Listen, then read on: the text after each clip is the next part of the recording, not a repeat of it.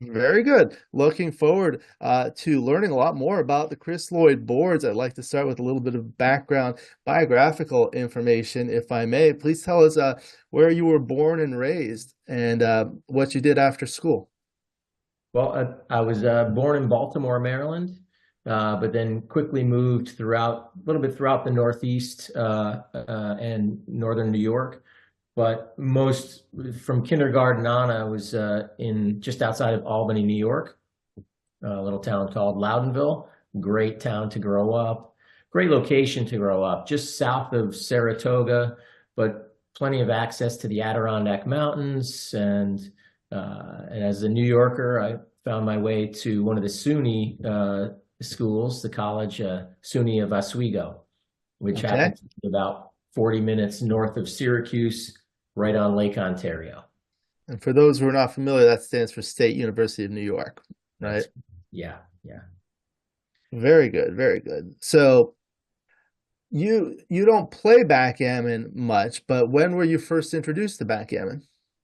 Well, I don't play it often, but played it for quite a long time.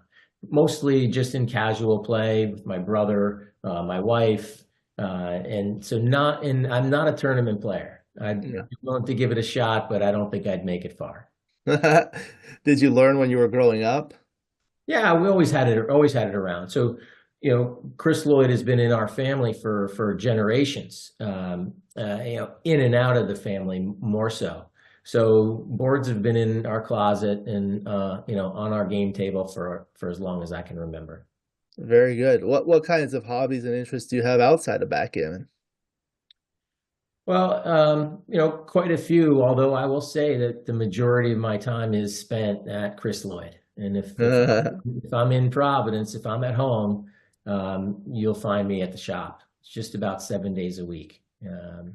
Yeah, and I don't mind being there. It's a very comfortable place for me to be, and really, quite honestly, it's called for. We're a small, but we're growing, and so I'm really proud of the time I spend there. Yeah, that's great. Chris Lloyd is a very well-known manufacturer of backgammon boards, as well as other things that we'll talk about. And so people know about it. It's been around for a very long time. Good quality. We'll talk about that. How did you first get into the Chris Lloyd business? Well, dating back to the 40s, my great uncles Alphonse and Lucky Lodato started A&L Manufacturing. Okay. He built this wonderful small business in Brooklyn, New York.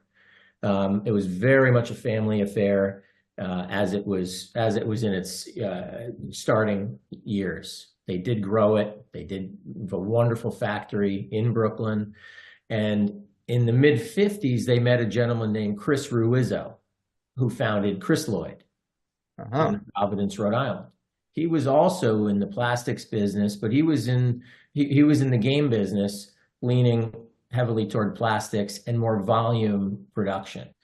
So he and my great uncles found one another, and for years were buying and selling from each other to help round out their line of products. And then in the '60s, or right in the early '60s, the plastics craze hit, and Chris Ruizzo of Chris Lloyd became very busy. His company just skyrocketed, and he was a bright guy in the right place at the right time. So he started to buy other vendors. And in 1970, he purchased A&L Manufacturing, my great uncle's company, Okay. and moved everything from Brooklyn to Providence, Rhode Island. Okay. Part of that sale, my great uncles sent their nephew, my uncle Jerry, to Rhode Island along with my Aunt May and their three children.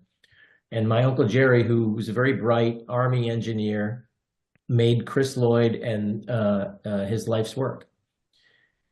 4 or 5 business owners later, my uncle was really the only guy left that really knew what was going on in this business. And so he made the purchase in the mid '80s and took Chris Lloyd over, which I'm very thankful for. Very good. I think the people are most familiar with the unique aspect of the Chris Lloyd boards in terms of the cork surface. There aren't a lot of other manufacturers, at least nowadays, that have that. So maybe you can tell us about that, maybe how they decided on that, if you know, or and the advantages and disadvantages of having that type of surface.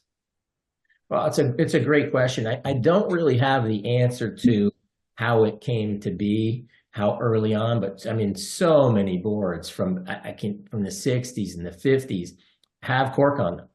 And so I think it became there's a couple reasons. So it's a nice product to work with. Historically, it was a lot more readily available, I think, than it is today. So it's a workable product in a manufacturing environment, and it's a printable product. So I think the two really worked well together. And before long, they realized it was really a nice playing surface. There's a little bounce to the feel. The sound is nice. The dice get a little spring of action on the cork. And just in general, it has a real nice warm feeling to it. And so, yeah, our boards have always really intimately been connected to cork surfaces. And I don't know if everyone is aware, but the best cork in the world comes from Portugal. Really? And so we've always brought our cork in from Portugal. And from there, it's processed through, it's trimmed and mounted, sealed and printed. And in more recent years, really because of the popularity of cork, one in the wine industry and a few other industries, it hasn't been as easy to produce. The only other element that not everybody is aware of, but it's a renewable resource. Cork, it comes from a cork tree, which I think it's every 4 or 7 years the tree is ready to then be harvested again. And so they peel the tree and then they leave it to replenish, and it grows back again in not too many years down the road. So that's also a really nice fact that not only people realize that. Interesting, interesting. So let's briefly talk about what are the other things you manufacture other than backgammon boards. Several classics, checkers, dominoes, cribbage.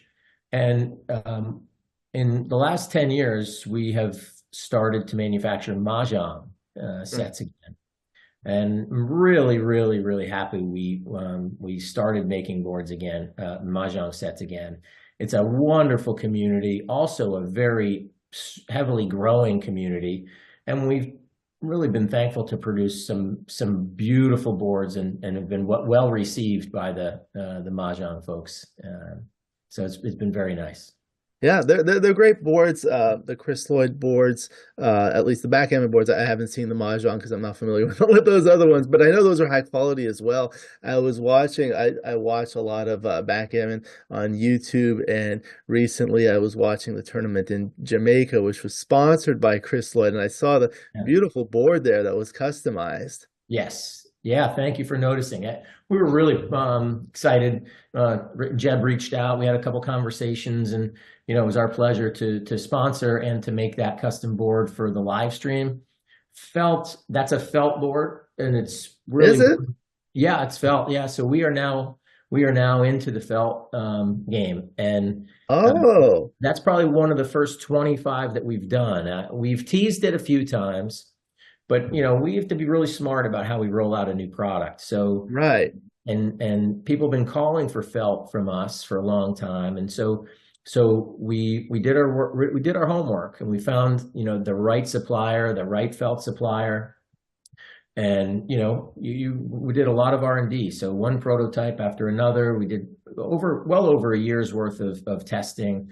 And we feel really good about that set that we shipped to Jamaica, and that was sort of I'd say its international debut for felt Chris Lloyd's board. That's interesting. I don't know if maybe they mentioned it in the stream. I know Larry Schiller and Phil Simborg were doing it. I didn't watch everything from beginning to end, so they may have mentioned that, but I didn't know that. So that's interesting. What made you decide to go into felt? People were asking about it. Yeah, we had to answer the call. the many tournament players, want to play on felt. Excuse me. Give me 1 second here. Yeah, I think felt is interesting. Most of the boards that I've seen are on felt. There's also all sorts of different types. Like I've seen the merino wool that's very high quality. Yeah. I'm sure there's a different manufacturing process that you have to go through with felt versus cork. Tell us about that, please.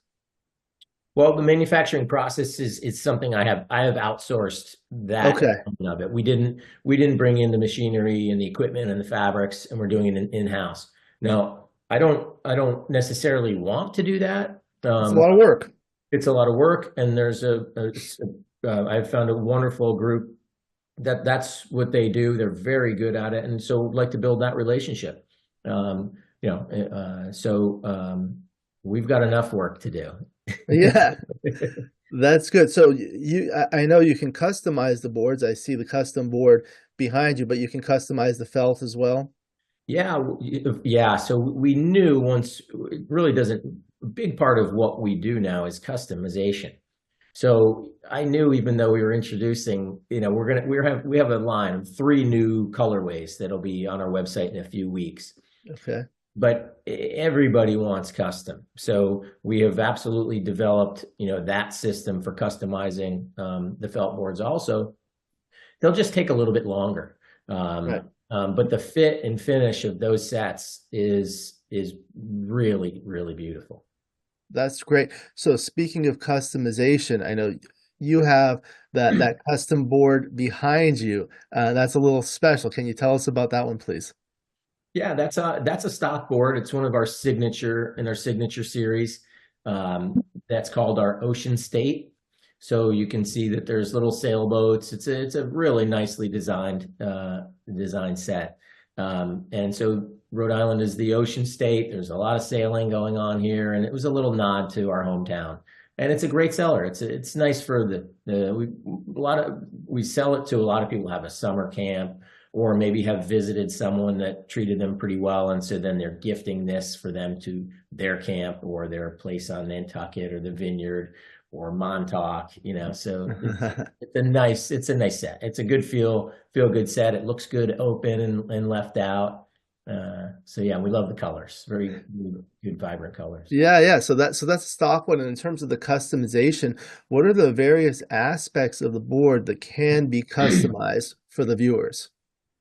Yeah, so we make everything at Chris Lloyd, and we cast our own checkers. So we have a casting department, we have the cutting department, the wet tubbing, the polishing, wood shop, case department, printing, fit and finish, and so because we do all of those things there, and the boards get built along the way, we can customize just about any element of the board.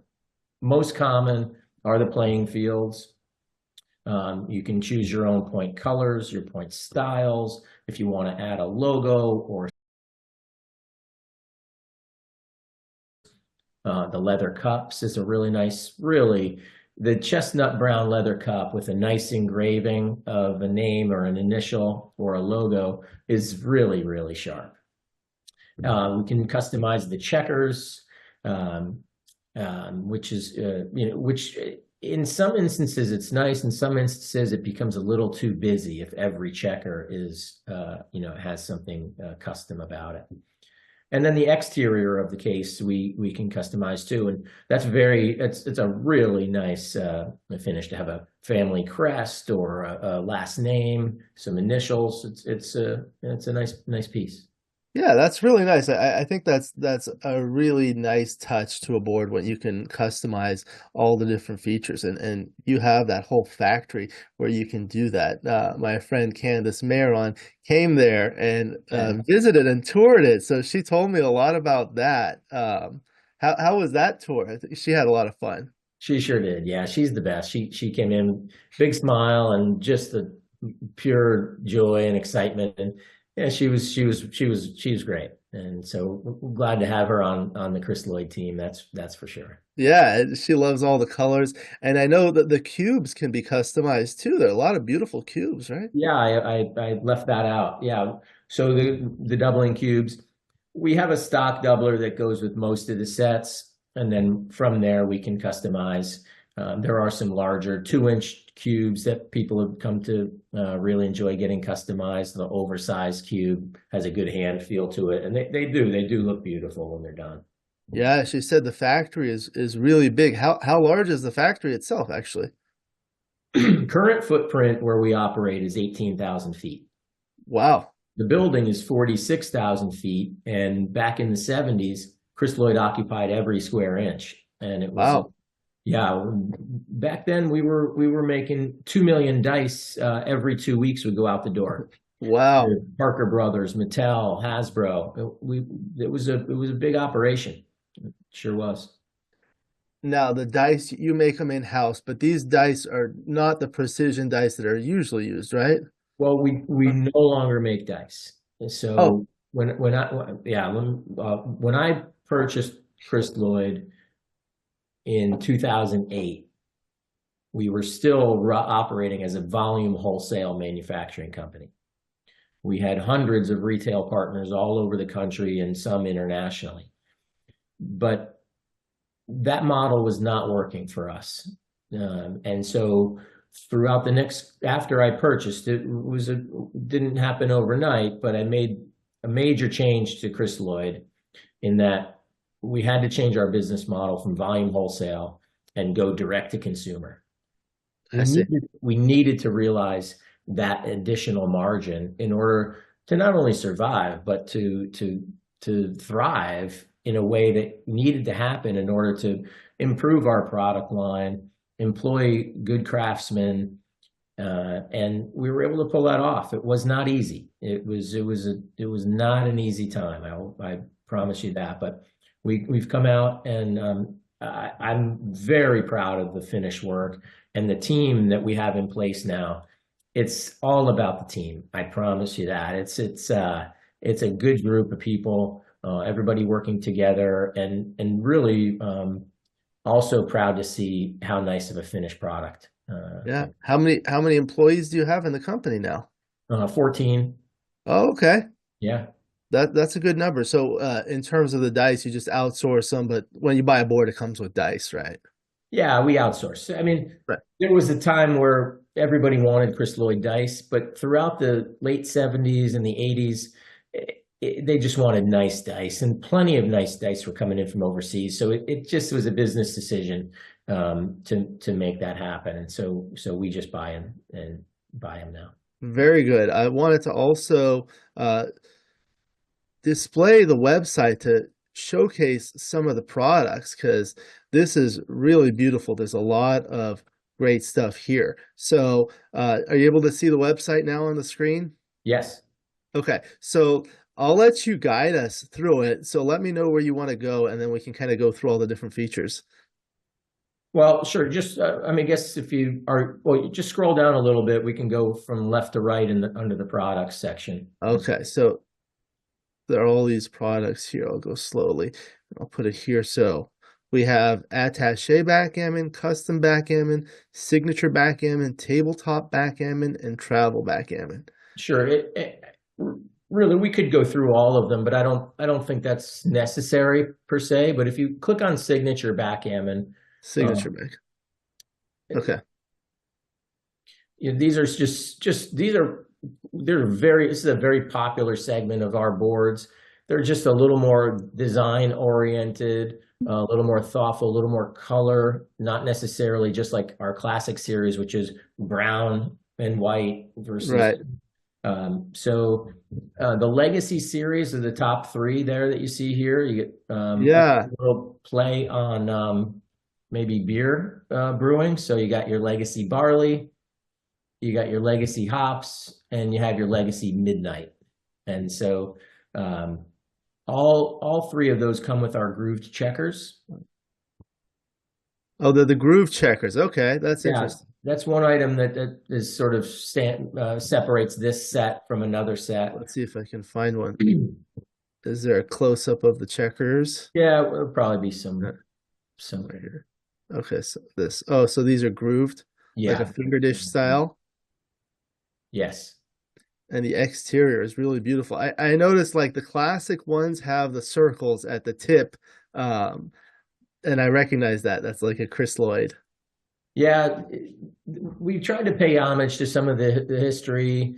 We've seen some with the inline point, the circle. There's just that little point circle at the top, which it's a nice touch. It feels it just brings a little element to it. And this looks like a custom cube.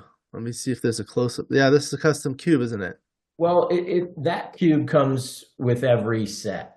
I see. Now, at one point, yes, that was custom, but now we make them with our logo on the 64 side on every set that goes I out. see. I see.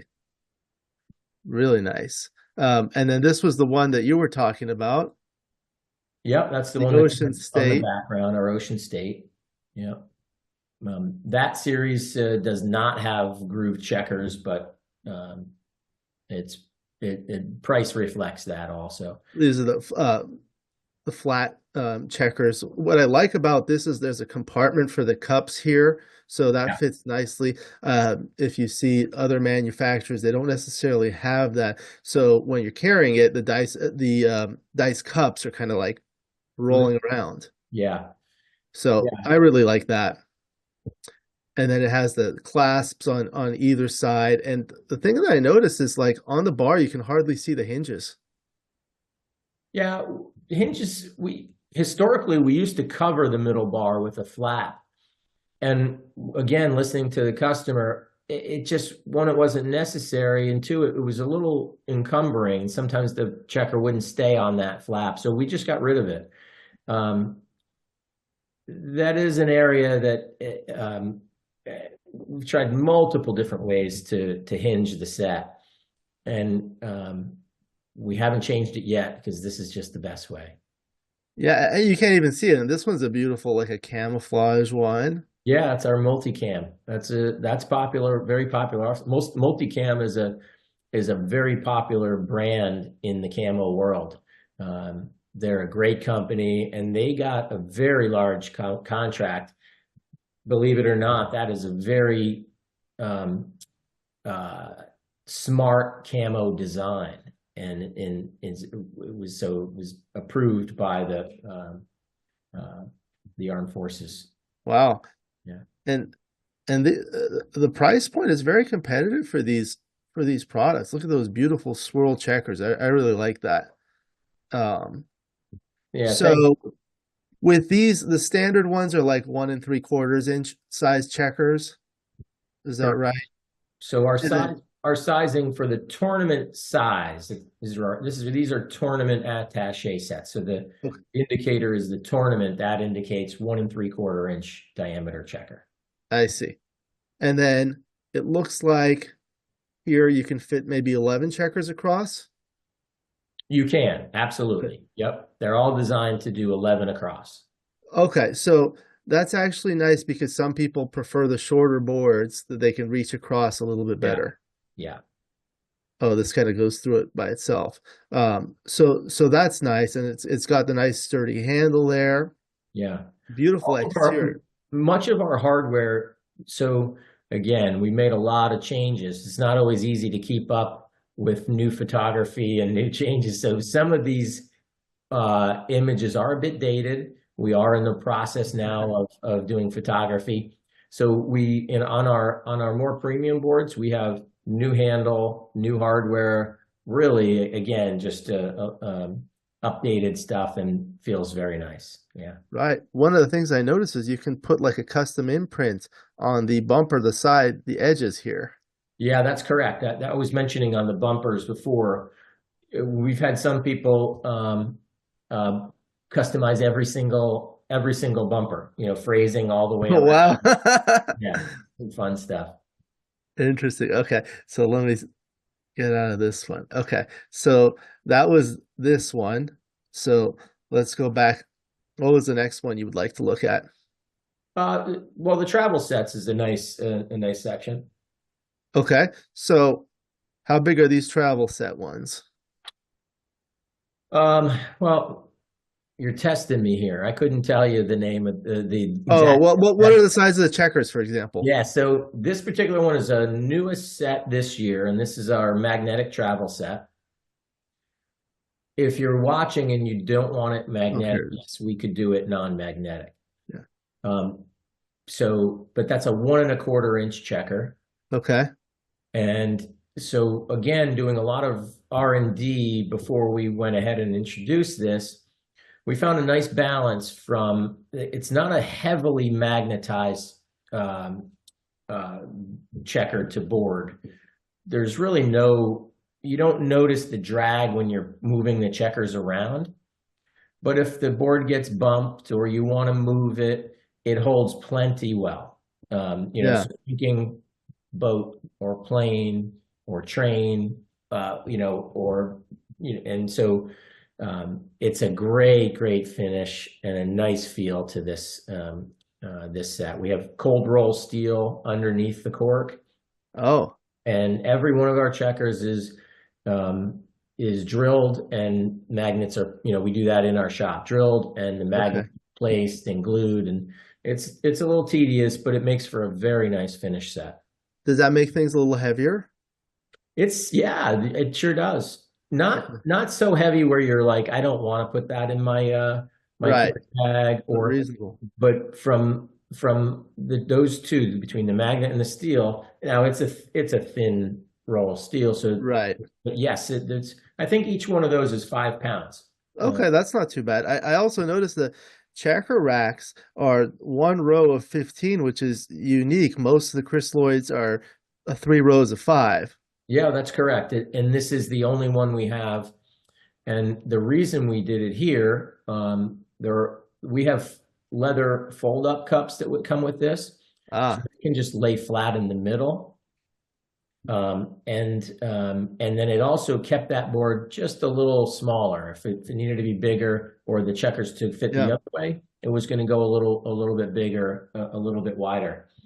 And so it's nice and clean. Love this board. Yeah, good. Okay, so let's see. So these are the travel ones. Okay, Yeah. so let's look at, let's go back. There are some other one. The tabletop is just like a non-foldable one, right? Yeah, that's correct. Yep. So you just leave it. Yeah, this has been a staple Chris Lloyd for a long time. And I will say it's due for a little bit of an update, but it's very popular. It's very functional. People buy them. They love to leave them out. And, like our attaché boards, they last forever. People send their boards back to be refurbed, and they're 50 years old, 60 years old. We polish the checkers, throw in some new cork, and it's going to last another several generations. So we love that. This is like a piece of art you can put in your home. Yes. Yeah, I agree. It looks good. It looks good just sitting out on a And look table. at all the different styles that you have. And the price points are very competitive for, the high quality product that you get. I think the thing that most of the viewers are probably interested in is the custom ones. So maybe we can talk about that a little bit.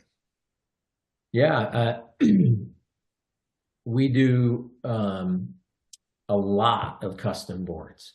I mean, there are multiple, Huh. I don't So know let's see. I don't know how many a week, but a lot. Wow, So beautiful.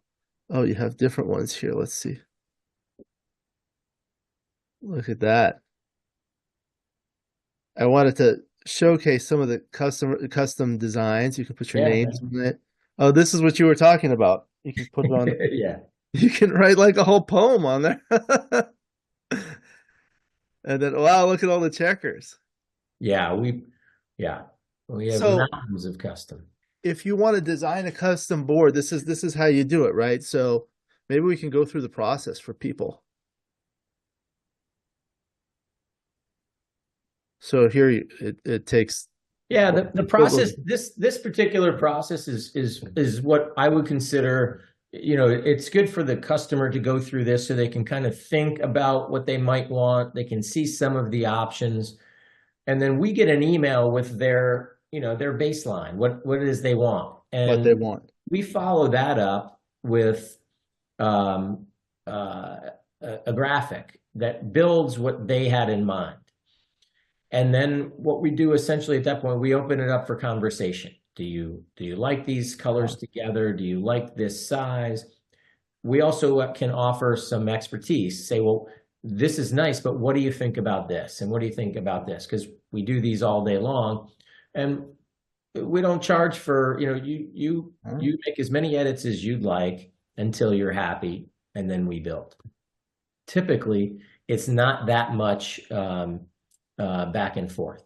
It doesn't. We get there pretty quickly, and a lot of happy customers. So let's go back here.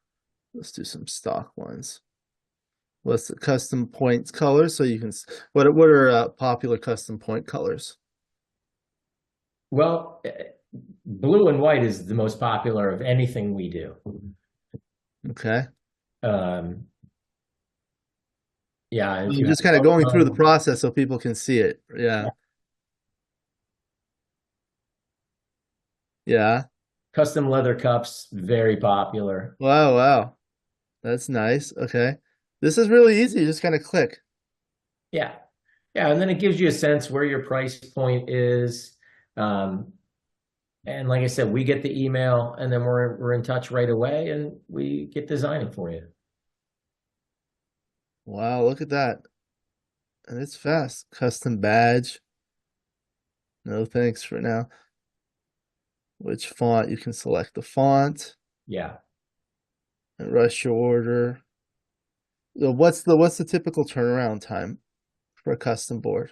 On average, 3 weeks. Some weeks it's 2. This time of year, we're going to start pushing 3 for sure. And if anybody out there is listening and wants to order a stock or a custom for holiday, don't wait. Just don't. Yeah.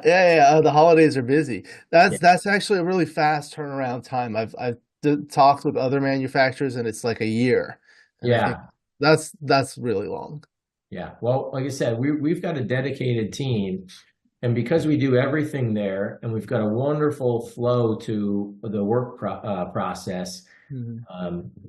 It's 2 weeks, 3 weeks. And I'm sure there are people out there that may listen and say, well, mine was 5.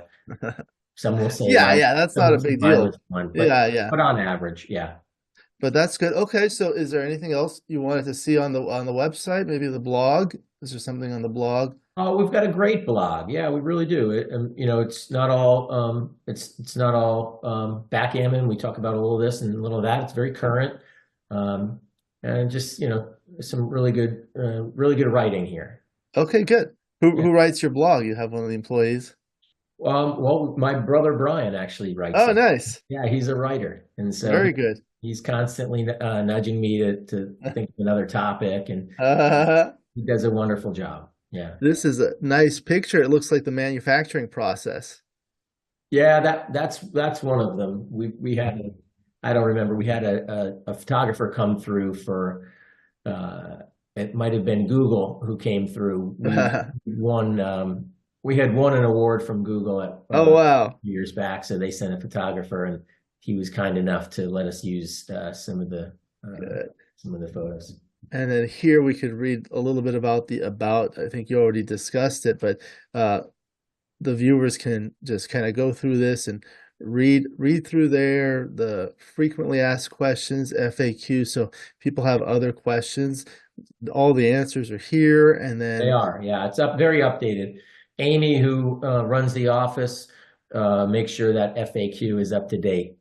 She appreciates it if you read it too, please. This is how you contact. So you could fill out this form or call here, and you're right there. There we are. Providence, Rhode Island. Very good. Okay, so I'll stop that.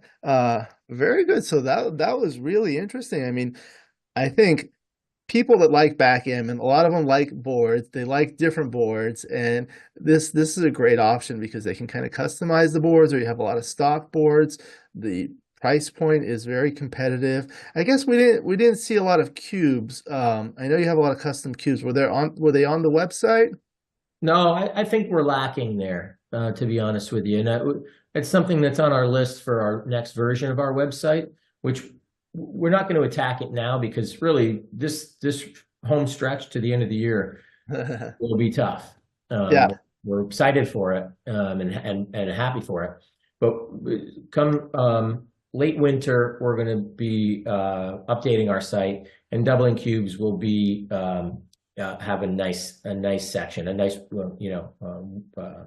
well deserved section on the I've site. seen some of those doubling cubes. They're beautiful. As a matter of fact, Candace had some, and Yeah, she put them on like a base to make them into trophies. yeah, Um, yeah, yeah. those are nice. I feel like in some of these tournaments, like the doubling cube is the trophy. So maybe you could like, are you able to like customize it and say like winner of this tournament or something like that?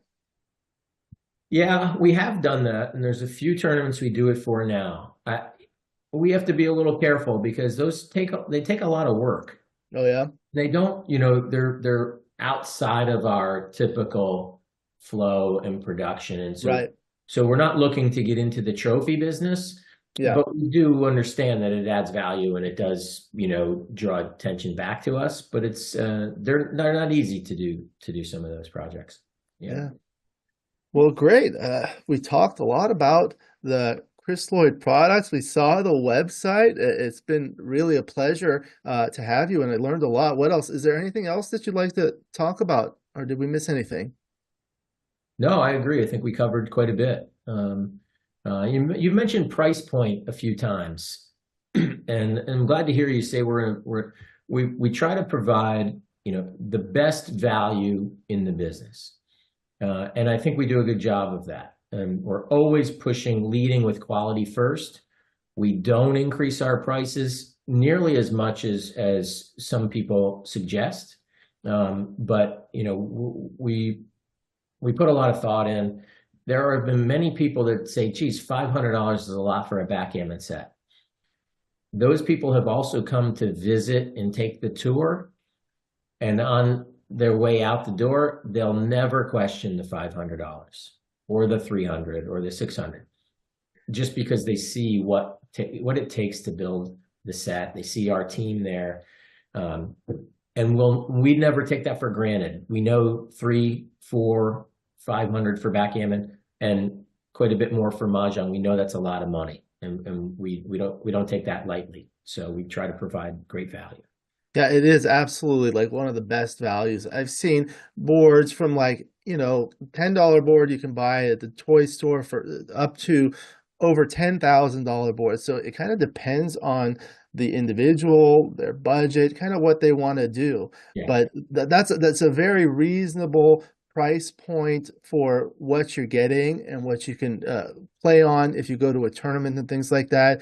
You see boards that are this size, and this is really, really good quality for what you pay for. thank you. Yeah, thank you. All right. Well, wonderful. So I'll put all the contact information in the description so people can go to the online store and they can place their orders. And it would be a pleasure to have you back if you ever want to talk about something else, or even maybe Okay, play a game on let's maybe do it. one of the virtual XG board. I don't think I have a virtual Chris Lloyd XG board. I have many of them, but maybe I'll have to get one and then we can play a game. That would be cool. That would be cool. It might be a fast game, but I'll warm up a little bit. It'll be fun. It'll be fun. Okay, great. Thank you very much to Hey, my Alex. Jeff Caruso of Chris Lloyd, Thank you. Backgammon Boards, and other games. Hello, Chris. Good evening, Alex. How are Good you evening. doing? Very good. Thank you for asking. How are you? I'm alive and well considering I've been playing backgammon for so long. Yeah. You have. Well, that's good. That's good. Um, Thank you for accommodating me. I know it's late where you are. It's a pleasure to have you back. I'm excited to talk about you and backgammon. If I may, I'd like to start with a little bit of background biographical information. Can you please tell us where you were born and raised? Oh, yes, I can. So, And I was born somewhere that nobody in America will ever have heard of, which is called West Hartlepool, which is in the extreme northeast top of the United Kingdom. The town that you will know is Newcastle, which is quite close. But actually, I only lived there for 6 weeks.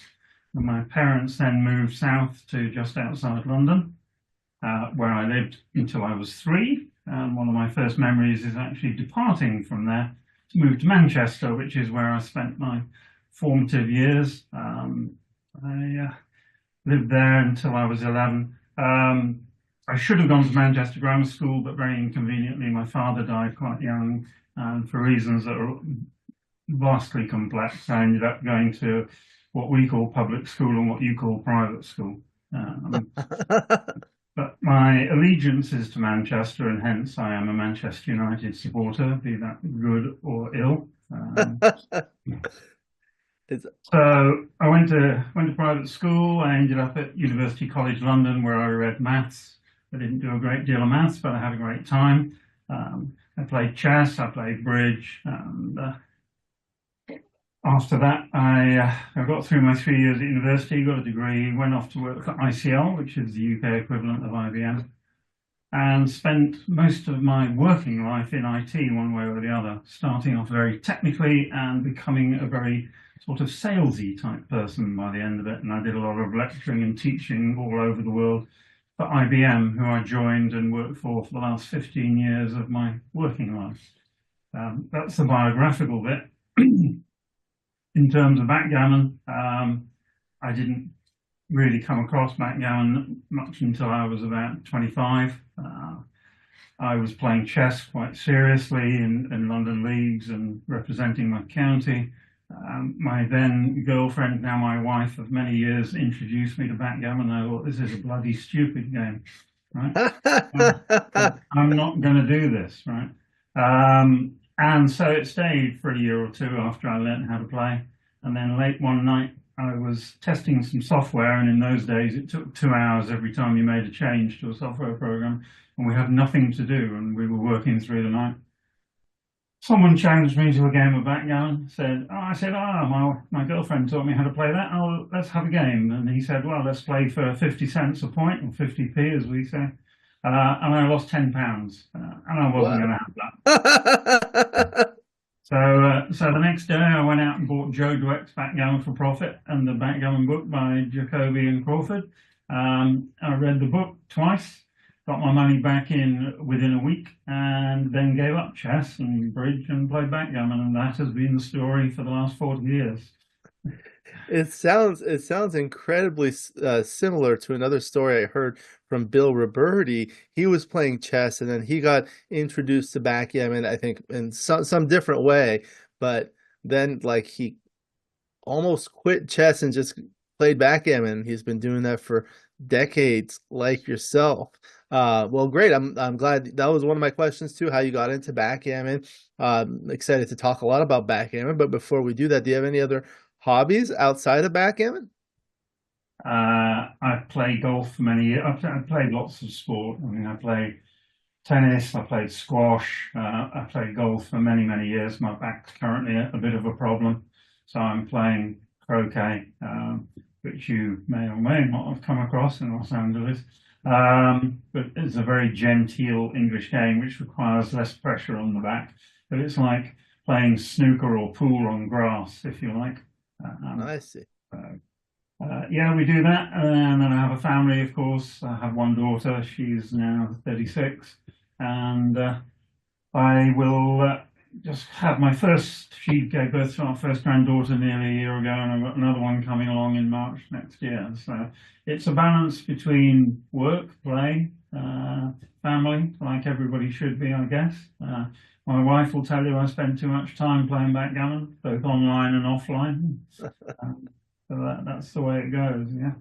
Yeah, but congratulations. Go back to your earlier point. I mean, McGreal gave up chess to play backgammon. Right. Roberto gave up chess to play backgammon, and that was because backgammon was unsolved.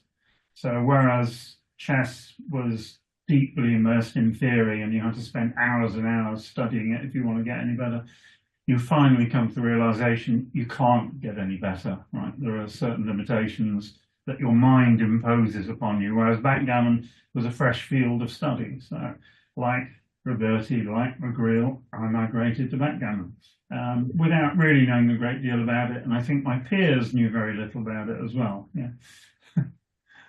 Yeah. Congratulations on the grandchildren. That's a lot of Yeah. fun. And now, are you still working or you're retired?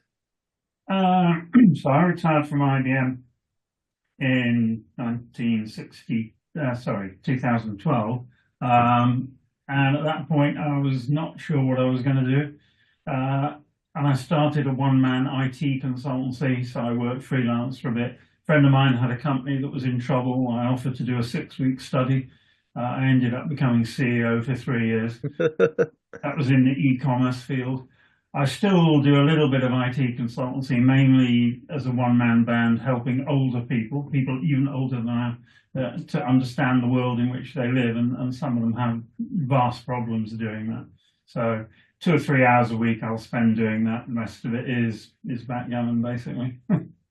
We call them mature people. We do indeed. Yeah. We actually have a lot of mature people playing backgammon. One of the questions I was going to ask is how do you think we can get more people playing backgammon? In particular, I like to kind of focus on underrepresented demographics such as youth and women, but in general, what do you think are ways that we can get more people to play the game? Well, it's been a lifelong question. So, in essence, if you look at poker, so poker was a nothing game. Well, it wasn't a nothing game, but it had the World Series of Poker, and 200 people turned up every year and told off to Las Vegas and played in the World Poker Championships. And it became a very different game once the cameras could film the whole cards, right? So the man in the street could get a much better view of poker.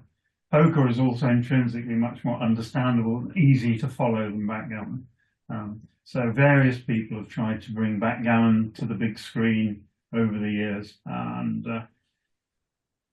it's just too difficult for the man in the street. So without, being intellectually sort of taking a high position, it's an apparently simple game, but actually it has great depth, which was one of the comments McGreal made several times during his lifetime. And I honestly don't know how you can get more people to understand it and love it. So it's a bit like the other game I used to play, squash. If you played squash, watching squash is great. If you play backgammon, watching backgammon is great. But getting people who don't understand it to watch it is actually quite difficult, because they really just don't quite understand what's going on. So if you think about last year and the Queen's Gambit on Netflix, that did a wonderful job for chess. We need the equivalent for backgammon. A friend of mine called Andy Bell did a whole TV series on backgammon, and it was a fantastic program, but it didn't capture the wider audience that he set out to capture. And if you talk about children, well, there are far too many other things for the youth of today to get involved in. So, Fortnite becomes an overnight sensation. There'll be another online game around next week where you can kill 1 million people doing stuff. Backgammon has moved from being a gambling game to an intellectual mind game, and I'm not quite sure where the transition happened, but there's far less gambling than there ever used to be, and far more interest in it as an intellectual pursuit. And then it reaches the realms of chess and probably bridge. Bridge has never made it either.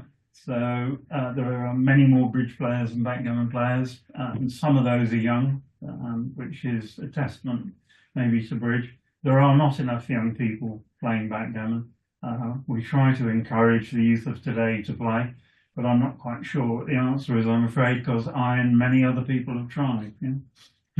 Yes, I've spoken to actually many people about this, and some of the interesting things I've heard is, like, as you mentioned, one person told me when they published or released the Queen's Gambit, the number of people that played on chess.com or whatever website it is increased significantly. So some sort of documentary may help. I've also spoken with Mochi, who has gone to schools and taught children or youth or teenagers, and that's helped. And I spoke with him about possibly making like a video series so that that can be available on the internet so everyone around the world can watch it as opposed to one person going to a school. And the other thing that's been new is like with the advent of social media in the last 10 years or 20 years or so, I've seen a lot of these social clubs, in particular via Instagram, where you get like many youth in their 20s and 30s, and like usually more than 50% of them are women, and it's almost like a dating thing. It's like you go and meet people and play, and they get hundreds of people. Yeah. And certainly that's one way of doing it. I mean, I've taught a little bit in schools. I taught chess in schools, and it all helps. You need something groundbreaking, though, to change the current direction, if you like. So you need the best pro-am tournament in the world, maybe. You need a scandal, yeah? Yeah. Anything that grabs the public's attention, yeah? So you may not know this, but 50 years ago, the most famous or infamous backgammon player ever was Lord Lucan, who killed his nanny thinking it was his wife. And he was a high-level, high-stakes gambler. And he disappeared on the night he killed his nanny and has never been seen since. And in about a month's time, the BBC is running a documentary on Lucan, going over all the old ground and what he used to do with all his gambling friends. Yeah? And the people of like Aspinall and James Goldsmith, you know, the high-rolling, high-gambling stakes crowd, people like Victor Lowndes are around and Hugh Hefner and so on. It needs a little bit of pizzazz, it needs a bit of scandal, and it needs a Queen's Gambit, but someone's got to find the way of doing it. Yeah. Yeah, I believe I remember you may have told that story or perhaps a similar story in one of your videos.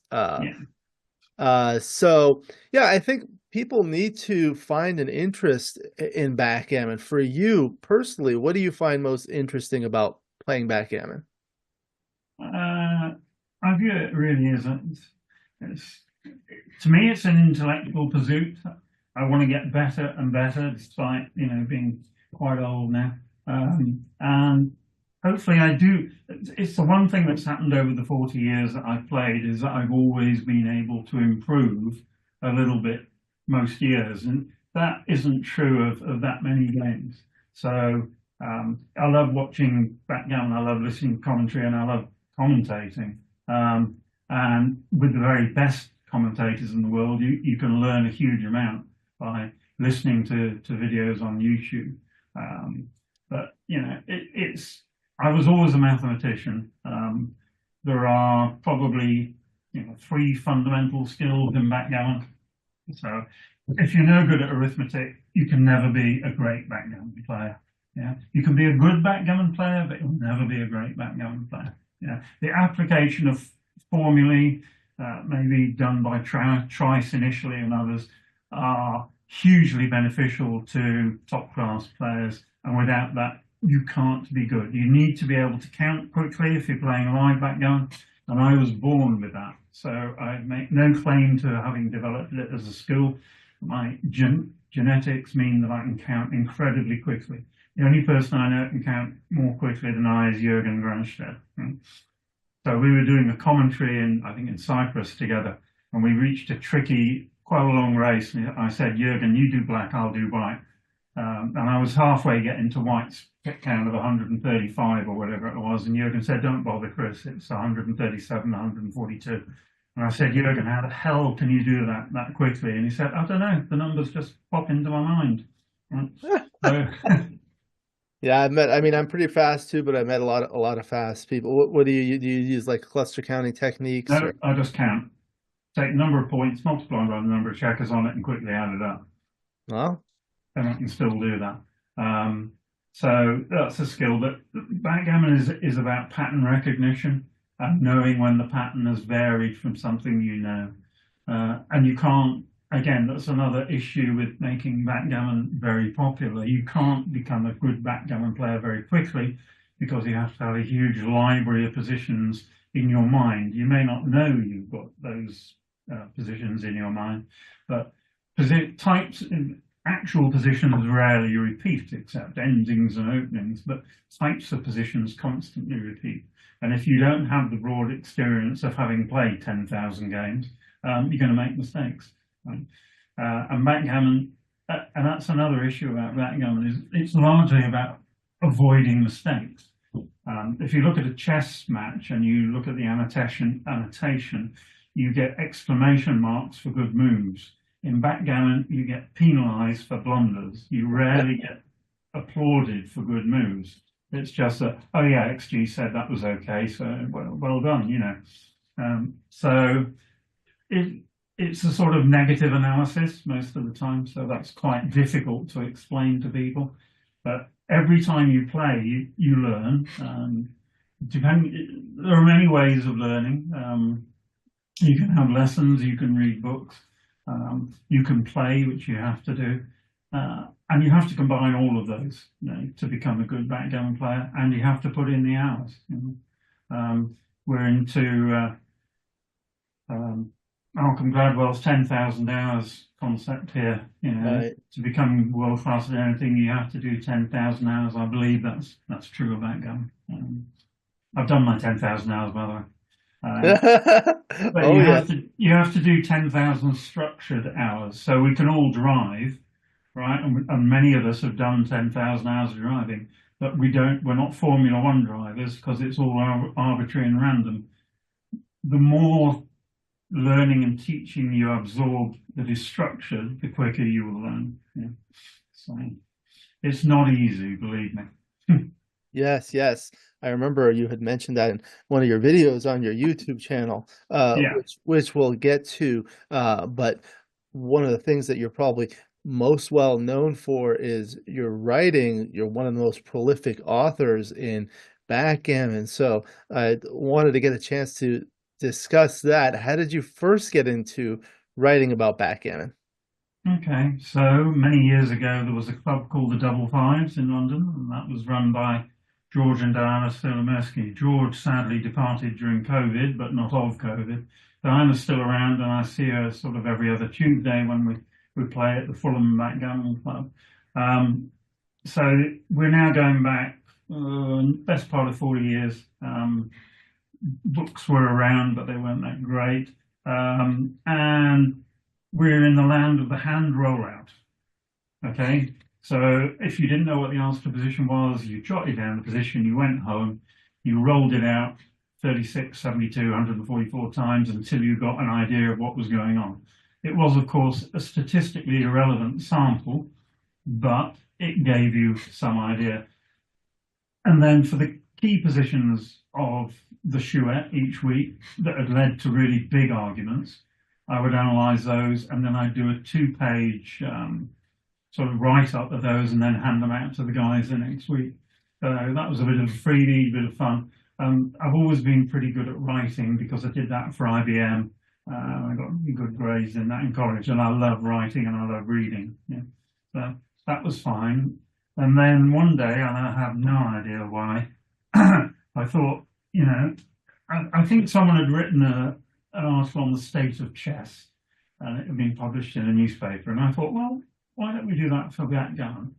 So I wrote an article, basically called Quo Vadis Backgammon, saying where are we we going, what's happening? And I wrote that, and I sent it off to 4 newspapers. At the Times, the Telegraph, the Independent, and one other, I can't remember the other one.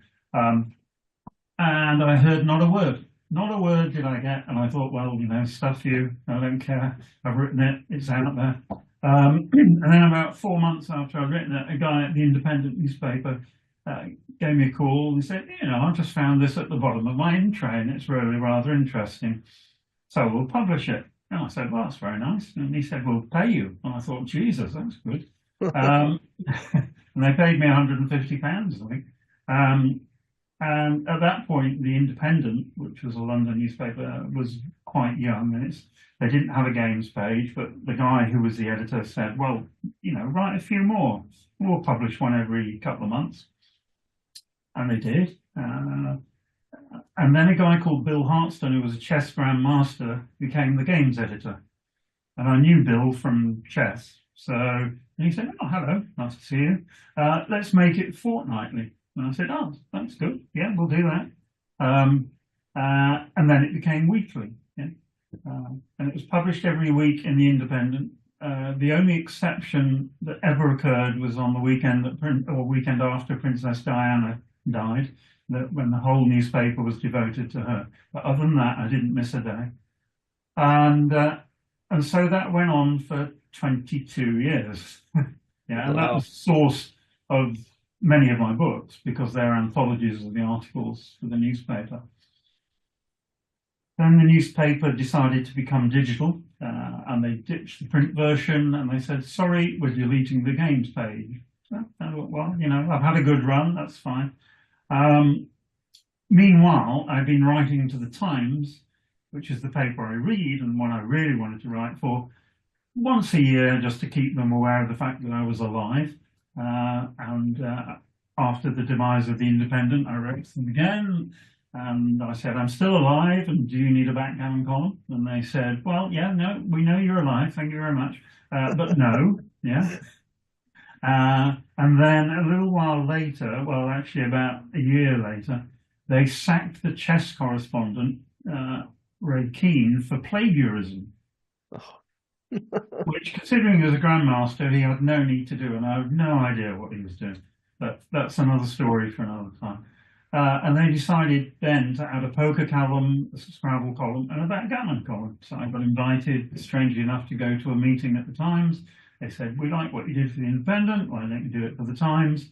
And now I've been writing for the Times for, I think it's 4.5 or 5 years. And that is every Friday it's published in the Times. So there you go, that's my life as a columnist. And a lot of those columns then went into the books. Yeah. Yes, you've written many books. I got your books, and it was like a big package that arrived on my doorstep. Was the first one an independent view? Was that the first one? First one was an independent view, which was published just as digital publishing was coming in, but I didn't. I used a traditional publisher. I reproduced a lot of the articles that were written in the early days, which was pre-bots, yeah. And a few years after it being published, I realised there were a lot of mistakes in it. So I edited, and then by then we were into digital publishing, and so whenever there was an error in any of my books, it's now corrected overnight. So you can pretty much accept that what is written is gospel. Yeah. That's great. That's great. I know a lot of your books have the word wind in it, and there was a story behind that. Do you want to tell the viewers the story about that, please? Yeah, we can do that one. So the Independent View was an anthology of the early articles, and then I started writing the Independent Weekly, so I had a lot of material. And I wanted a title for the book that was different. And I had a thought, and I'd recently seen a TV documentary. It was about a blind boy who was blind from birth, and how he was educated by people in the sighted world, teaching him how the world worked and what was going on. And it was a whole hour, and it was incredibly sort of fascinating as to how to instruct someone who is blind from birth into the ways of the world, because you have no idea if they understand the concept. And towards the end, the guys were thinking, "Well, we've done really well. This child now understands a lot about the world." And then just at the end, the child says, "So what colour is the wind?" Thus demonstrating you haven't actually taught him everything, and it's incredibly difficult to get that concept over. So the idea behind it was that you can spend hours teaching someone, and you think they know and understand what you've taught them, and actually a lot of it has either gone over their head or they've really completely misunderstood it. And that happens with backgammon. You can spend hours teaching someone, you think, "My God, they must have got it by now," and they haven't. Yeah. So wind was in the first book, and then I thought, well, we'll keep that as a theme, and we'll have wind farms on the cover of most of them. It's a nice, easy graphic. Yeah. That was the story. Yeah. But in fact, the most successful one is Backgammon to Win, which is my primer.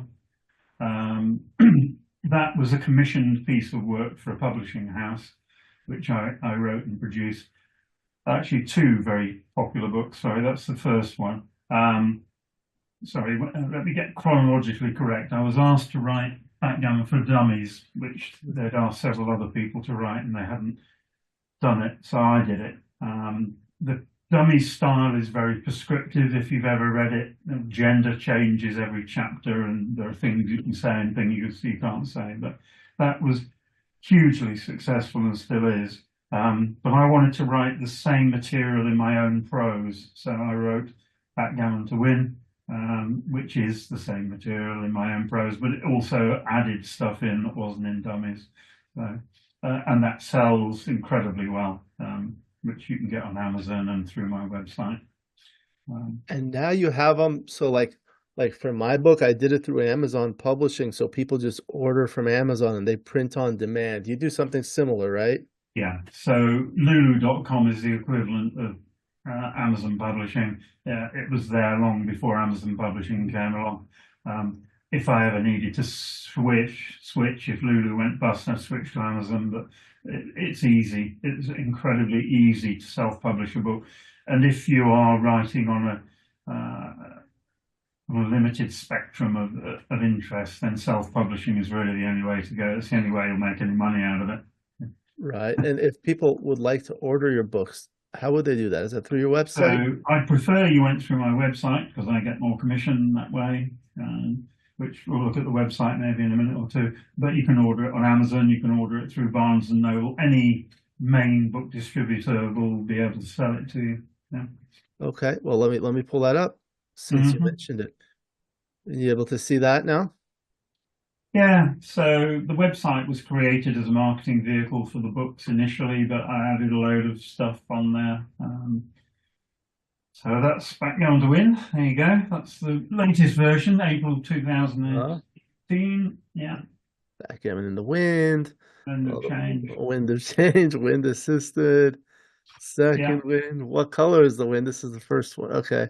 Yeah. And the Independent View. And then Backgammon for Dummies, which I can't sell you, but they can sell you. Right. You can get that on Amazon. So you just click on these and you can order it. You click on the book and it will take you to the website. And then maybe going through the rest of the tabs on here, you have some reviews about the book. So yeah, we'll let people go through and read these, but some outstanding players have written some reviews. And then this is an interesting one we'll talk about more shortly. Position of the day. Tell us about the history of that now that you're concluding this. Well, again, I record positions on a daily basis. I have thousands of positions categorized into different types. And what I wanted was to capture people's attention while hopefully selling a few books, but with the idea of educating people as well. So I just take one of these positions and I've got enough to last me for the rest of my lifetime and probably my next lifetime as well. And some of them are easy and some of them are difficult. Yeah. And some of the explanations are short and some of them are long. And I did this for 12 years. And as you can see there, after 2,832 positions for 12 years, it's time for a change. So we're now going to switch to position of the week. So I'll be doing one position per week with a rather longer explanation. So it's like a newspaper article. I'm actually taking 3 weeks, a month off at the moment for house renovation, and that will start on November the 1st. Yeah. Good. And one review that isn't on there, interestingly, is I had lunch with Kent Goulding and Louis de Jong a couple of weeks ago. Now, for those who don't know him, Louis was the Master of Ceremonies at Monte Carlo for, I don't know, 20 years maybe. He was a runner-up in the World Championship in 1975. I think it's 75, but you can look it up on the web. To Carol Crawford. He can still, at the age of 88, show you the position where he missed a two-shot to win the World Championship. Yeah. But the interesting thing was, and Kent I've known for quite a long time, and But he said, I got a phone call from Mike Senkovitz the other day. He said, have you seen these win books? Yeah. He said, they're fantastic. In fact, I'm sending them by courier to you to read. I thought that was the nicest testament I've ever had to my writing, yeah, given that Senkovitz has been around for God knows probably more years than I have. Yeah. Yes, very long, very long. Yeah. Very good. And so then the Yeah. next one is the Yeah. tuition. You So give lectures and I seminars. did lectures. So during COVID, I did a lot of lectures for free. I put them on my website. You can find them on YouTube by searching for Chris Bray. There's some historic videos which are somewhat older. I do tuition largely online now. I switched to online during COVID, and I found it far more effective. The management of time is much better doing it online. I do corporate events for Alexander Llewellyn, who makes the best backgammon boards in the world, probably also the most expensive backgammon boards in the world. But they are beautiful things, and I do stuff with her quite often, and I will run corporate events for people. Corporate events are interesting because you get people who think they can play, and they come along, and yeah, they can play, but they don't really know what they're doing. But they have a lot of fun, right? And we do a bit of history, and we get them playing in pairs, or we create a chouette, and it's largely an evening of fun. Yeah. Yes. So very good. So that's wonderful. I find that teaching on these types of calls is really useful because you could use XG, you can record it, you Yeah. can transcribe everything. There's some of those videos you mentioned. I wanted to share your YouTube page. Are you Yeah. able to see this now? Yeah. So there are a number of them here, and I actually did a video myself on doubling decisions in a 5-point match, and I reviewed as much as I could, you know, on the internet and in books, and a lot of it was actually based upon what you discussed in this video, Guide to Doubling. Yeah. And I will add more stuff over the next year or so. There's a Cotswold lecture up there. I do a Cotswold lecture every February, so there'll be another one in 2025. And sometimes they're very deep backgammon, sometimes they're just a bit of fun. Right?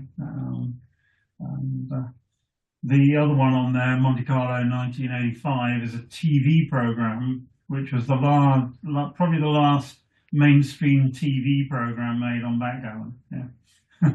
Wow, fantastic. So It's this is got outstanding. Mike Swobodny. Mike Swobodny had won it the year before, so he Right. was throughout, right? Yeah. Okay, let's see. What else do we have? Okay, and then there was a position. So one of the things people really enjoy about these videos is when we show positions, especially from experts like yourself here. So I pulled one up here. Here we go. Are you able to see that position Yeah, now? I'm good. Okay. So this I've gotten feedback from viewers that this is one of the viewers' favorite parts of these interview videos because you can kind of learn. And this happens to be your very final position of the day. So I'll just introduce it. This is essentially a 3-point match, 4-4 to 7, and the cube is on white side, bearing off on the right, and red has a 2-1 to play with 2 back checkers on the other side and a solid 5 prime, and a number of white's blots scattered over the board. So please tell us your thought process through the decision making on the move here, please. Yeah, so I mean, you look at this position, you give this to someone not really as a problem, but just say, you know, what would you play here? And about 99 out of 100 people will say, well, we'll play 24, 22, 8-7. I'll pick up my dice and on we go, right? But the essence of any backgammon position is to try and understand what you're trying to do and what your game plan is. The race is fairly equal, but you've given the cube away, so you can't win with the cube. White has got 3 loose checkers, and you need, if you can, to put pressure on those checkers. And playing 24-22, 8-7 makes it much easier for white to play next time, because he'll just probably safety the block that's on his 16 point, your 9 point, and maybe do something with one of the others. If you leave the checker on the 22 point and the checker on the 24 point, you're going to have more numbers that hit one of the white checkers if it can't be safetied. To counterbalance that, you run the risk of being blitzed.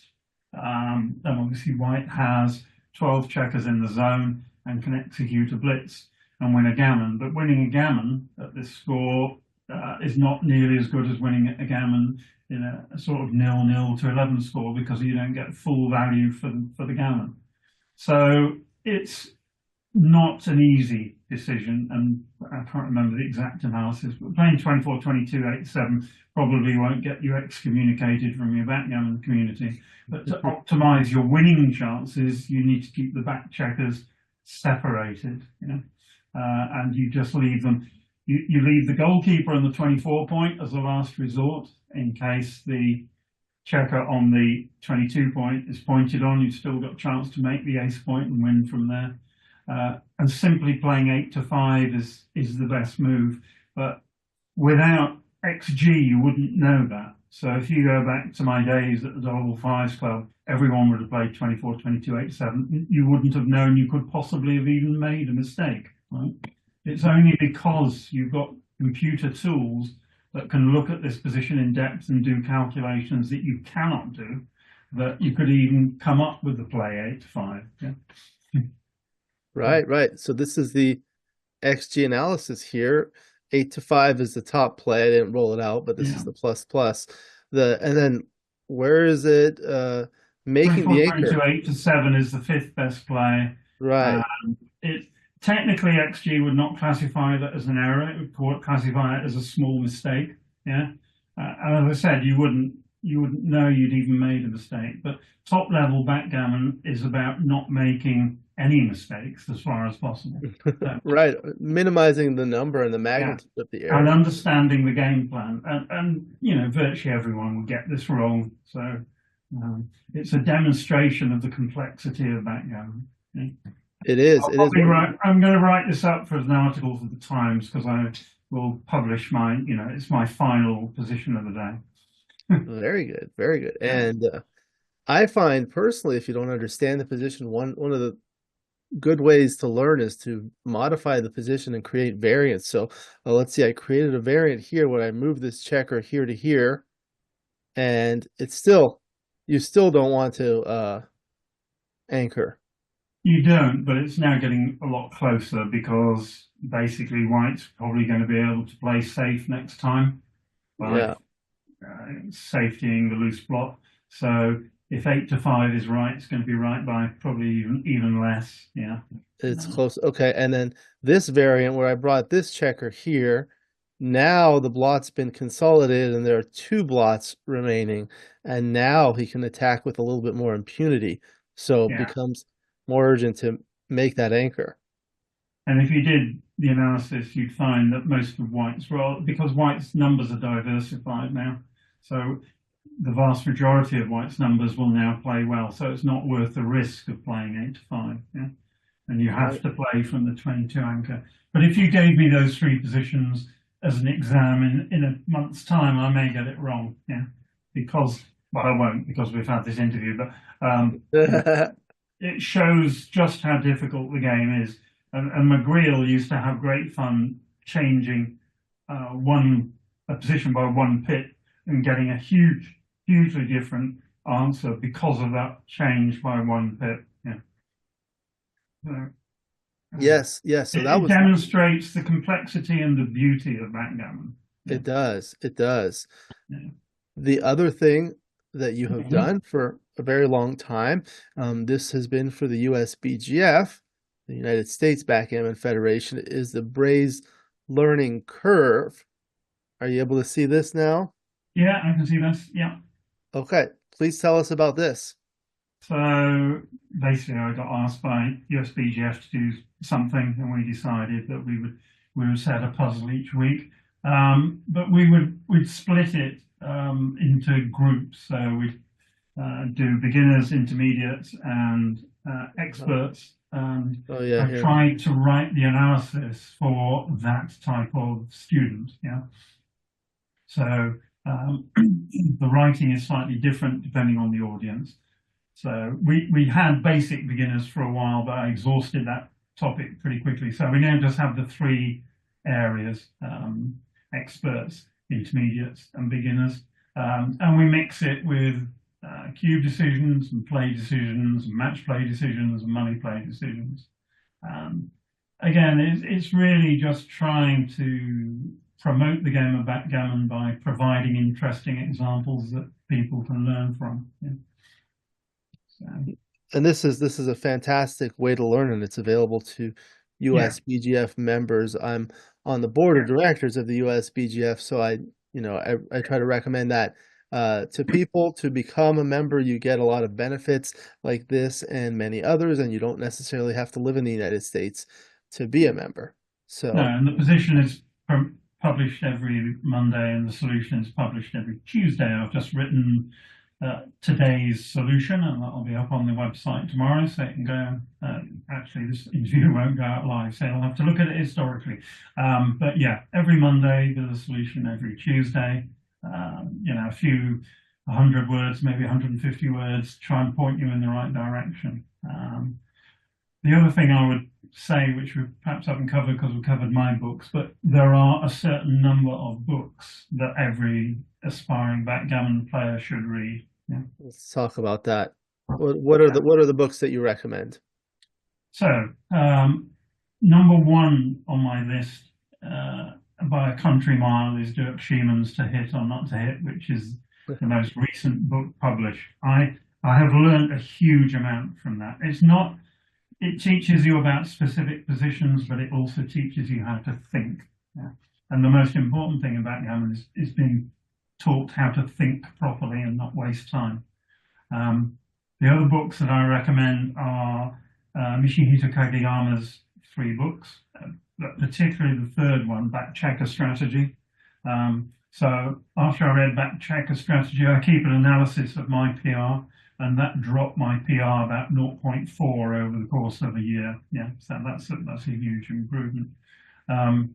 Francois Tardier's book, which was published this year, also very good. And then there's a certain amount of grunt work you have to do. So you have to read Trice's Backgammon Book Camp, and you have to spend time learning the racing formulae. I can't remember all of them. I've got about, there's the recent book by Moshi and Mark Olson. Yeah. Alex Barr. Which is also worth reading. I've got a top 12 of books that I maintain. Yeah. So if people ask me what to read, I send out the list, and there are 12 books that I say are fundamental. I mean, McGreal's book is on there, and you don't have to read that, but as part of history, he was the first person to explain how backgammon actually works. So even if you read it only from a historical perspective, it's pretty much a must read. Yeah. Yes, I'm also well read in backgammon, and that was one of the first books I read. Backgammon by Paul McGreal. Read many by the prolific authors, Bill Roberti and Kit Woolsey. I've had them on the channel before and spoken to them. Yeah. And in fact, sorry, yes, go ahead, please. Bill's 3 books on the opening are also on the list. Though those are fantastic. If you can't play the opening, you might as well not play the middle game or the ending. Right. So I'll tell you a funny story about that. I wrote, so when I was writing my book, people told me I should write a book because they liked how I analyzed the positions. So I decided to write a book on back games because there were really no other books written about back games. So I did that. But it turns out a lot of people don't know this. Before that, I had actually written a not formally published book on opening games. So I showed it to a friend of mine. You may know him, Patrick Gibson in Los Angeles. He's been directing tournaments for many decades. And I had finished that before Bill Roberti's recent 3-volume series came. And, I showed Patrick Bill Roberti's book, and I said, Bill Roberti plagiarized my book. Mhm. But his was much more in depth, so I never like formally published that one because most of the stuff was in that book, and that one's really dense. But I really do like Michi's books because they're very easy to read. Yeah, Uh, and they're really good for people who are not experts, right? yeah, Um, and in fact, I'm now one of the reasons for not doing position of the day is I'm going to write Backgammon, a guide to doubling, which is not for experts. It's for beginners and intermediates because people at that level really don't understand what they're trying to do. That's no criticism of them. They haven't had the time or the application, but we need an easy guide for people that don't want equities thrown at them. Yeah. right. I remember I read a book a long time ago, I believe, by a gentleman named Peter Bell about the Oh, doubling cube. yes. You remember that one? I do. I put a black cross on it because there are so many errors in it. It's Yeah. unbelievable. Yeah. He tried his best, but he was trying before the bots had come along, and many of the concepts in that book are incorrect. Yeah. In the I same remember. way that Berkeley Cook's Right. Paradoxes of Probabilities, which was, I read that and I played like that, and I took years to unlearn it. Yeah. But there are 168 problems in the book, and 84 of them are wrong. Wow. Wow. I remember he used, instead of the term market loser, he used cash crasher in Uh, in that book. But it sounds like your book may be similar to Mark Olson's book, Cube Like a Boss. no, Cube Like a Boss is one level higher, if you like. It's written, he makes an assumption about the intelligence of the people that he's writing for. I'm trying to do that without doing that. Yeah. So So, you're doing it for more for beginner levels yeah, or novice. absolutely. Yeah. So that's fantastic. And I don't know if you're aware, but I had the privilege of proofreading Dirk Schieman's recent book on hitting, and he's working on a second volume. So I would agree with you that that's fantastic. Yeah, in fact, I communicated with Dirk and sent him a couple of positions a couple of nights ago, and he said he's not really far on volume two, which is a great shame because the first one was fantastic. So he It's needs to get on with it. So don't disturb him. it's a lot of work writing an entire book on, one theme. Your books are obviously outstanding, but a lot of them are kind of compilations of, Yeah. articles that Oh, you've written, so yeah. you could do that. But you want to be thorough in a book, so it's just really time consuming. I remember I told someone it took me 3 months to write my book, and Yeah. he thought that was fast. I guess it was. But it took me like 6 months to proofread it. Well, I mean, Dirk's book is, I don't know who assisted him on the English, I can't remember, but the prose is fantastic. I found only, I think, 3 typos in the book, which for someone who's German writing in English and expressing ideas was fantastic. They got obviously corrected. I just think it's an outstanding piece of work. Yeah. It is. It is. Introducing concepts that people may not know about. I also think that his first book is like way ahead of its time because nowadays, like I've read it multiple times and it does take multiple times to read it, called The Theory of Backgammon for those who are not familiar with it, but it's very technical and very math oriented, and a lot of people don't want to do the work. But when you're talking to the top players in the world, this is how they think. They think like how he writes. Like, Yeah, I think it's a great book. I think you need a maths degree if you're really going to enjoy it and understand it. Seriously, um, I loved it, but again, it took me a long time to read. Most backgammon books I read 2, 3, 4, 5 times.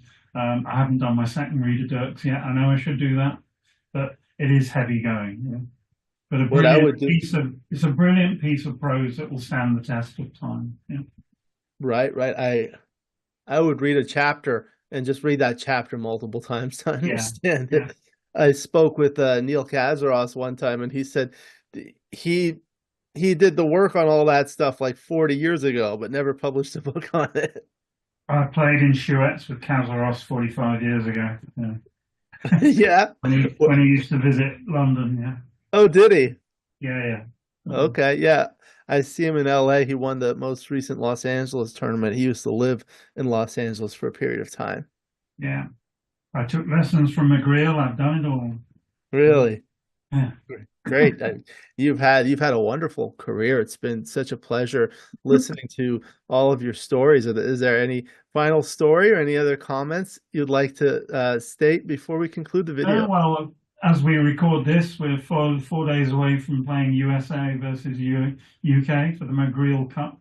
I think last year the UK lost 68-70, so we're hoping to improve on that. But both teams are very strong. But back to your earlier point, we want younger players to be representing both sides.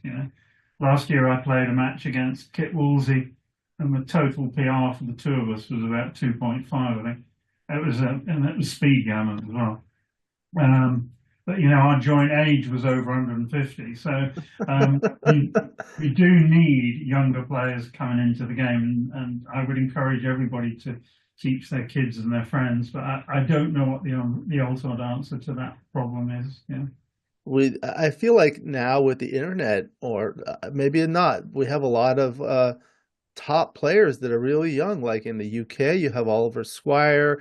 In North America, there's Ryan Rebelo. In Europe, Zdenek Ziska, and many others. Yeah, but they're the exceptions that prove the rule, unfortunately, Alex. Yeah, right. If there were 30 names you could reel off, I'd be a lot happier.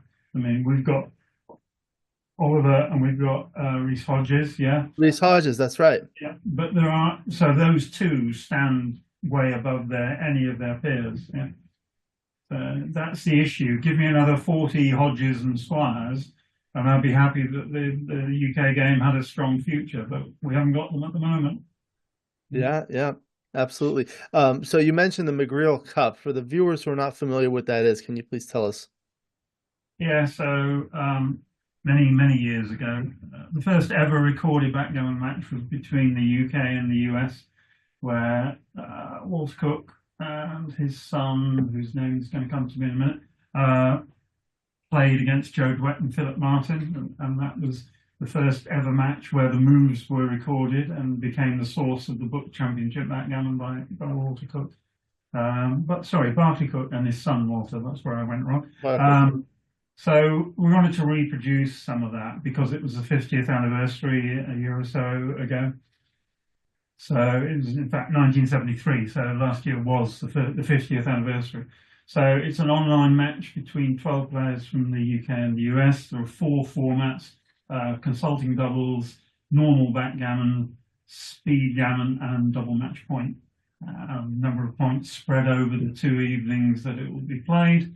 And say there's about 150 points on offer, and may the best team win. Both teams were very strong last year. The PRs were all pretty low. The question is, can we lower them this year? Have we got any better? We'll have to wait and see. Yeah, and hopefully, positions from that will appear online. It's all being streamed, by the way. Yes, I saw a lot of those streams last year, and I think I did a couple of positions, maybe one with Tim Cross and one with Matt Congeyer from the event. That's fantastic. I know there are people that are working on selecting the teams. If you were in charge of selecting the team, what would be the top criteria that you would use? If you weren't going to win this sort of match in the modern world, unfortunately, you're going to have people with low PRs.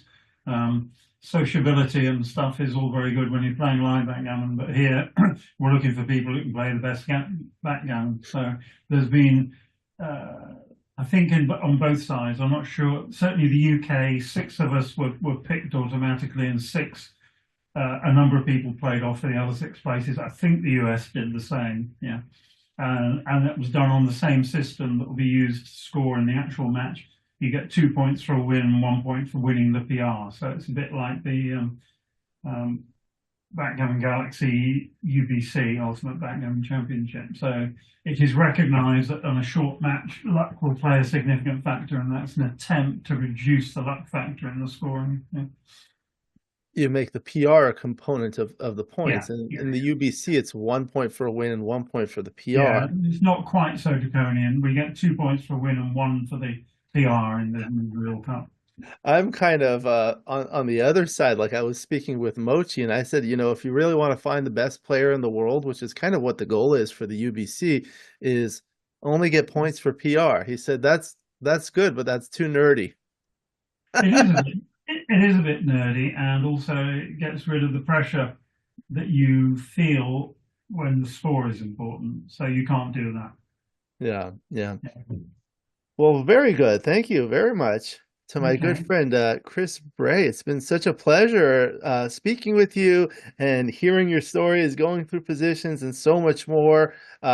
You're certainly welcome to come back at your convenience. But for the time being, we'll go ahead and conclude the video. Thank you for joining me, Chris. I look forward to seeing you again soon, and hopefully I'll have the privilege of meeting you in person one day. I feel like the COVID pandemic has created all these video conferences, and creating this channel is giving me the opportunity to meet people all around the world, such as yourself and others that I would otherwise not have had the opportunity to do so. Yeah, So, well, Candace keeps inviting me to California, so maybe one day I'll make it. you know, you mentioned that Dirk Sheeman is coming He is, yeah. this year, this winter, and I don't know if I could say this, but I spoke with my friend Dan Rovera, whom you know, and he said he may be able to make it too. Yeah, I've got to play him in a match in a couple of days' time. Very good, very good. Best wishes and good luck. Again, in this video, it's my great pleasure to welcome Secretary General of the Worldwide Backgammon Federation, Marco Fornazir. Thank you, Alex. Thank you. My pleasure. How are you doing today or tonight for you? No, quite good, quite good. Very good, very good. Happy to have you. Thank you We for are we coming. are we are quite ready for our Merit Open. We Oh, have great. a tournament in the early November in Cyprus. I am director together with Arda Findikolu, and so we are under stress for the preparation now. I know it's always very stressful. I'm looking forward to learning more about that. I know you're joining us from northern Italy. Is that correct? Yes, exactly. Okay. I wanted to start with a little background biographical information, if I may. Can you please tell us where you were born and raised? Yes, so I'm born in Gorizia. Gorizia is a little town, something like 30,000 citizens around. And Gorizia was famous because, like Berlin, was divided in two parts between Italy and Yugoslavia after the Second World War. So I lived there until I'm born in 56. So I am 68 years old at the moment. But in 83, I decided to leave Gorizia to come in Milan because my dream was to be journalist. So I realized that if I remain in Gorizia or in the surrounding Trieste, Udine, it's very difficult to be journalist. In Milan was the most important newspaper, magazines, and so on. So I decided to come here. Very good. So you have a background in journalism. How did you get into backgammon? Yes, I have background in journalist. I was director of 4 magazines for cars, motorbike, trucks, and cranes and special vehicle, and for 12 years. And now I am press office for some institution. And I lived in Milan since 83 till 2005. Since 2005, I live in Sesto Calais. There is a little town on the Lake Maggiore, 50 kilometers north from Milan. But I go every week, every Tuesday night in Milan because I have my Backgammon night for the Backgammon Club Milano WBF. So we have to run this tournament. So for me, it's also a chance to go to Milan for something. Very good. So when did you start playing backgammon? Really, I started when I was 18 years old. But for the first 10 years, something like 10 years, I play, but without the knowledge about the meaning of the move. So I play, I didn't read book before. I play instinctively, with instinct. And also I never found people that really play good and gave me good suggestions. After I came in Milan, I tried to find people that play backgammon. And finally I met Mr. Dapra, that he told me, okay, Marco, it's better you start to read a book.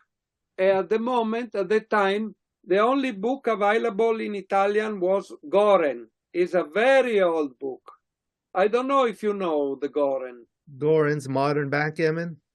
Modern back something, yes. Yes, I know Yes, it. it's really, really old.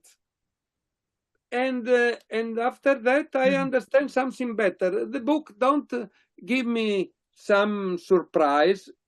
Quite everything I read on the book was on my hand, but I have not the possibility to put the facts in a logic trend. After the book, much better. After I start to play with the other one, then I develop my game. But honestly, I am more attracted of the organization than of the play. I like to play. I won an international tournament because I won in Antalya in the 2010 the Mediterranean Championship, and I beat quite all the people in that years. Was very good. For example, Abdullah Sorgouven, for example, John Broomfield, for example, the Lebanese guy that lives in Spain, Ricky, Ricardo Malas. Ricardo. And in final, I beat Kazuhiro Shino, the Japanese that live in London. So really, I deserve this title. Yes, yes. You've done a lot of work in terms of Yes. the organization. Yes, yes. I But know you. I like to organize more than play. I attract to the organization. Okay, well, good. What is it? I mean, most of the people I know like to play more than organize, but I know, like, I've organized events, and it can be. Yes, I'm opposite. Yeah, yeah. It's Born as organizer, and then I became a little bit a player. But yeah, not many people is a player and like to be organizer. yeah. I organize things, and it can be stressful. It can be a headache. It can be dealing. It can be difficult dealing with people. What do you like about organizing the tournaments? The satisfaction to combine all the elements of the organization to give the best performance to our players. For example, Cyprus is one of the most important tournaments in the world. For example, I ran for quite 20 years the Middle Europa tournament in Nova Gorica in Slovenia. Is the Slovenian part of Gorizia, my born town. Yes. My hometown. And I remember in the 2002-2003, we reached 243 players. In this year, we were the third important tournament in the world after Monte Carlo and after Las Vegas. Maybe Wow. Nordic Open has something more. I don't know, but if there are no three, we are fourth. So we are on the best five for sure. Because 243 in the 2004 was difficult to collect. Right, right. So, what would you say are the keys to organizing a tournament? There's a lot that goes on. What are the most important things for you? There are many things. There are promotion, to do a good promotion, to have good ambassador of the tournament, people that go around the tournament and promote your event.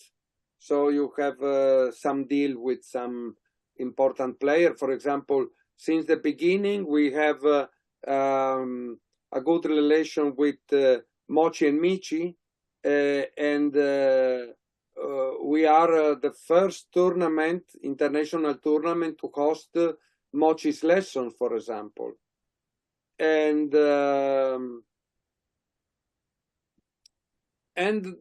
my goal is to give to the players a good social ambience.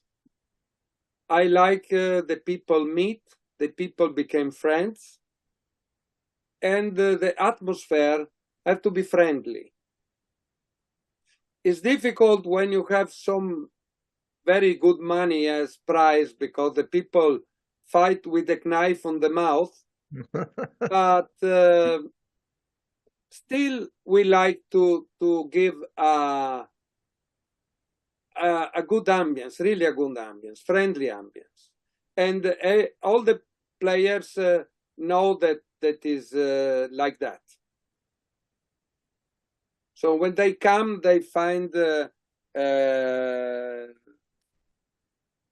smile from our staff, from me, and from all the people that work with us. We like to be very, very friendly with the players because the players, many players, they are for the first time in this tournament and they don't know what. So you have to give them some confidence to they are in a good place, in the right place. It's only human skills, not nothing you can build artificial, because or you are or you are able to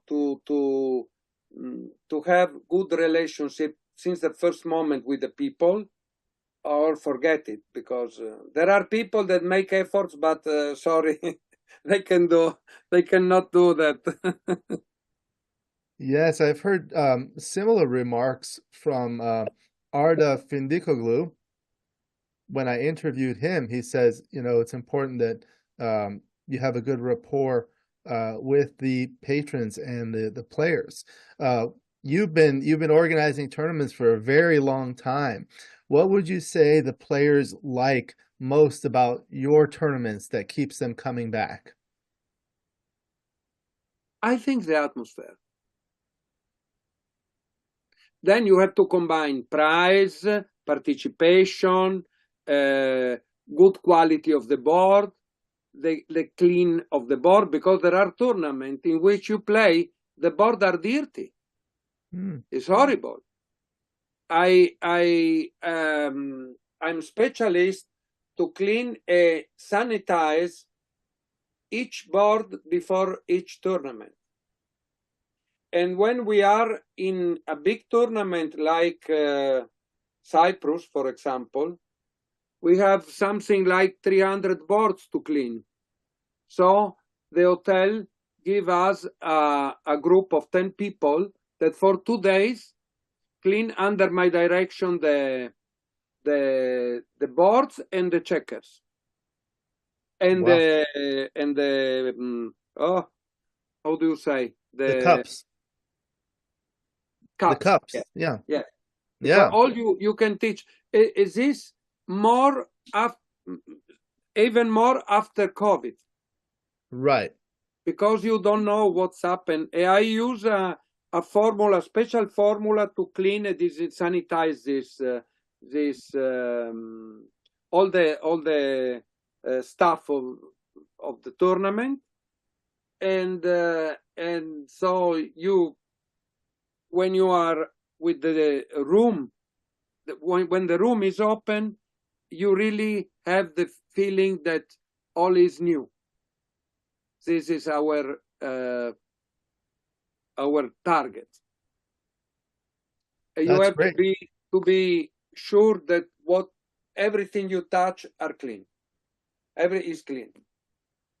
You This pay is, a lot of attention to detail, so that's fantastic. yes, we like to do that. And people notice it. And it sounds like, your tournaments get a lot of people to come play there. How would you say to other people in the world that how can we grow backgammon? How can we get more people playing, coming to the tournaments and enjoying?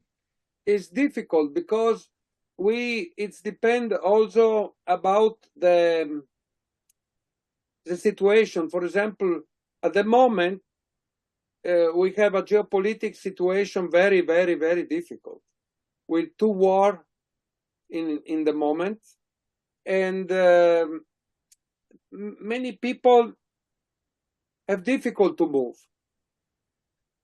And but in normal time, I think that best promotion is the comments of the people that participated in your tournament. So if somebody that came talk well about your event, I think you can have more people in the next. But also COVID, for example, Right. cut the legs to everybody, because for Yes. 2 years we are really in deep shit. Yeah. And after slowly we have some satisfaction, but my feeling is that it's not like before COVID. COVID give us some heritage that is a not good heritage, some legacy. Yes. And but still we have, for example, after COVID, we ran a tournament in Cyprus with 600 people. So we reach our target. Yes. Yes. But I see around the world also economic situation. Not all the people have the money to take the airplane, to pay the hotel, to pay the tournament. There are many issues to consider there. Do you have any ideas on how to grow backgammon, at least locally? Well, people maybe don't have the funding or the time to travel, but maybe like the local tournaments, like we have them here twice a week in Los Angeles. You have them once a week in Milan. How do we get more people to play in those local tournaments? Yes, there are different. There are many people that came quite to all tournaments. They like to travel. They have money to do that. They are happy with us, and so. But I have, for example, many players. They don't like to fly. Yeah. So if you can reach the venue of the tournament with the car or with the train, it's okay. If it's too long, for example, I ran for 2 years a tournament in Sharm el Sheikh, and all the people that don't like to take the airplane is difficult, no? Yeah. Aviophobia, I don't know how do you say, but Yes. something like that. Yes. I mean, for me, for example, it's hard for me to travel with my commitments with work and my family. You know, I have two small children. It's hard to get away. But I do participate in the local tournaments. Like we have that twice a week. We play chouettes and we do other things, and we try to get other people involved with social media and things like that. So yeah, well, I'm glad you're getting a lot of people playing in your tournaments. And as we mentioned, you're the Secretary General of the Worldwide Backgammon Federation. Can you please tell our viewers what is the Worldwide Backgammon Federation, how it started, and all the things that you do? Yes, the Worldwide Backgammon Federation was established in the 1996 from an Italian engineer named Alberto Dapra. Alberto Dapra was very famous because he was dedicated to the rules. And he was, for more than 10 years, referee in Monte Carlo. After him, the referee was Gigi Villa, the world champion, also, even Italian. And Alberto Dapra considered that at that time, every time you move to play a tournament, for example, we go together in Spain, we go together in Reno, we go together in Nassau to play tournaments, in Paris. Each tournament, the organizer use different rules. They use or local rules or something named international rules. My international rules don't mean anything because it's not fixed. It's something like an idea, a concept, but not. So he told me, first of all, we have to fix the rule of play, a rule of tournaments. And he established all that. And then we start, we try to explain to the people to respect this rule. Because we have many people that, for them, winning is the best goal. For that, they sacrifice everything. And it's not our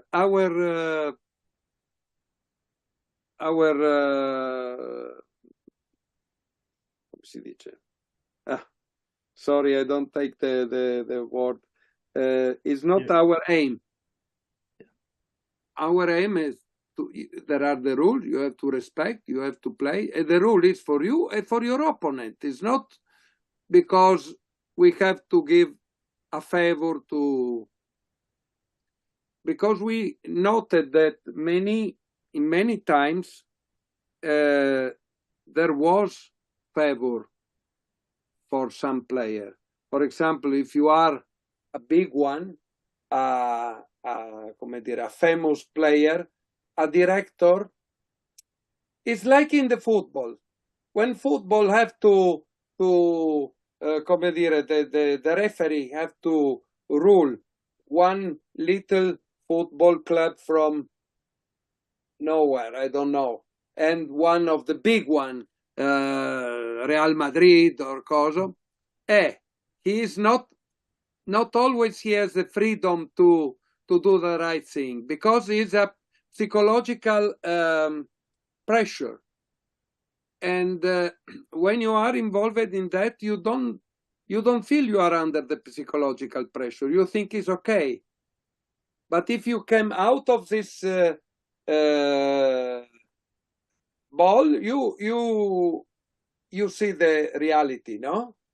Right. So we try to do that, and for years we worked very well. Then many people like to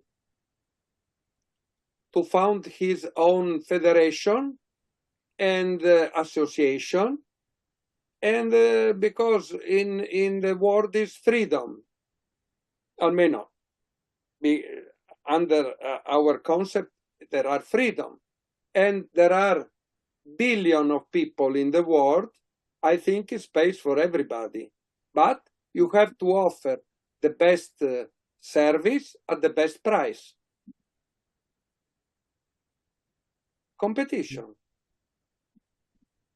Yes, yes, you did mention that there were different rules in different places. What is an example of a rule that was different from one location to another location? Yeah. For example, when you roll a die, one die go over one checker.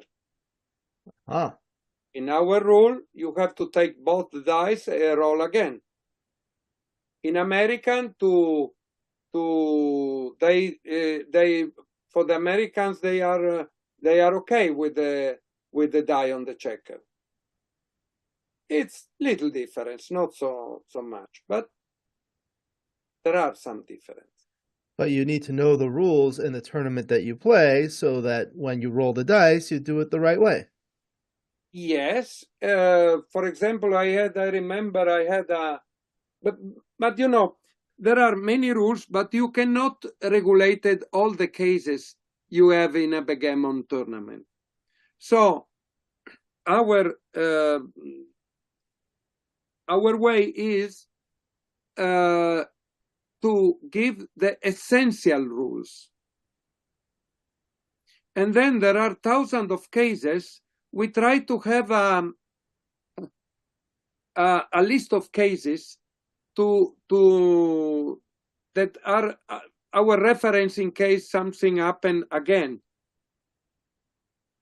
For example, I remember in Cyprus, somebody called the director for a dispute in a 5 points match, a jackpot, 5-point jackpot. What is the problem? One player roll a die, the opponent stay with the arm like that. The dice jump here to the arm, but come back regularly on the carpet of the board. This is completely regular because the important is the die is not touched with voluntary from somebody to change. It's something like he go on the board of the board. Right. So it's not, but the man that rolled the dice, that was really a bad roll, told, no, I have to re-roll because it touched. So we have a dispute. Finally, this man take, because it was a 50 euro jackpot, take 50 euro and rope this 50 euro and put on the table. I go. That's funny. That's funny. We call it incidental contact. So if it just accidentally touches you without you actually trying to touch it voluntarily, then it's Yes, okay. we don't. There are no voluntary. Is happen, could happen. Right, right. We have to understand that. Yeah, yeah. I've ruled on those kinds of things. But So, I tell you, I am a fan of classic backgammon. I accept the clock because I know in the important tournament you have to use the clock because if not you are out of the range of the schedule. But for example, I'm not a fan of baffle box. baffle box? There are many people that is really fan of baffle box, and I'm sorry, they think baffle box is a modern invention because the during the Roman Empire they have a baffle box much better with decorated with because at that time they didn't trust about your role. So it's a very long story about the baffle box. But you prefer the if I have cups. to play baffle box, I play. I'm not. But for me, the pleasure of backgammon is no clock, no baffle box, a good checker, play, give your power into the dice. This is for me because I think backgammon is many things, not only nude numbers. Right. People enjoy different aspects of it. Yes, but there are freedom. Everybody play as they like. But for example, in our tournament, you cannot impose to use baffle box to me. Okay, we can impose if some people is prejudiced. Prejudice. Yes, because in the past they made some not clear action. Okay, allora we as director we can impose that. But my opponent, when we sit down to play one against the other, if he like to play baffle box, he can propose me to play baffle. I am free to say no. You play baffle box, I play with my cup. So it's freedom. But I know that now many people in America also, they are happy to play with the baffle box. Yeah, I enjoy playing with the baffle box. I find it moves things along faster. And for me personally, I work with my hands a lot. So when I shake the dice a lot with the cups, it hurts my forearms. So it's hard for me to do my work. But yeah, so that's a lot of information about the Worldwide Backgammon Federation. Can you tell us a little bit about your involvement in the federation? How Yes, how you allora, started, what do you do? Yes,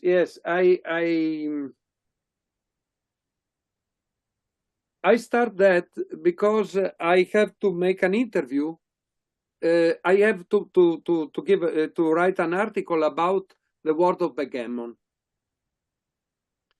And the first, because this magazine was the magazine of the distributor of the Bentley in Italy, is a high class. So immediately I thought about Monte Carlo. So first I took contact with Gigi Villa, that was former world champion. And Gigi told me, yes, I am the world champion, but I don't know about this kind of things. You have to speak about Mr. Dapra. He is, come dire, he knows all the rules, all the things, he's referee, blah, blah, blah. Okay. And he gave me the number. I called this Mr. Dapra. In a couple of days, we met. And Dapra explained me many things and then sent me also an extract about the rule of backgammon and so on.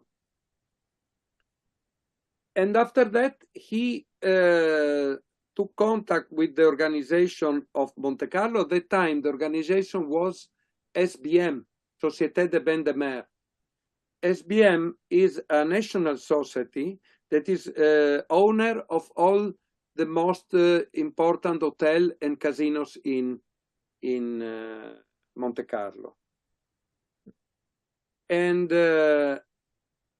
now they don't have so many hotels as before, but is in Monte Carlo is the government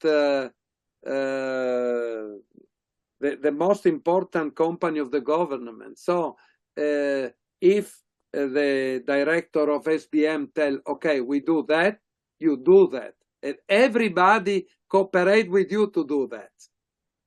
Now it's different. Now they sold the Love's Hotel, now is Fairmont, and now they have to pay the room for the staff. At the time, the room for the staff was for free because an organization of own company was totally different, totally different. And I was invited in Monte Carlo for 1 week. I was there, I see everything. I wrote several articles about that. And then Mr. Dapra told me, guarda, I found the Worldwide Backgammon Federation, but I need young people to run something. Because I start to cooperate with him, and he immediately asked me to be the secretary of the general secretary of the federation, and he teach me the secrets about the organization and the organization, the rules, and so on. I started to be director in local tournaments. Then I was co-director, director in a couple of tournaments in Sanremo, near Monte Carlo, before Monte Carlo. Some tournament in Saint-Tropez, together with Gigi Villa. And then I start my tournament in Nova Gorica, Mitteleuropa. And then we run tournament everywhere. I run tournament in 4 continents. I ran tournament in San Martin, for example, for 3 years. I ran tournament in Switzerland. I ran tournament in Austria, in Slovenia, in Spain, in French, in Russia, in Croatia, in Montenegro, in Greece, in Egypt. I think is enough. Yeah, that's a lot. Now, one of the nice things about Europe is there's a lot of different countries relatively close by, so you can travel. So that's nice. So you've directed a lot of tournaments. Also, I know you've written a lot of articles. Can you tell us about some of the articles that you've written, please? Let me know again. You've written a lot of articles. Yes. Yes, please tell us about that. About my article. Okay. I wrote some article for this magazine, Prestige, name it, for another famous magazine, Epoca, in Italy. At that time was one of the best. And I remember I put a photo of Antoinette. Yes. Antoinette, at that time, she was very tall, with very short hair, and very aggressive. Very aggressive, with Ray-Ban, with mirror, and the nail, red nail, 10 centimeters. And when you play with her, and she kill your checker, with the nail, she take the checker on the air, and the checker made something like that, and they tack, boom, put on the bar. So I was fascinating about that. I described that in the article, and then I wrote many articles, but I wrote also two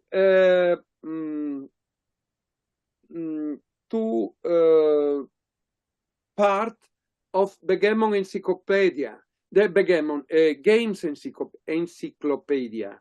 We have in Italy one little one, a book of all the games. I wrote the part regarding the Backgammon, and then they made a big encyclopedia that they sell for 2 years weekly. You can buy on the where they sell the newspaper, you can buy a little pieces of them. After you have to collect together, no? And there are 2 of that issues that are dedicated to Backgammon. I wrote that. So I try to develop and to spread Backgammon ever. For example, now I am busy in Milan. It's a public library named Biblioteca Sormani. Biblioteca Sormani is a public library, the most important in Milan. And they called me in summer, please, can you come to explain what is Backgammon? Only lesson as introduction to the Backgammon. We don't have to give a bachelor to somebody, about Backgammon. Only to break the ice. Okay. I do last Tuesday the first lesson. I start to explain about the history, about the painting that are about Backgammon, about the ambience of the Backgammon, about the books of the backgammon. For example, the Bible. Yes, Paul McGreal. And please, I'm really proud that Paul wrote me that. So before a tournament, I have to read that. Yeah. And the director of this library remained to hear my lessons. And after the lesson, she came by me to congratulate about the lesson, because it's a word I didn't imagine about how many things about backgammon there are. How many famous Caravaggio paint about backgammon, for example. And nobody can understand that in the ancient Rome, we have so many people that play backgammon. The emperor play backgammon. But I don't know why people that come nowadays at the backgammon, they think that because the best player are Danish, Japanese, the players came from this country. No.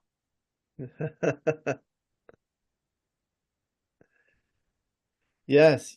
Well, it sounds like you've done a lot for backgammon over many, many years and decades. So I wanted to thank you, express my gratitude and appreciation for all of the things that you do. Before we conclude the video, do you have maybe an interesting or funny story about backgammon that you can share with us? Oh, there are so many. There are so many. Let me think. Let me think.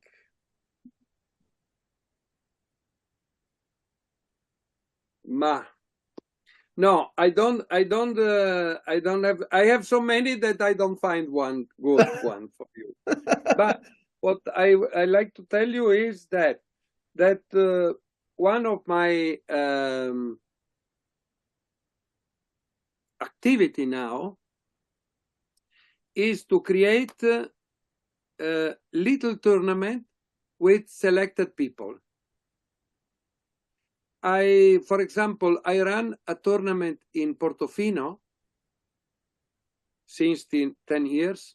We have a dress code. You have to come with a jacket, with a good pants, with a good shirt. And we have normally 10, 15 players that come from the Union Club of New York to play that.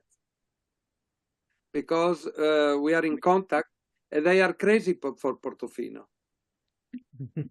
So we run that. As this year, I ran another event, little event like that in Forte dei Marmi. Forte dei Marmi is something like Pebble Beach for you.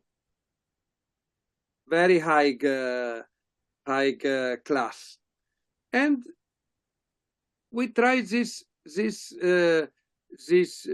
way to attract people that don't want. There are many people don't want come in the big tournaments. Too many confusion. They don't like that. So also for these people, like to create something special. Obviously, it's something elitaire. I know but is another way to propose the backgammon.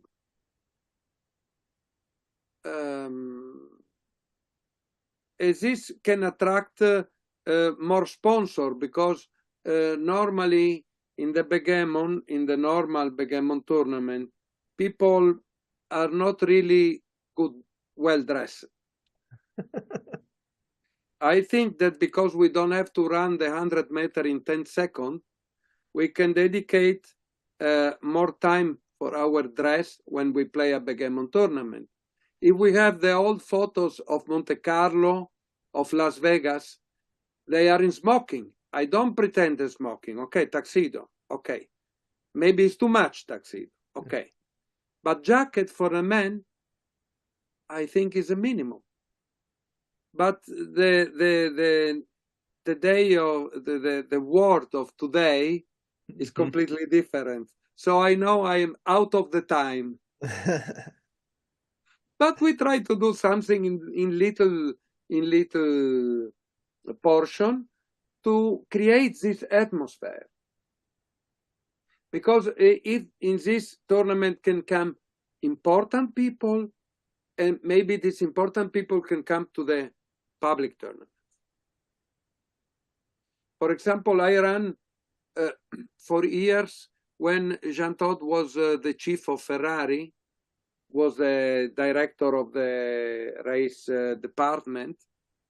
I ran 1 year in February a tournament in Maranello with him. The prize was pieces of Ferrari. Every year we visit some part of the Ferrari factory or the race department, and was very funny. And now I ran some time a tournament in Paris for him in one of the best hotel, and our private tournament. But if people like to come, can write, I can accept them. And there are little tournaments for 32, maybe 64. But a tournament that we end in one night. We start at 6 o'clock and we finish during the night. So there are another way, another spirit, another proposal. This is what we like to do. But together with that, we have the biggest tournament like Cyprus, like Montenegro. I ran for years tournament in Austria. I ran for 20 years tournament in Slovenia. So, but you know, everything has his time. The things have a start and an end. Sometime, some story finish. This is the story. Yes, I've really enjoyed my time with you, hearing all of your stories. Thank you. Thank you. I have two dreams. Okay. I like to come one time in Los Angeles. Yes. For the Open. And one time I like to go to New York for the Open. For several handicap I have at the moment, I cannot come. But as I can, I will do it. If you ever do that, you'll be my guest here in Los Angeles. Candace and Patrick run an outstanding tournament here, and in New York, Lynn Ehrlich does an outstanding job. And we're very fortunate to have a lot of these people like yourself and other tournament directors. And you've really done a lot for Backgammon to make it grow, to all the people that come to your tournaments, how much enjoyment they have. So thank you again very much. Do you have any final comments before we conclude the video? Oh, yes. Please come to Cyprus, one of the best tournaments in the world. Yes, I'd like to promote that tournament. What is the date of that tournament? 4-10 November. November. Okay. Hopefully, I'm not sure if it will be published by then, but we will promote all of those tournaments. I've done videos with Arda and other people to promote tournaments, and if you ever want to promote other tournaments, we can do separate videos for that. So thank you again to my new friend, Marco Fornazir, Secretary General of the Worldwide Backgammon Federation. We'll go ahead and conclude the video. Thank you to the viewers for watching. I hope you enjoyed this video. Thank you to you, and thank you to Candace to promote this series of video. And I hope we keep in touch and we will see personally very soon.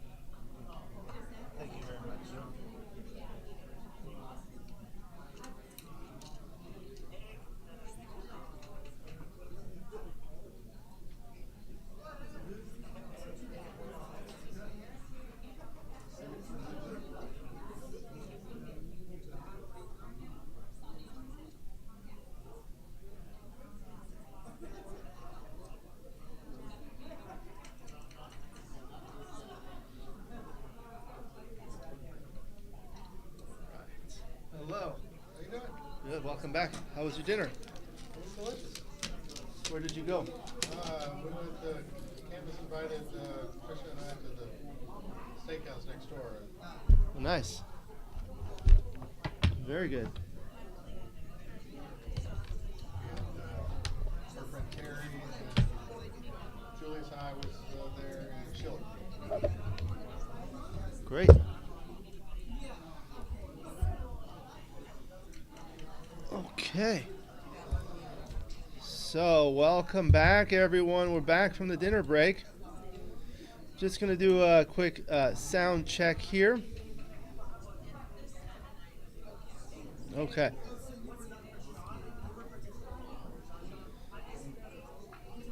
Okay, so that's other stream. Who are we getting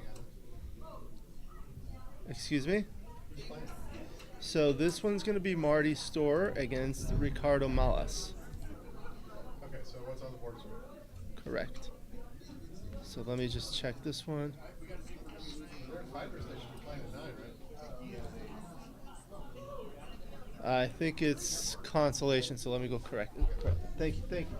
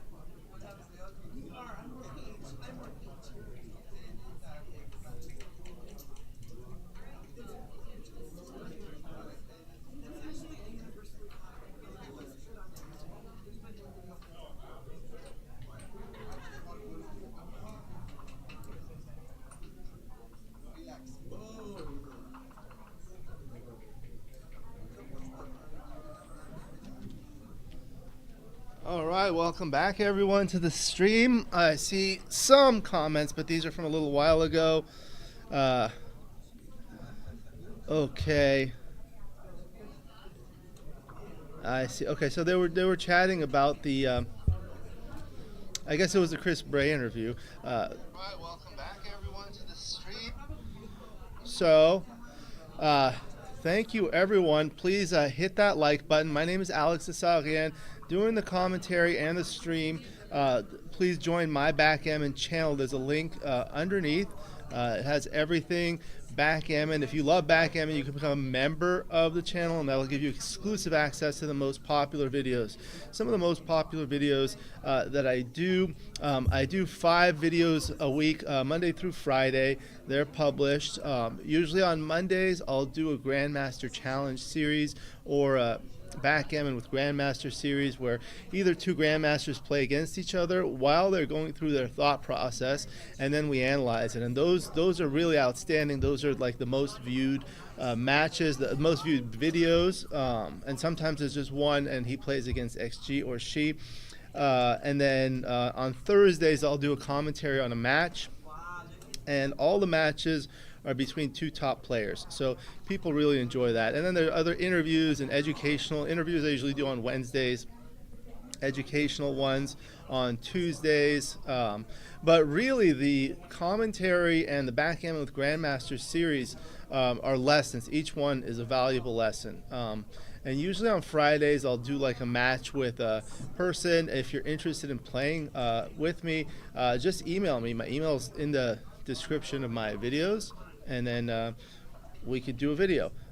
So Next up will be an outstanding matchup with Marty Storer, one of the best players in the world. I try to stream the top players. That's what people like. That's what gets the most views. We've had many this weekend. I'm going to go get the players. This is the Open Division Consolation Bracket Round 4. It's a 7-point match, which I actually like because the matches are not prolonged. Sometimes when you have longer matches, 11, 13 points, they can last for hours. But these ones are relatively quick. So I'll gather the players and we'll get started shortly. Everyone, please smash that like button. Let me know how you're enjoying the streaming. Thank you.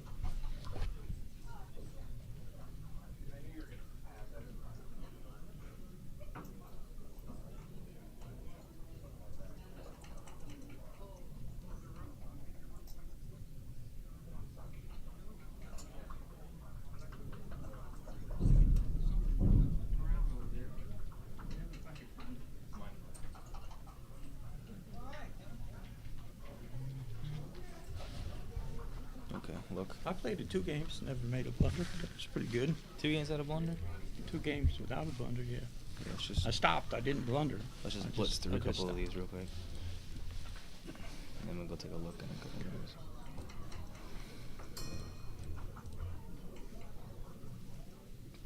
Okay, so let's say you want to look at this 4-2. Yeah. So how did you get it to start doing the rollout? What do you mean? This here, is it? Okay, so sometimes if you're on the competition mode, it will only show your analysis until after, right? So what mode do you play in? Coaching mode. Coaching where mode. it shows right away. So see, look, now it says here, this plays slightly better by 50. And where's the box you were talking about? Are you still alive? Good for you, bro. Thank you. Congratulations. I got lucky, man. You're allowed, man. It's fucking backgammon. Thank you. The double one is pretty sick, though. Yes, yes. Oh my God. Yeah. Yeah, you had rolled a 2-1 that I thought I'm getting killed. I'm done. And then you survive. You're allowed. Thank you.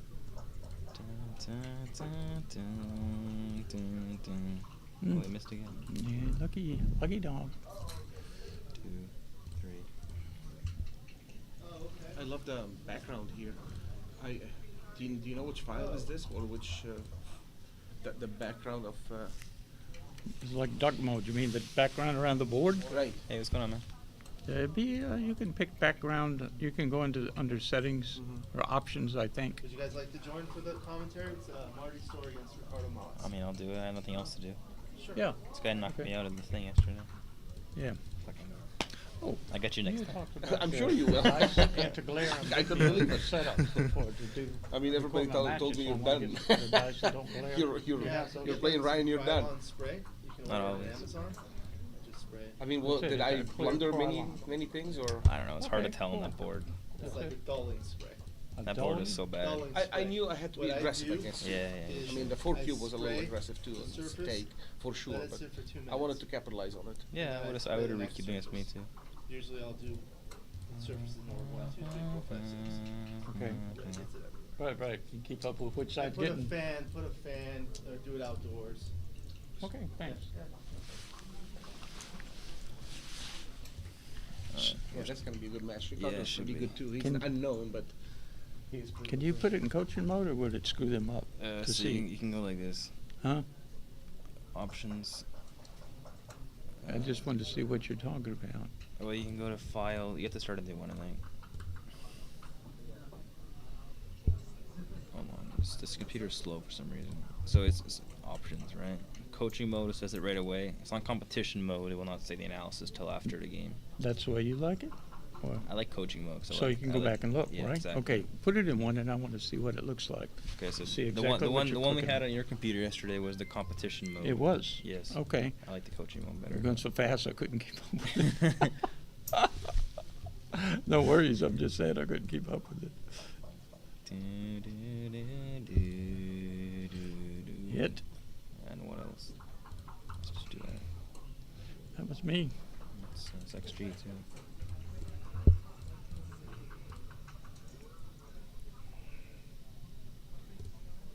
Nice roll. Best 2-1 of all time.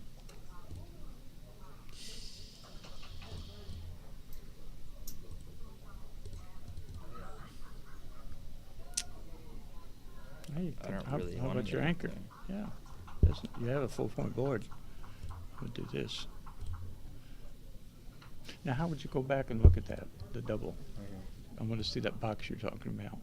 So look, well, sometimes if it's here on summary, you click here on the left move, right? You click here on. So you click on these things here. So if you want, you go back to your original plays. Any of them I want to look at, though. I still can't follow what you're clicking on to see the results for that 6-3. Okay, let's go to 6-3, and it's just, oh yeah, look, that is. Oh, because you're in competition mode, it tells you. If you just click on the. Yeah, if it's on competition mode, it will not tell you. Okay. I tell after the game. Okay, I was thinking you were clicking on a box up here. You meant that whole box. I meant the thing here. Look. Yeah. If you go back, smooth memory. All right, we gotta start commentating. So. Okay. Oh, nice ball. I got a head start on you today. Then what? But during this year. Oh yeah. So, but we're running out of soda, so you might. You gonna go buy some? Yeah, get some whatever you like to drink. Yeah. Mountain Dew or Sprite or whatever. Rum and Coke. Rum and Coke's a classic. Right? Yeah, yeah. Have some Coke. All right, 10 pip lead. No double. You get some 7 fly shots sometimes. 7 bonus.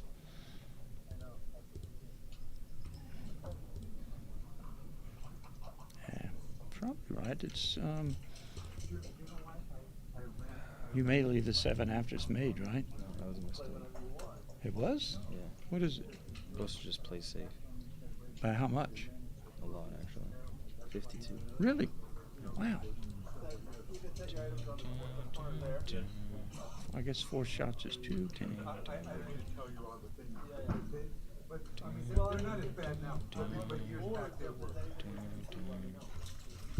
Okay, now I'm making mistakes.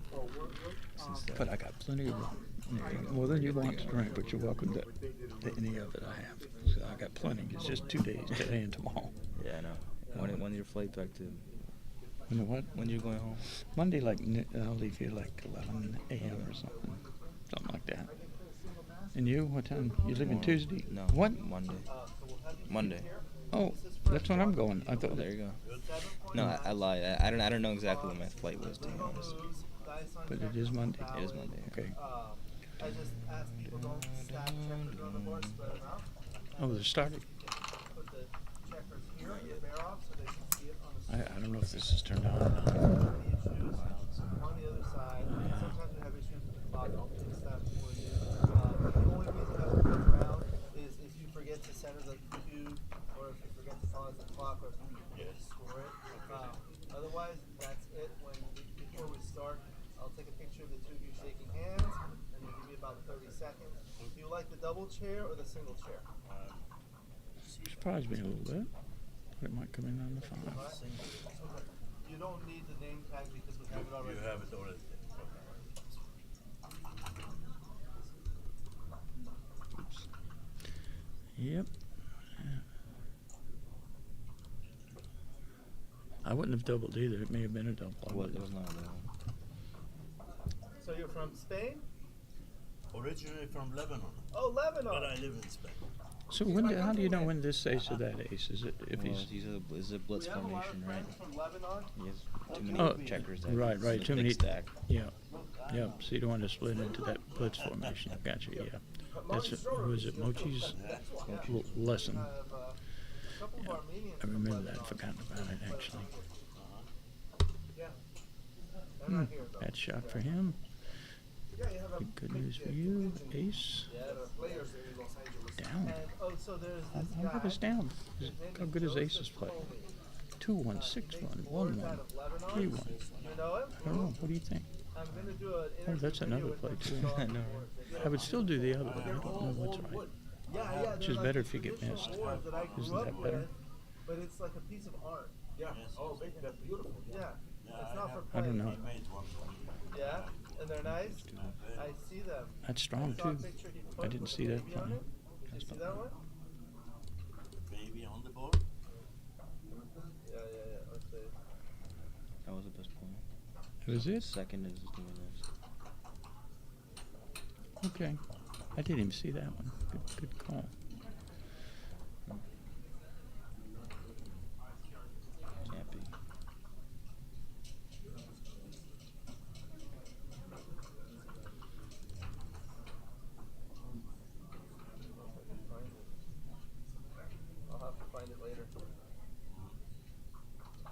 foot. 16. Slashes 11, 13. Nice. Beautiful. Yeah, these are Yeah. I like these boards. Okay, we'll get started shortly. And felt right. Wasn't sure.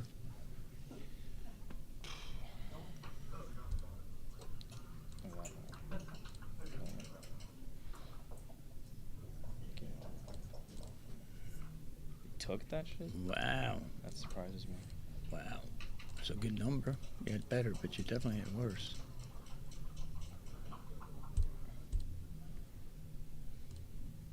That was a little surprising, That was but a little surprising. I wonder how big the take was if you passed. How big an air it was. 50 take. 50?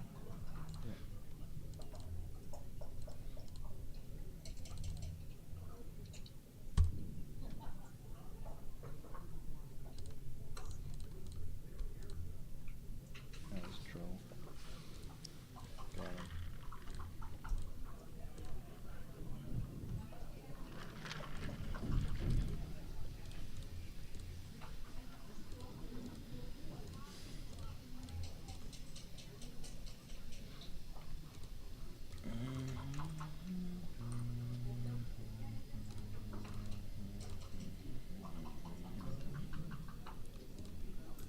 So that's what I need to do, put my coaching mode. And I can go back and look.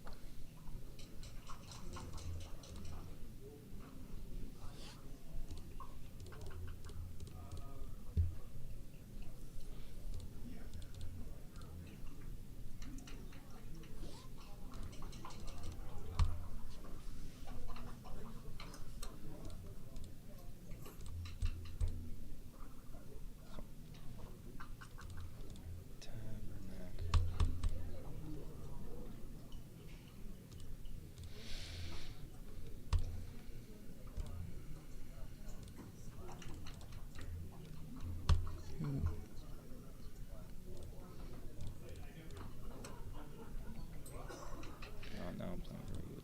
Wow, I'm surprised you made that point. I would have split. Coming into 5 out, I end up here. Yeah, and that's there. the reason. Huh? I guess he just wants to save the gammon. I guess that's it. Must. Oh, it's the only other option. Same amount of 5s as 4s, right? Yeah. Except he's like the 5. Save 1 pip in the race. Oh, nice. Generousky. Not yet. Still on the end. Get on the win. Well, you got 1 poke at it. No. Maybe more with 4-3. A few other numbers, not that one.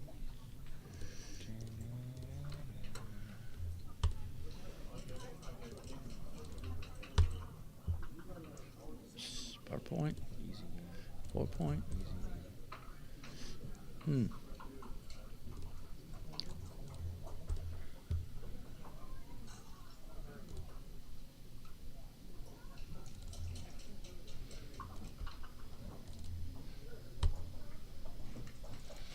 Double, slot, 5-4.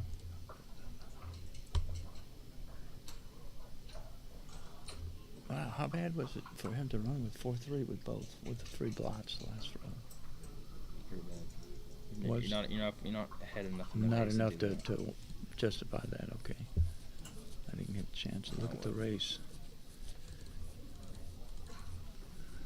Could also do something else. 2 blots. Seems like a lot. Why is this having such a hard time loading? It's weird. Like it really struggles to do that.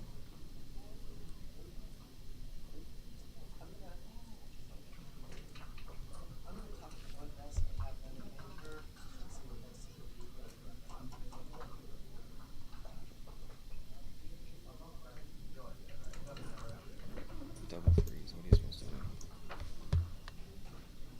I think you just run. It's ahead in the race, no reason to expose.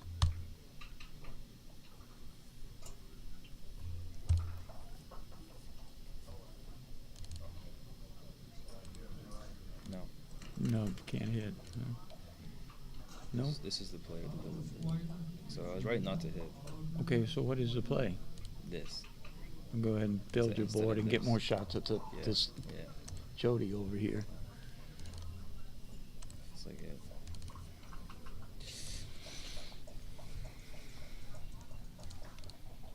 Could also just do that. I don't think so.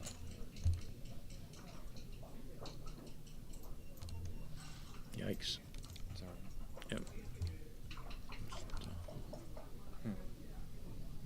Interesting. Your return shots are more lethal, and It's only 5-3. Extra. On double 4. now you get a fair amount of returns if he doesn't scoot by you on 2-1, 2-3, 2-4. This is a hard play. Trays, fresh water for you. I have you, Marty, on the blue side. Okay. Ricardo. All right, so what I'll do is I'll take a picture of you. It's at this point, it's about even money. When you're ready. To do what? To these guys? Do what? I'm looking up at the board up there.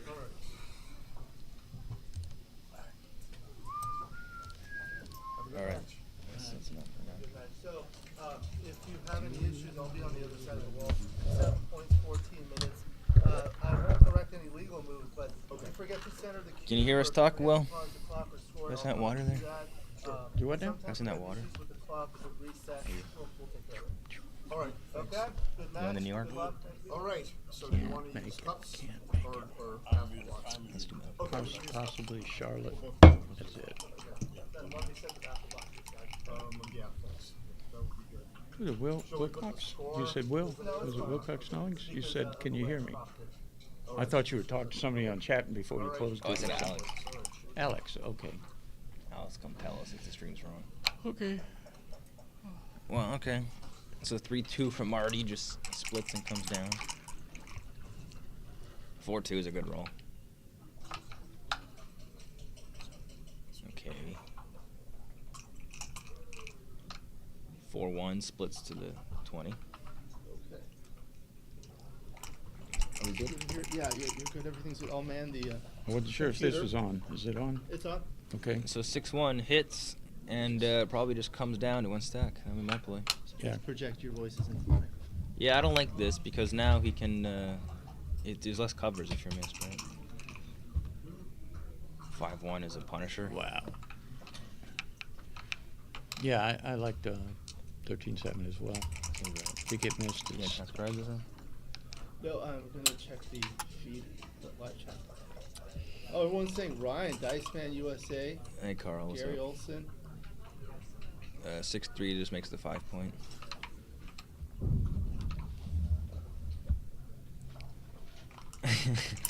Carl, you gotta give me a line on that jackpot tomorrow. A6. It's a nice hitter. You're playing tomorrow? No, You're out of everything? Yeah, it's between me and him. 3-2, we'll just cover up on the 20, of course.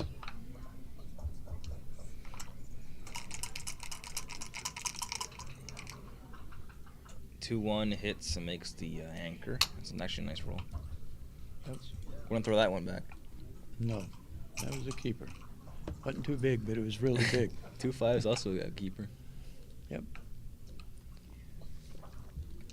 Okay, now he wants another 5 to come in and hit back. That's what he's course. hoping for. He and gets it. Something 5. Oh, the wrong 5. I couldn't see it, but I know what it At was. least it was a 5, right? Yeah. 3-2 and make the 8, of course. Yep. Now he's got a little structure back. 1-6 just comes out to there, and if he rolls a 6, he doesn't really want to hit him. 4-1 now. I don't think he should hit. 6-5. Marty, yeah, that's my play. And he wants to upgrade his anchor here with a 4. He gets it, but the 2 with it is not great. Although he kind of has to play 6-4. just 6-4. Seems like it. That's like the seminar ugly plays. Here we go. Well, that's all you got. This isn't terribly ugly. 3-1 will probably hit that guy, and Marty goes with it and just Hit. steps up. Yeah.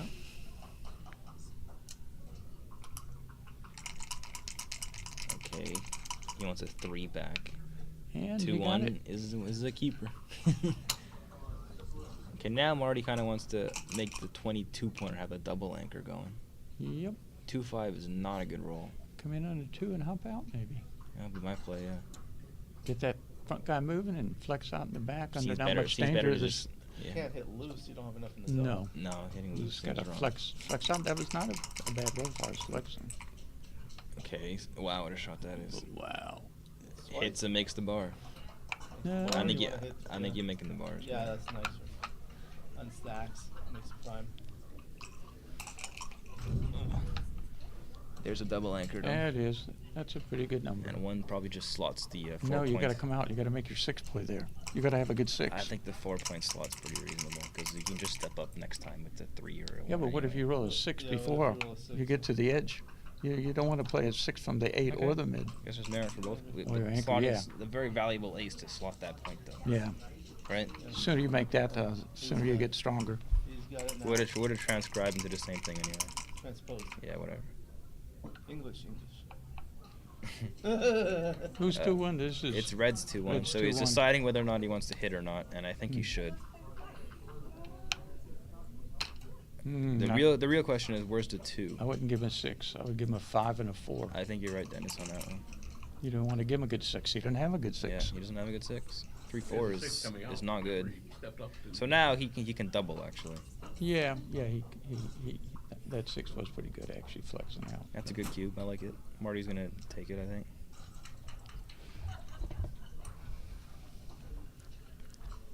He should take. It looks like a reasonable enough timing is a take. little suspect with That's that why it's a cube though.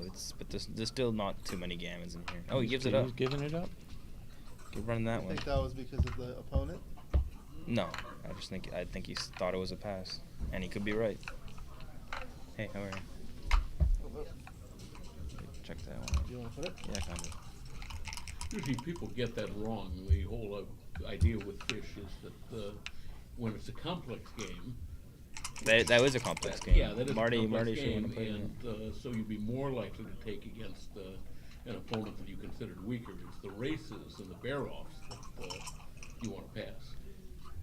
Double 3s is a good roll. That's a good roll. I would just make the outside point. Could be right to come all the way out. I would do that, yeah. You don't really need the 10 point. No. Heading the race. You don't remember it? Remember it. Yeah. Double slot. Just go back.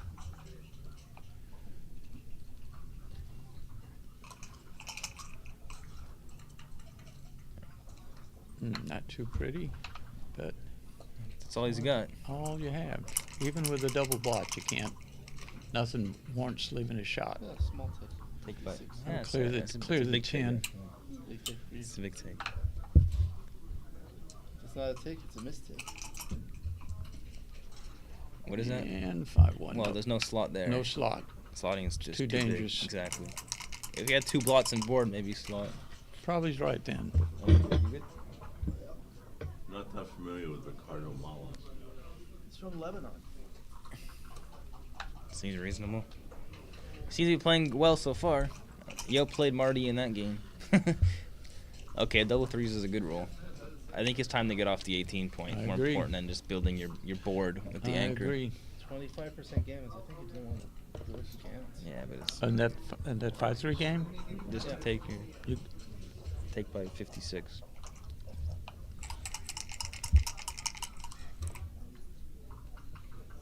That blocks that. Mm-hmm. Just makes the 7 and the 2 point. Yep. The pen is mightier than the It sword. depends on the race here. I can't see it. Where is the race turned on up there? 17. Yeah, you can't cube that. Too close to the race. Red might even be Red ahead. is winning. Yeah, it seems that way, doesn't it? Mm-hmm. You don't see the pip count? Wow, there? what a shot No, I that don't. is. Dennis? Where am I missing it? I don't see it. The pip count's right there. Right in front of you? Right there, right there. Which there? Over You there. can't count it by yourself? He danced I and could, but I missed that class. Maybe thinking about 120, it's doubling 120. that. No, for it's blue. too good. It's too one- good to double. Too good, yeah, for sure. Yeah, by a lot. 5-4 just makes the 3 point, of course. You worry about coming out later. 3 points. Yep. No, that's a mistake. That's the first. This is going to be the first mistake I've seen Ricardo make this really? match. If you do anything, you got to keep it moving. The 3 point should be pretty clear there. Yeah, actually. your gammons go up tremendously. Too good for red and too bad for blue. Yeah. 3-5 comes Now out, what? and now the cube's coming. Yeah, The question is, it's probably a pass. Still. probably a pass still. Looks like a pass without counting. 112 for blue. And we saw the error of the 3-point, right? 3-5, you would have been still playing that.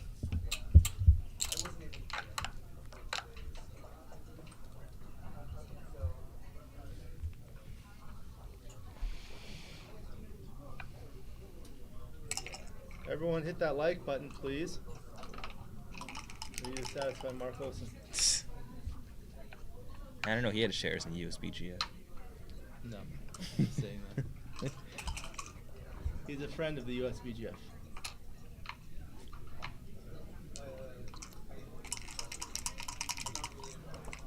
They were commenting that I call everyone my good friend. He said I'm calling my worst enemy.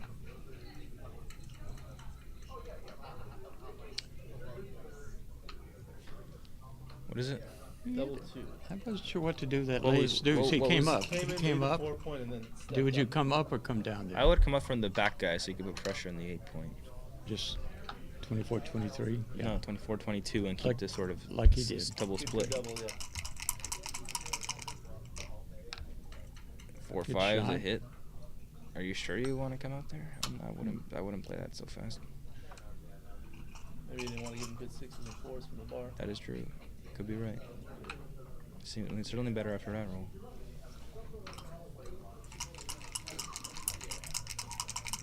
He wants a 3 or an ace. He gets the ace, and the 6 just comes down. No, you have to come down and Come hit. down and hit. Yeah, it's the only play. Nope, too many shots, too many. Actually, he's- 4s are duplicated, he's so it skipping very well could be 4s. right. Yeah, This is a tricky play, actually. it is. Chooses this one. Wins on a lot of non-4 variations like that. 5-2, I guess he just has to go to the mid. Hit and split. Actually, Hit no, and split. no. Is it too big? I mean, you're really jammed up back there. Go to the mid, I guess, is the other option. Doesn't seem good to go to the mid, does it? Yeah. It's too weak. I like Marty's play. I saw that too. Yeah. The Marty store. Just stick your neck out a little bit. Now's the time to do it. 5. And That makes the outside point, it does. which is more important than this one. This one I know for sure is you should make the 16 point. You're so close to double, even if he anchors. Well, you got to clear, but you have a lot of time That's to terrible. clear. I think that's the only 6 really. All right, good. Now it's too early at the score. Yeah. Oh, what is this? It's part? 2-0 to 7, so it's Yeah, already that a big takes- effect. Yeah. It's. If he dances now, he can cube. I didn't see the score. Yeah. Yeah, this one's a little bit later. 5-2.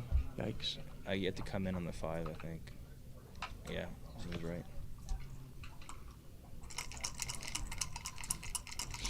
He's right by not doubling here. 2 4s makes the 10 point. Yep.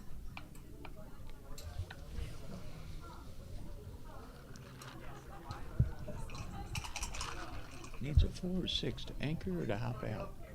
Well, we got the anchor. And he did that. Where's the what's 3 now? Yeah. Are we slotting maybe? I think 13-10. I don't It's know. probably there, I would 8-5. do that or slot the 3 point. I don't want to give up structure like the 13. I would probably have done this one. That seems reasonable. Yeah. What's that? I would have probably done this one with the 3 instead of slotting. But you could be I right. no, I don't think What's I am that actually. roll? It's 1 something. It looks like 1-5. Yeah, I can't read So it. 1-5 is easy. It just comes out. Oh, for sure. 1-4 or something else. It's not a bad roll. If it's 1-4, actually. you should just What? 1-4. Yeah. Exposing its shot? Because you're duping. What is that? I guess roll 3-1. Oh, okay. That seems right. Ah, Actually, guess. no. It should have been better to play 10-9, 10-7. That way the 4s are duplicated, right? You see? 10-9. Like if he rolled 3-1, he came in 10-6. But if he played 10-9, 10-7, the 4s would be hella duplicated. 5-3 will just break the mid. There's nothing else. Seems right. Wow, it can't be right to leave a shot or attack. No, it can't. It just can't be. I think you just break the midpoint, surely. Yeah, absolutely. I don't think he saw it. Even if not exposed to blot head, he has seen making the 10. Already wants an ace from space. He gets the 4 though. It's still good. Flex out. Got some containment now. Get a good board, some containment. Okay, he wants to come out for sure. 6-4, 6-5 is best Absolutely. rolls. 5-2, you got to go. Yeah. No. All the way. Yep.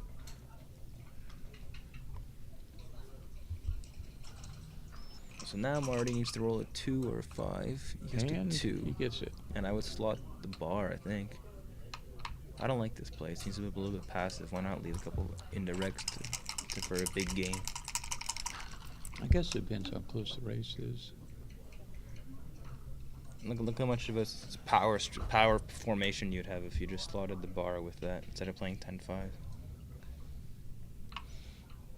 Okay. Now you hope to leave 11 shots if you don't point, right? 12. What do you mean? Well, yeah, as opposed to the 12 you left last time, yeah. and you missed the game. The other way, if you rolled 6-5, anyway. it'd be making a 5.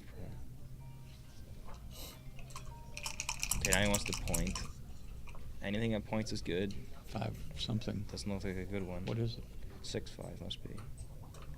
Oh, 5-1. That seems right. Now if he misses, he can cube probably. And he did not miss. He's rolled 2-1 3 times. Marty needs a 2 or a something 3. That's the worst. That should be. That's a take. If he cubes, he's not going to cube. Double 3s, hits and makes the ace point. You just make the board here. It gives them more dancers. Less of a good one. Just make the board. You mean the ace? Yeah. Hit and make the 4-point board. What's wrong with that? Yeah. Okay. Well, yeah. You got to come down if you want to hit. Yeah. Seems right.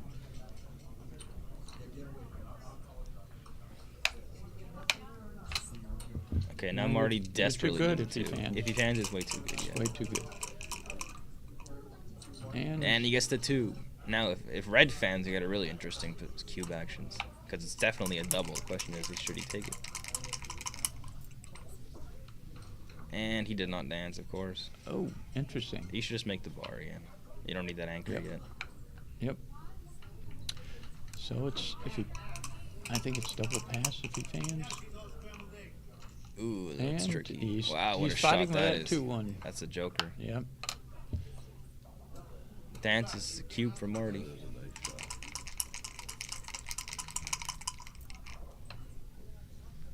Jeez, this guy keeps performing, doesn't he? That's about his best, actually. Yeah, I think that's better than jumping out, coming in and jumping out for sure. It's a hell of a roll. He needs that. That's it comes out. Makes the 10, and what do you do for the last one? Well, you come out twice, you make the 10. And then... Probably twice. Probably. Yeah, well. We're trying to get different people on the commentary. So I'm please join us. different. Different from other. You haven't been on, so please join us. You said different or odd? He meant odd, but he said different. Wow, look at this now. I'm doubling as ones, threes, as blue. and 5s. Yeah, I'm cubing for sure. Yeah, 1s, 3s, and 5s. Yeah. I suspect this is not a take. He's not even gonna cube. Wow. I'm surprised by that. I don't think he's. That's surely a double. Isn't too it? good. I can't believe it's not a double. Down in the score. Quadruple shot, 1s, 3s, and 5s. Yeah, I have a hard time believing that. That wouldn't be a cube. And 4s. Yeah. Ricardo Malice. Yeah. He's playing okay, but he's still you're behind him. You just hit one. He comes in poorly and leaves a bother. He did, and he safetied it and come up to the anchor. Now you're glad you didn't cube.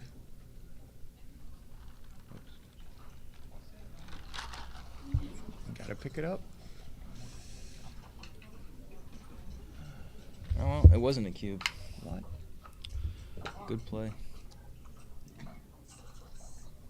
Those are no double by about 50. Can that be? Well, I guess Marty knows. Guy's a smart man for a reason. That makes the 9 and just comes in. Yeah. You don't want to make the ace point. Yep. Just go keep your structure out there. Got his 6s blocked. And if he doesn't, If he doesn't get that guy off the 24, he's collapsing over there pretty quickly because he can't run with his. Or a 1-5. Yeah, 2-4. There's only one play here. Yeah. Yeah, you don't have time to do any kind of blitzing, and you're leaving 4 numbers anyway. 2-6 and 3-6. Nah, come on. They'll leave 0 shots. Wow. You need- If that's right, this guy's a genius. You need to find it to buy time. I'll say that. And nope, he wasn't punished.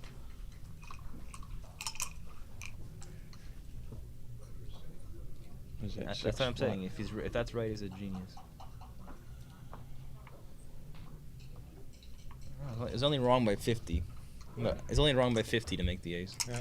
I thought it was wrong. I wasn't sure how big. I saw the merits of it. That's a nice But roll. it didn't seem right. Very good roll. Out scout. Yeah, just come out. That's all there is. Be glad to get there. Was it 2s and 4s? No dupage, 3s and 5s, 2s and 4s. Quite a few hit and 4 is splits. there. And that's one of them. Are you gonna split here, Dennis? Yep. Or are you just gonna come in like him? I think I split. If he fans, you may have a cube here a long way from it now. That was tricky. You played it really fast. What? Not now, no. Would you have split, Chris? I would have looked at it a lot longer if you did. Yeah. That was my gut instinct, was to split, but I would have looked at it a little longer. I mean, it's scary, no doubt. One of the situations. It depends. If you have a cube after you split and he fans, then it's more apt to be right. If you still can't cube, then it's probably wrong. Look at this. It's close. What happened? You got, well, this is a huge take. Yeah, the recube comeback. Oh, very okay. quickly. He's dancing. Out and he's cover, not gonna fan, cube. it's a recube. Yeah, exactly. Right? It's pretty close. Wow, what I a think bad it's- roll. I guess it covers. Does. Yeah, just enough. That's right. Okay. 3-2. Gotta get out and get a fan to even think about it. There's the out. And that seems right. 4-2 is the only play, right? Oh, I thought it was 5-1. I couldn't read the dice. Wow, what a shot. Super Joker. Is that any good? Just a little bit, huh?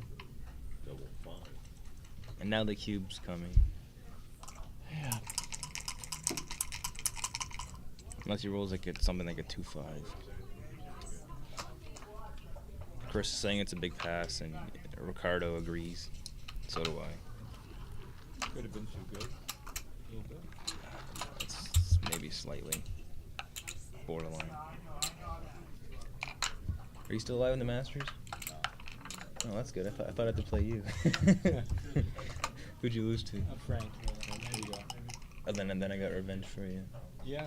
Yeah. Well, I beat him in the BMAB, but Who won the BMAB this weekend? we don't know yet. I mean, all I care about is the PR part of it. Yeah. I think, Well, that's what I meant, the PR oh, part. I think, who was it? Frank told me 8 people tied for second. Oh, Marty Storer won it. Yeah. Won the actual Not unexpected to win the PR there. You making the 2-point or the 9-point here? I would make the 2-point. I would make the 9.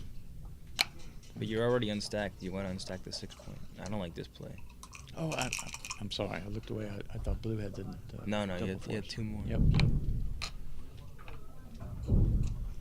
I don't like that running play. What you like? What you like? I like the just making the 2 interboard points. Oh. What a joker. Wow. So now he needs that 11-point really badly.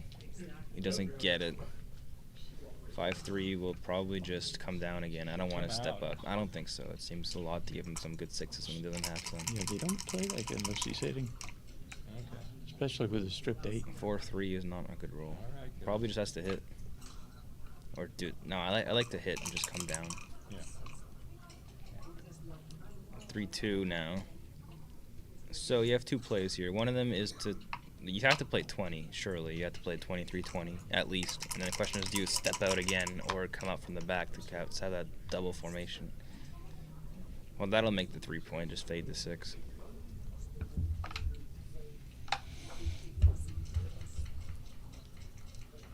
Marty wants a 6, and he gets a 5-3. That's pretty bad, actually. Out and cover? Or this one. This is interesting play. Yeah, it may be better. Might give him I don't know, a he's 6. playing very fast. For Marty, he is. 4-1's a double. Double hit. Is it, though? Yeah. Yeah, I guess you're right. It could be an option for coming down, but I think just continuing is better, far better there. Oh, the 1 just flips for him.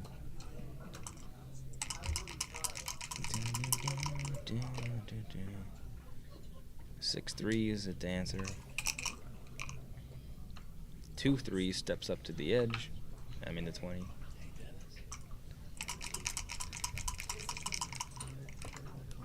Sure. 5-1 comes in and hits. Come on. Excuse me. Watch your foot there. You want me to leave too? No. Yeah, sit in. I'll step back. All right. You don't hit that,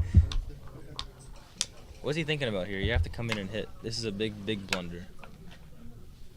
That's a pretty big blunder. Because, well, you got rewarded after that roll, so it feels like a genius, but it was still a blunder. You have to try to fight for the 5 point. That was up. He could have come in and hit on the 5 or came in deep and made the 8 point, and he chose the not normal play.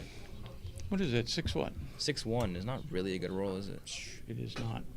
So, you have 2 plays that I see. Attack on the ace? Attack on the ace or come out and slot the 5 point. This play, that doesn't seem right at all, does it? It's too much. Too many hitters. 6-5 just stacks him up. Yep. Could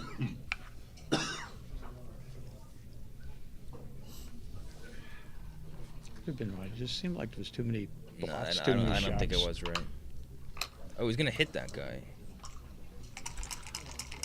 Taking away, duplicating the aces. Okay, I guess he gets rewarded. This is like a few seconds behind. Yeah. Oh, here comes the Wow, cube. it doubles that? Is that a double? Let's find out.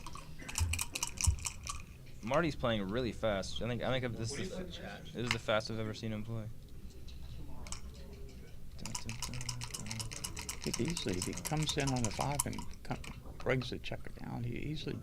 I mean, there's not that many gammons here, is there? No, he could easily become a favorite here. Yeah, we're going to do this. It is a cube. Good job.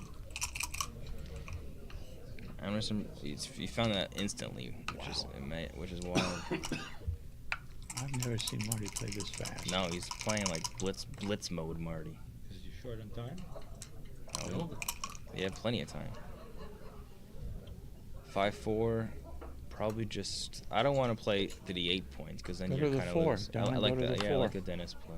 Flex out. I mean, just put the guy behind, but.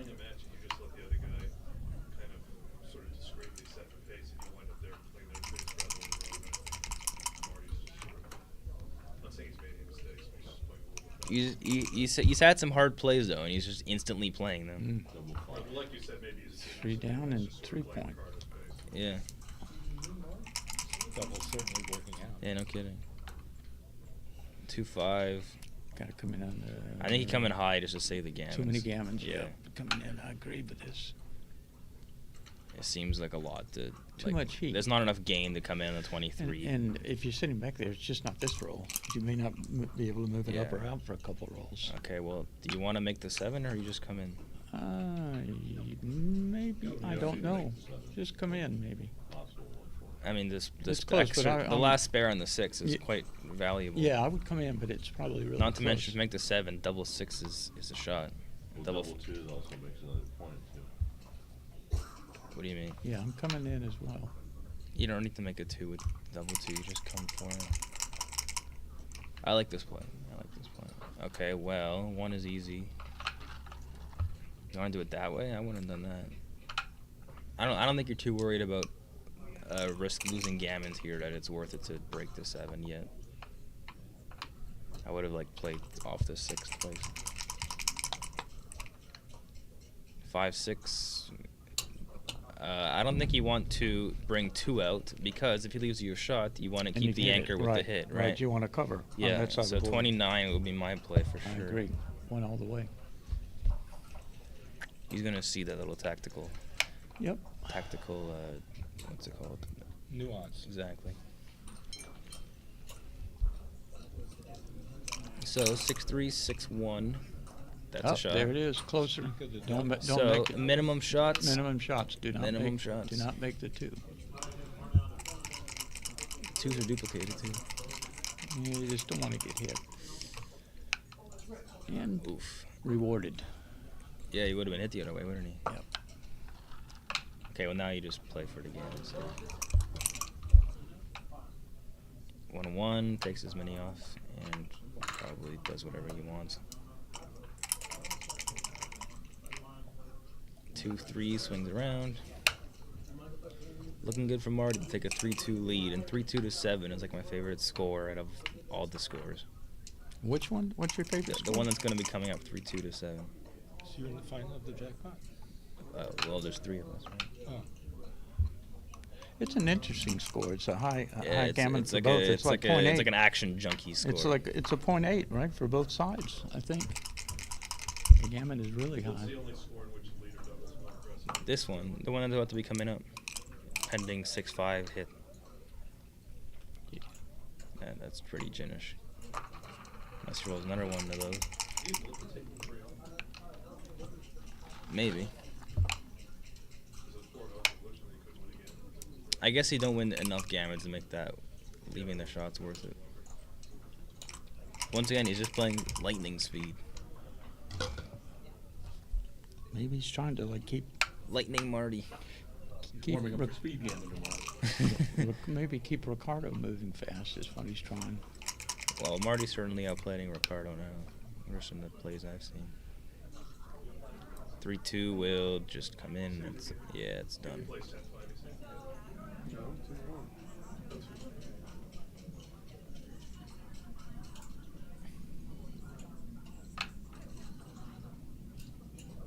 Only 2-1 though. No. Yeah. Only 2-1 followed by double 2s or higher. Yeah, it's pretty small. And that's it.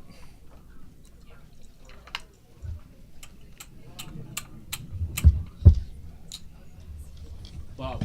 Dana, you sure you don't want to? Yeah, no, I'm gonna play. Okay. I'm white up.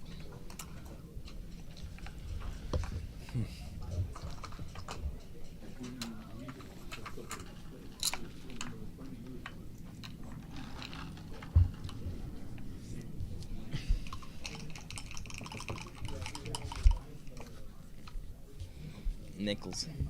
Double game. What's that mean? Oh, auto and Auto. money play, right? Yeah. 6-2.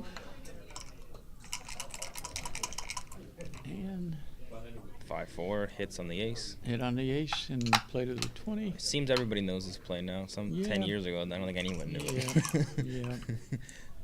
4-6. 4 hit. And the battle ensues. 5-3 brings another guy up. Yep. Probably. Yep. Don't need to introduce any more blots on that side of the board. Marty wants an ace. He gets a 4-2. 4. That makes the anchor and hits loose. Clear play.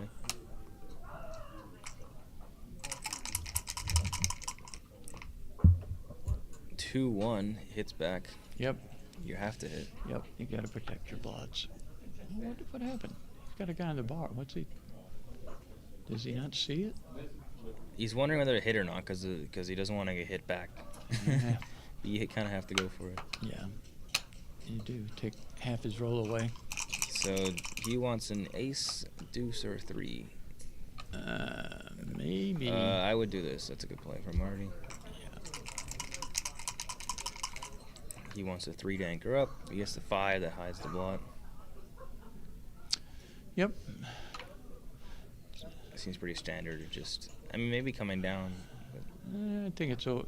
I think it's an overplay too. I do too, by a little bit. Not by much. It's pretty bad. No, to dump no, it back I know, there, I but understand he's that. got the better board. So. Okay, so the 5. Yeah, you can do that, but that kind of stacks them up. You don't really need to. Although once again, the 6s are bad off the bar.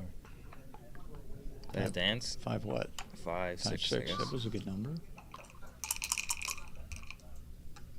3, 5 will just run out again. Yep. Surely. This play. Oh, actually, we went. If you're way ahead in the race, I think I would have just gone with the other one, though. 6-1, that makes something. the I bar. can't see it. It's 6-1. We would have made the bar already. I mean, you kind of want to cover the ace point, but the 6-1 is just too nice. What 6 would it be? 6-3? It's got to be a 6-1. I could see the ace. Oh. Yeah. That would seem like pretty clear. So Marty wants to hit that guy on the outside, of course. And he does with the anchor with it. That's a nice roll. Step up. No, I don't think you anchor there. Yeah, you could be right, actually. Actually, you come up to the front with the block behind you. What's he gonna do? 5-1. I would have split him up. I guess he just covered the ace point now. Yeah, I'd rather cover the ace than play this 5 here. The ace point needs to be covered. Goes for it. Marty wants to roll 6-4. 6-3 is not quite it. How do you play it now? Go to the 4. Oh, no, hit. How do you hit? No, sorry. I guess you just, well, you have 2 plays. It's either 13-4 or 13-7, 11-8, risking some more shots for better distribution. That's probably it. Marty chooses this play. I think I would have gone for the other one just because the 6 tempo hit from the back is just so powerful here. Well, I guess it's the same thing, and I was happy the spare is on the 8 point.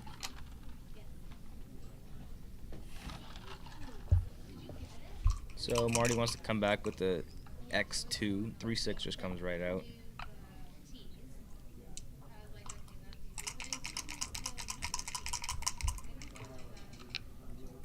$3-1 is a hitter. Yikes. He chooses not to hit. Depending on the race, this could be either a very wise play or a blunder. It looks like he is ahead by a bit, so maybe he's quite right to do that. 6-1 now. And once again, Marty's going to know the race because you can either make that 15 point, which if you're way ahead, it would be definitely the right play here.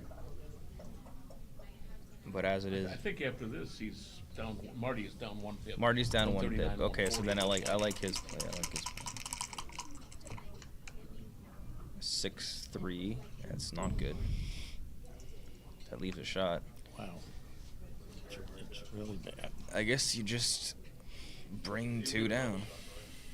I think you have to. Yeah. 6-1. I mean, it's. I don't want to break the 8. I'm just bringing 2 down. I think it's 2 down as well. There's also something. You can also play 6-3. Just cover the guy. This play, that's wild. What? This is crazy. Yeah, he's not going to do that. He just was going to look at it. You just gotta. I think you just bring the guy If down. you're going to leave a double shot, at least keep your structure. I mean, you have to leave shots anyway, so might as well like not risk anything ridiculous. 13-10, I don't see any other play. That's it. It's just a bad roll.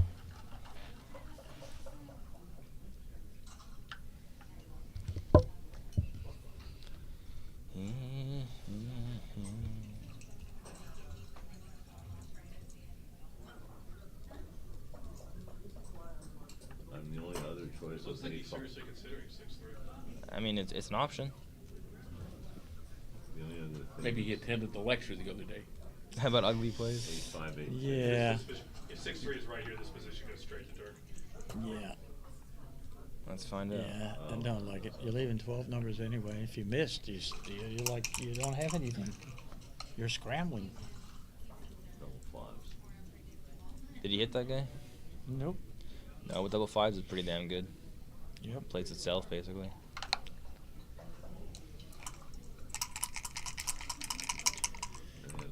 Let's see if Red can put Humpty Dumpty back together here. Marty doesn't even think for a second of whether he's concerned again and not getting hit. Now, what's the race? I'll try to be pretty fast. Yeah, it could actually be a cube. Well, that just cleans the 11 point.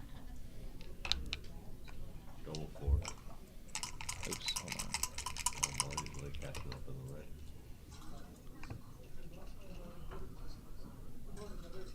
Ace what? 2-1. 6-3 was the best play. Straight to Dirk. Seriously? Yeah, pretty wild. Wow, by how much? You should screenshot It was close. It was like Wow. by I 7. couldn't make the play. I could not make it. Right, seriously, Even after screenshot. attending it. Yeah. I couldn't make it. Even after attending 15 it. pips. So. Did he take that? Yeah. You can't take that. Come on. That was a bad take, especially at this score. 15 pips is too much.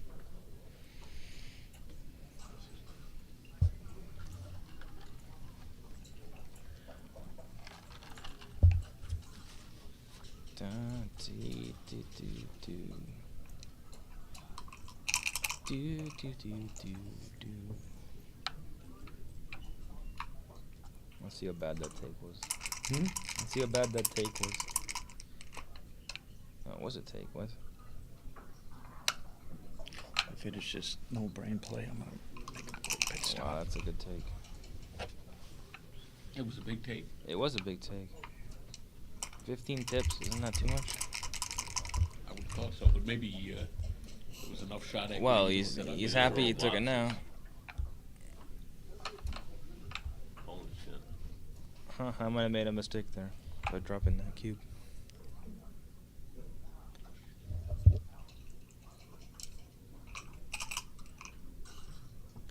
$6-5 will do something. Yeah, that seems fine. Marty's still winning this game. 6-1, probably just plays to the 5 point from the back. You kind of want to put checkers on the spare blots, even though you don't need your points.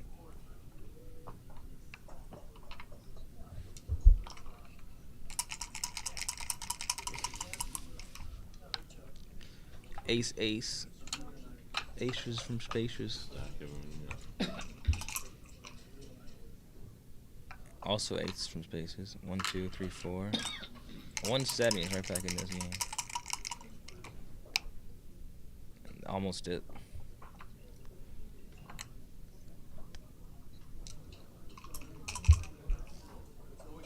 $5-2, not a good roll. Kind of rooting for Ricardo at this point. Well, 5-2 is gonna be a big lead for Marty. One big set. What is that? 6-2 must be. Seems that way, doesn't it?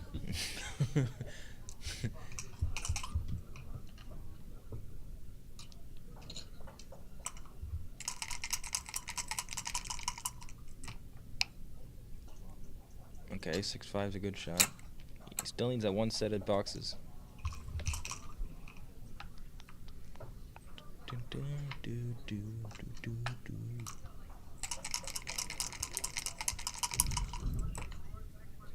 4-1 takes 2 off. 4-2 takes 2 off.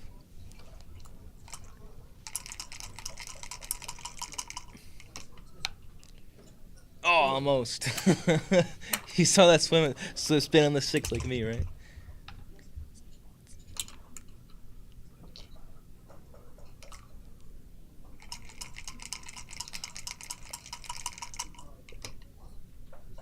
One, 2, 3. Other side, basically. Yeah. He still needs that one set. Like you've been saying for 30 rolls by now. What else are you gonna do, bud? Yeah, okay, and now double six doesn't even win for you. That's like, I think didn't he use too many there? 2, 3, no, he legally.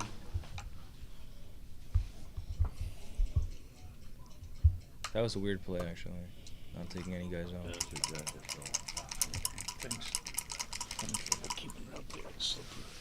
Oh, he got it. Holy shit. That's wild. That's it. He won the game. Pretty sick. Wow, good going, Ricardo. Well, good news is, bad news for Marty is he lost the game. The good news for us commentators is 4-3 is a very interesting score. Sorry, Marty, that was pretty sick. Yeah, 4-3 is probably the most interesting score It's a good one. in the match. It's a good one. Let's see, 3-4. Three-way, four-way, 21 and 25 take points. Well, it'd be depending on, you know, how accessible the cube is. Yeah, gamuts and everything, but in the general take point is 21 and 25, I think. It's Yeah, but the cubeless take point is pretty high for the trailer. That's one of those weird things where the trailer has a high take point but an enormous recube. So. Yeah, sure. It is enormous. It's a 40% take on the recube. Slaughter. Yeah, yeah. Right? 40 and the side is about 19 or 20. Right. Nice roll.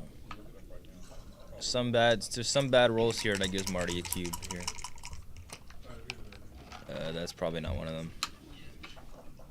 Something like 2-6 there would have been a cube from Marty, but 5-1's good enough. Or 1-6. Wow, nice shot. That's a great stroke. Now it's gonna be too good a lot of the time. You got 6-9 guys in the zone, not very flexible, but. Well, if he cubes, it's an obvious pass, so that leads me to think it's. I don't think you're too good. Yeah. I agree with this action and that action. It's probably more too good, closer to too good than you might think it is.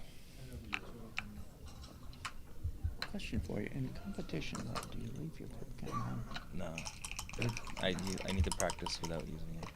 Not to count, but just reading the position. That's a good question.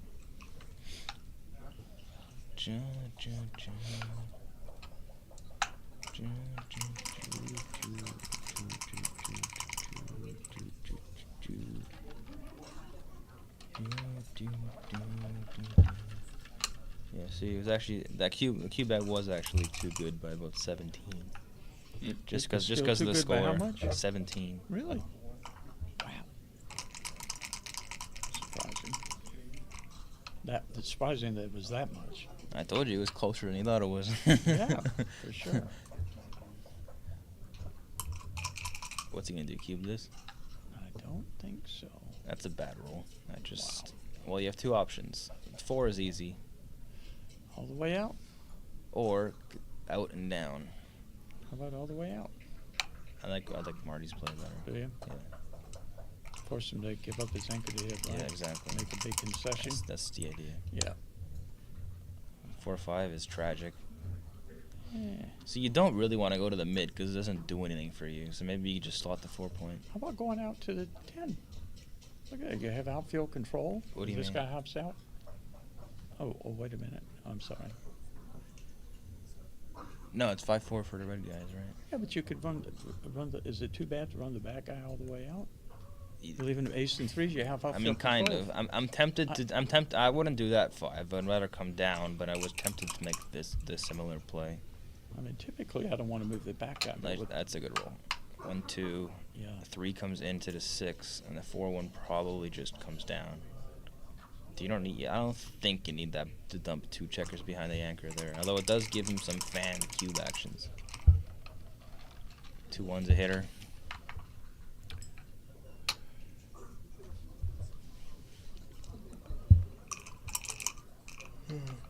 Four-way.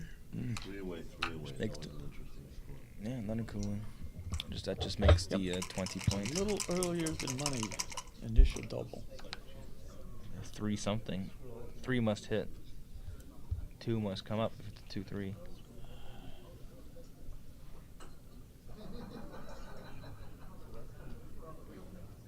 There's a 3.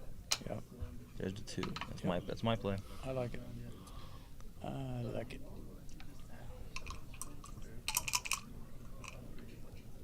5-4. He's getting tired of those. Just Do you just come out? out scout. Seems reasonable. Also, okay, is like this, something like this. Yeah. Although I think if I was gonna come down, I would come in on the 4 and come down to the 8 point, because it's a better point. 4-3 is a hit and cover. That's a great roll. Yes, you give up the anchor to do so. No, you do not do this. This looks like a blunder to me. What did you think? The hit and cover? Yeah, why not? Oh, that's a good number. Yeah, and to Good make the shot. 9 point, it's a good roll. Good shot. The TMP out there going on. 2013, 10 and 8. And now the 3 added to is 5 points with 2 checkers on it. Yeah, that was actually a big mistake. 200 mistake to make the 10 point instead of a hit and cover. That's pretty big. Yeah, I told you it was big. It's pretty big.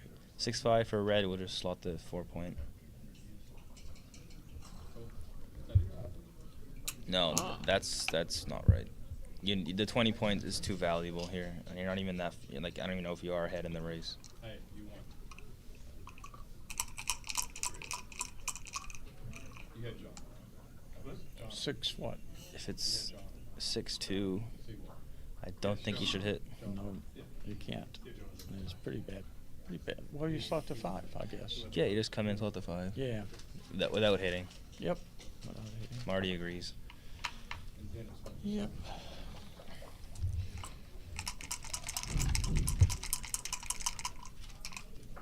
Five 4 makes the 9 point. Mhm. It's actually a good roll. Yep. Very good roll. No, you don't What do are you that. doing? That's What? this is Wow. another blunder. Wow. I think that's like 3 blunders in a row for him. Wow. That's pretty big too.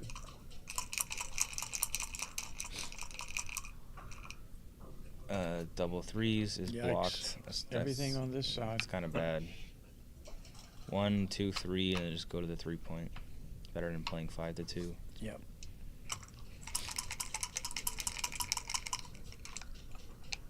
Four 1 covers Yikes. it makes a the 9 ace. point, I guess. Well, you could make the 9. You could make the ace. I mean, I would have made the 9 last time, so it's kind of like a moot point. I think. Oh wow. Wow, this is Crushola over here. This might actually be a cube for red Crush now, which is I would double. pretty wild. Wow. Wow. I think you should absolutely double. You could just throw everything in front of him on all those empty spots. Yeah, over I know. there. I know. It's crazy now. It's just so bad. I agree with Chris. I would have cubed and make him think about taking when he just rolled 2 anti-jokers in a row.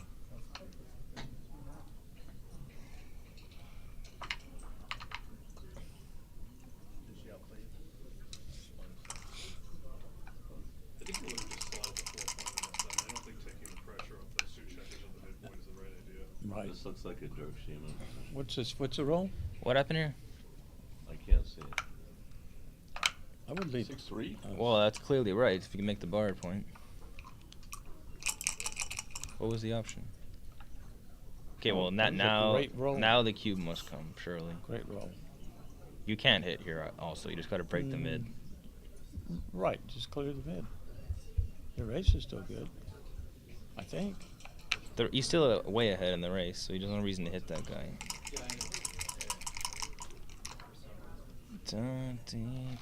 That makes the 4. Makes Just a 4. Double yes. 5 doesn't even win. And slot the hole. Yeah, make the 4 and slot the hole with this thing here. He's got all these Do you blocks really, you over really here. want to give up? I don't know about that. It's a pretty good roll for what he had. I'm surprised Puts a 4-point he board back hasn't together. thought about doubling once. I probably would. Nope, leave that there. Clear the 8. Break the 8. Yeah, Dennis is Break right. the 8. Slot. Let him out. Shit. Oh, you were saying? They break the 8 on double 3s? Oh, excuse me for throwing something out there. Was just thinking a little crazy right then. Oh, now he's gonna cube. Well, he's got to take it. He's had 22 pips.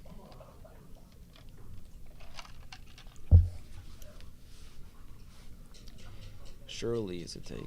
Surely, surely, surely. Oh, he passed. Let's it go. Wow, that's pretty wild to me. I guess he doesn't want to kill his cube actions, but still, you had 22 pips in the spot. So now it gets to 2 away, 3 away. No. Yeah, 2 away, 3 away. So Marty's going to be very aggressive with the cube actions here. Take points. 25 and 26. This is a strange one. The leader's trail is. 5-5 is a good roll. Wow. Blitzes, and if he rolls poorly, it's a double. If you can, it's not a double, no? Or is it? Dance is probably close. This is not a cube, and he should just come down here. Yep. You gotta come down eventually. This is not a cube. Nope. I agree. Double threes, it hits the Yikes. outside guy. Outside guy And just and comes down. yes. down. Seems right. Flex out. Now poor rolls a double. If he doesn't anchor, you're doubling. Even if he comes in. Doesn't anchor, it's a doesn't hit. drop. If he doesn't hit, he hits. Well, so you you're didn't not hit. doubling. I said if he comes in and hits. Other than that, Yeah, if he if he didn't come in at all, it's a pass. If he came in, didn't hit and didn't anchor, right, it's a double pass. it could be a take actually. That's go. I don't think. And so. if he It came could in be. with a hit or a pass or if anchoring, You it was could be a right double. on the take. We didn't have a chance. I to mean, look at it depends on the roll, obviously. There's Yeah. just a lot of variation. We didn't have a chance to Yeah, look at it. exactly. 4-1, that's a good roll. Makes that point there. Always interesting what the cube strategy is. Just 3 away, 2 away. So now the sixes will make the 15 point. And That's a 5-point maker and a half. that's Everybody did a 5. yeah. That's a Seems good like roll. seems Just right. clear 'em all 3 in. All 3 in. Anything else leaves a shot, which you don't want. And something like 21-6 is too passive here. If he rolls poorly now and has to leave a shot, it's a double. Like something like 5-1. It's the only. This full 5. That's what I said. Yeah, nothing even seemed close. Do you play something else for mine? I don't believe so. Yeah. But the score is not I very think it's good. just a good play. He's coming. It's got to be a take. What's a pip? He does take it. There it is. Got a hit. Ace. 5 will come down. Try Yep. to close him out. Yep. Take it very, very fast. Yeah, I don't know about that take. No. These guys are both employment. They have some employment to get to after this. A dentist appointment. I'm sorry. What, John? A dentist appointment. 17 pips, 5-4. The difference between Faces hit. Wow, 2-6 from the bar. Oh my God, Good the shot, Ray. Fogerland. Good shot, That's Ray. how you stop the closeout. It was a pass by 50. Pass by 50. Yeah. That's what John said. He didn't know about that cube. Yeah, I didn't know about that tape. John, you'd be taking that cube for money, but the reason it's a pass by 50 is the score. Yeah. Put that one in your memory bank. Okay. Yep. Take So now points. he wants to run out the anchor here. He's ahead in the race. He doesn't need that anchor. 3-1. And he can't do No, it. he can't. But Down. he has. No, he It has to. could be No, down a yeah, slot. yeah. Down a slot. Dennis is right there. He's supposed to come down and Pay off play with the aces. 5-4. He don't want to hit you with an ace and play He with does not want to maybe hit you 2 with the blocks. ace. He definitely does not want to hit Then you you with can the make your ace. 4-point next turn. So there's something to be said here for 13-11, 6-2, and fading some of the 7s because if you're missed, And it's he's very got a pot profitable if for you you. hit, so Exactly. It's not quite as bad, and it's a big improvement. Getting that checker in play. I would have done that. 6-6, that's good. It's got to be. And I'm fading. I'm not playing the ace. I'm breaking the midpoint. Hundo. Yep, I agree. Hundo. I mean, the next. Absolutely must break the mid because you don't have any timing. Yeah, you don't have no timing. Lay down. If you do it now, and he's probably not going to want to hit you even if he can. He shouldn't hit you. Well, he has. He shouldn't hit you unless he rolls like 1-4 or 1-6. That seems Even right. 4-6 might not even be enough to hit there.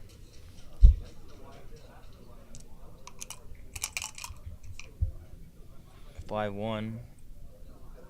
Does that? Seems right. Shot. Yeah. You would have liked like a 5-2 where you can break the 15th point, but that's not what happened. 6-5 will bring 2 down.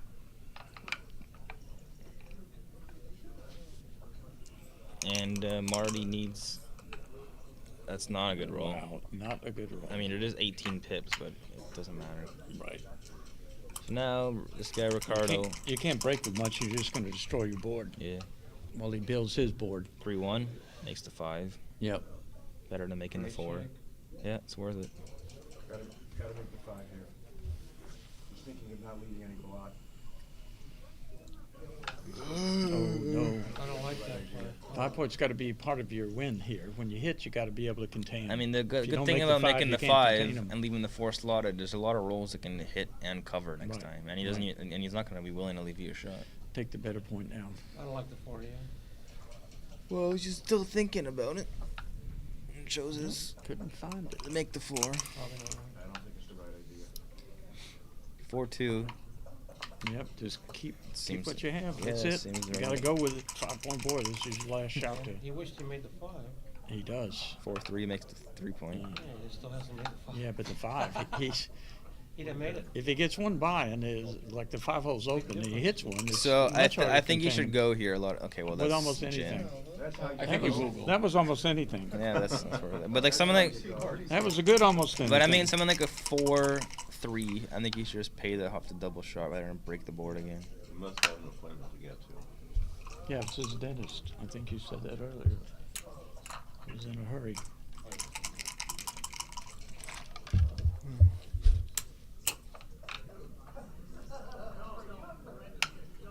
Dennis, you still in the tournament? No, that's why I'm here. I've been Oliver demoted. Squire beat you? He beat me too. He's good. And Jake got me too. And he's hot also. And I've been Both devoted those things myself. help. I'm at the astrological stage of the tournament. I think I played him the last time I was here. Okay, so it's going to be 6-5. 6-5. Which means it's ultra gammon go for Bro Beans Ricardo.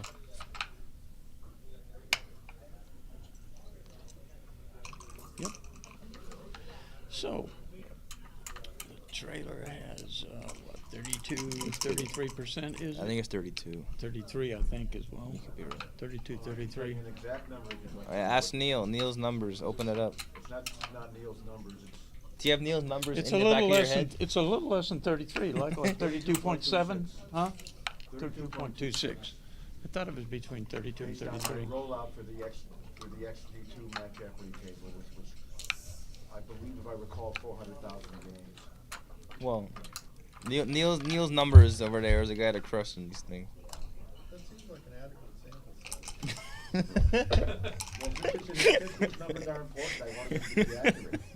Since these initial numbers help create the whole rest of the match equity table.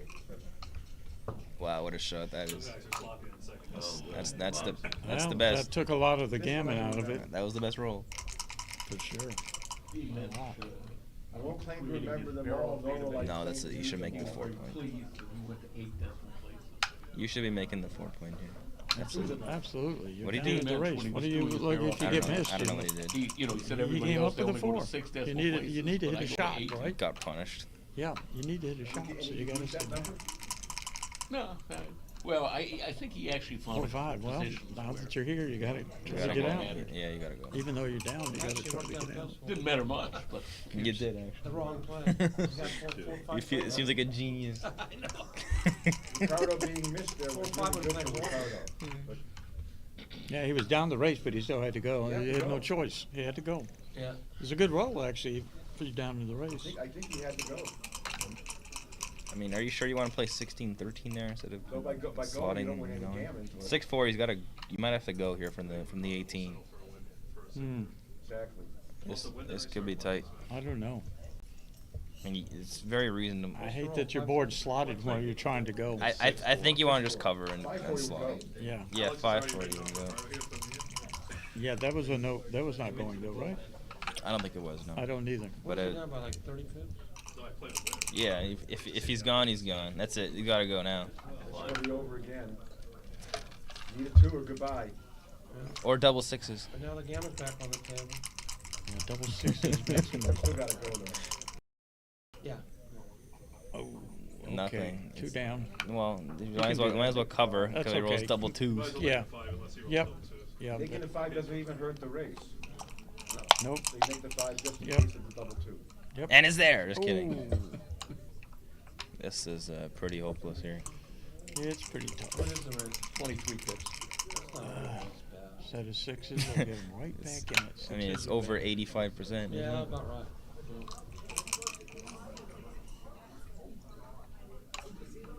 He was down 23 on roll. Yeah. 85%. That's 85 might be high, but Now it's gone below 80. it's above 80. Probably a little double 4. That helps. Yeah, 75. The fans want to see another game. We do. 5-1's gonna help the case for another game. He needs another set. Instantly. There it is. Oh. Had a good up card. Couldn't follow it through. Okay, well this one should be easy to count. Uh-oh. Uh-oh. Uh-oh.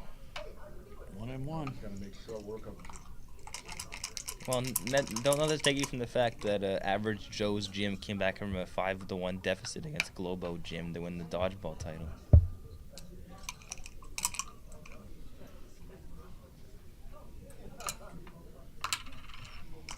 This will beat that in terms of comeback. If you can dodge a wrench, you can dodge a ball. That's right. And don't forget the 5 D's of dodgeball: dodge, duck, dip, dive, and dodge. Trying to help him a little bit. Ricardo needs 2 He's not doing it. He's not getting there. It's like he's trying to lose. Good news is Marty isn't really going hotter either. One. Like he's trying to lose. Yeah, my dice were trying to lose all week here. You gotta make. And they accomplished it. You gotta sacrifice lambs to the dice god, bro. Like Roman times. Think before that is. How about if I sacrifice a Canadian to the dice god? Well, there's Dennis is half Canadian. I didn't mean half. I was born in Iran. I can tell by the Farsi accent you have. You speak only 2 languages to my knowledge. English and French. You got it. Better than you. We only speak He's one. Yeah, your French should be. Has he better got than mine. 20% from here? Probably not. He's a set. What's the bib count? He has like 6%. I think there's 6 checkers on red, 6. Okay, it looks like Stat there? yeah. There's like 8 guys there. Yeah. Oh my god. It's like 10% or something. Oh, there it is. Oh my God. He just pulls off more and more. He does not have 10%. Does not have anywhere near it. I said, said, I guess Cannon didn't even. No, count it's the not even pips. close. He has like 1.5%. What are you talking about? Yeah, but he kept pulling them off after I said, he kept unloading. What you need is on the back. The number was going. Jared checker off. Jared checker off here. Poor Ricardo, I feel so bad for him. I mean, he's got this far. I still take a checker off. You gotta have boxes anyway. Yeah. Congratulations to Marty Storer, victor of this match. Wait, he rolled doubles. He finally rolled doubles. You can't win that. Did you say that? He wrote double in a row. What do you mean?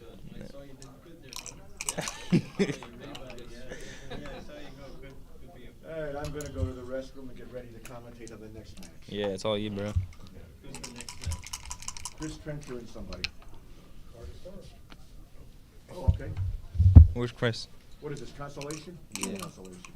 Did you play in it? All right. I got put out before this. All right. I won a couple of matches. There you go. I didn't go this far.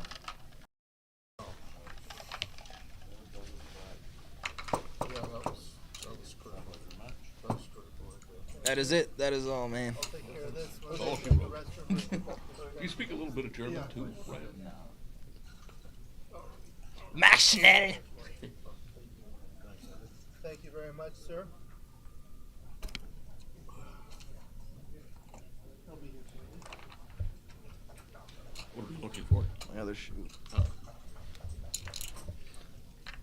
We'll report it for you, Marty. You will report it for me? Yes, sir. Good.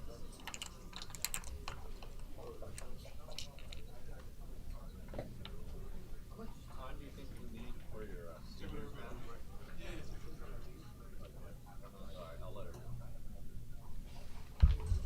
See you later, Drake. Okay.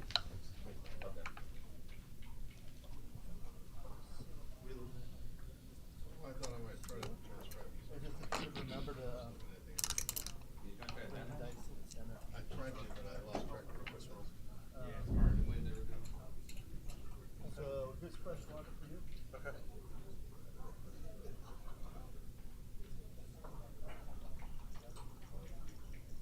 Is this your beverage? Yeah. This one? Okay. I'll put it on your side.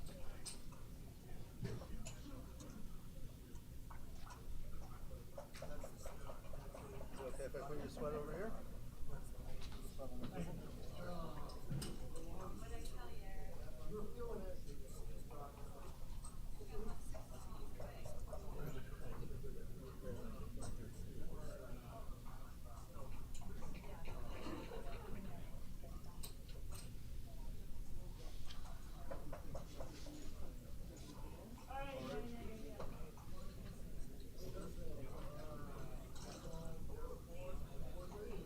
Oh, what we've noticed, Marty, is if you're able to bring the dice to the center of the board, it reduces the glare. Okay. Center this way or center this way? Center this way, yeah. Okay. Both. All right. Pictures. Yeah, thank you. Good match.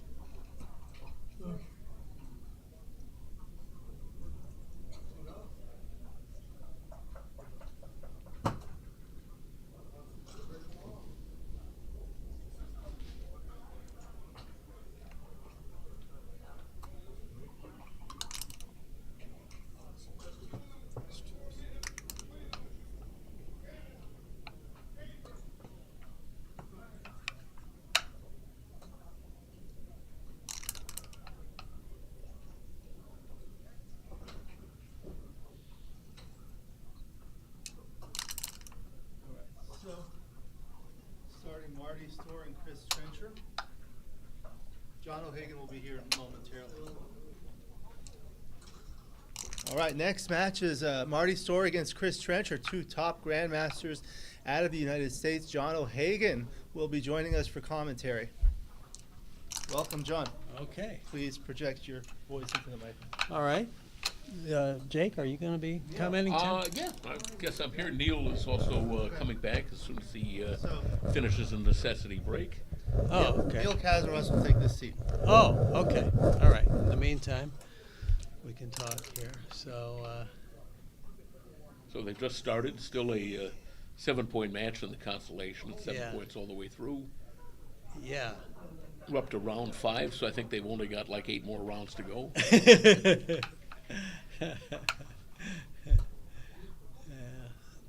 here. All right. So Trencher has an early advantage here. 4-6. Out or run around? Probably run around. Yeah.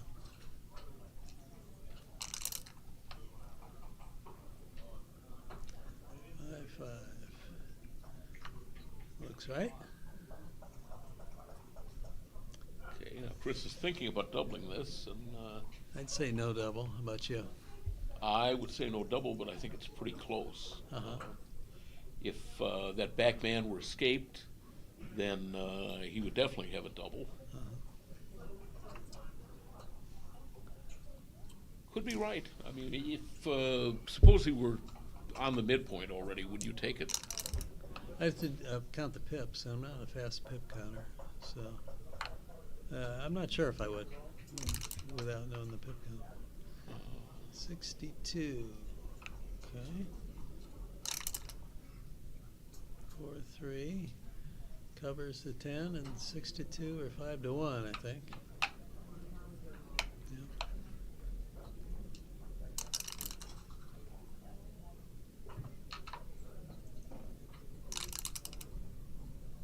Ooh, makes the 7 point.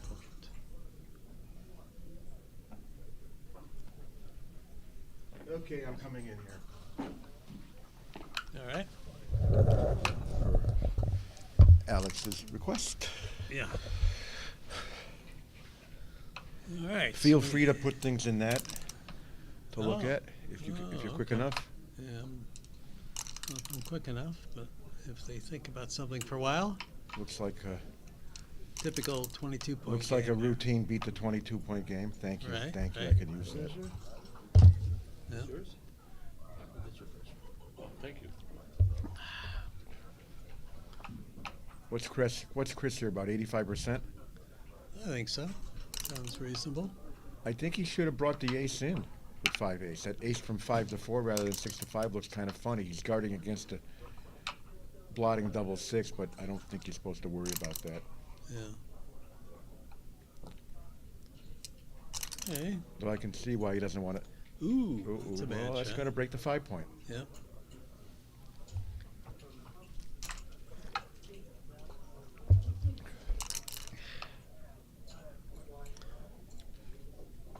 One, two. Now he's not unhappy. Now Chris is not unhappy. He rolled all those pips. Yeah. Just close the board, or bring 2 in, or what? I closed the board. Yeah, I would too. It doesn't really hurt the race. There's And a now you shot. got a winning shot, which with the board closed is a winning shot. Mm-hmm. Thank you very And much. it is hit. Mm-hmm. And now we have a free shot for Marty to play for the gammon. That's right.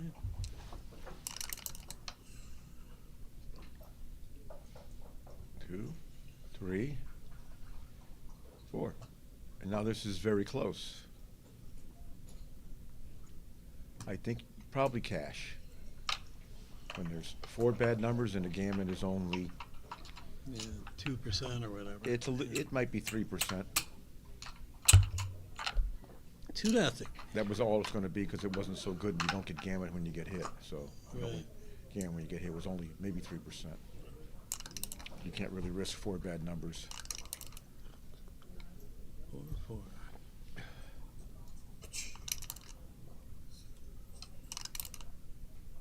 And 1.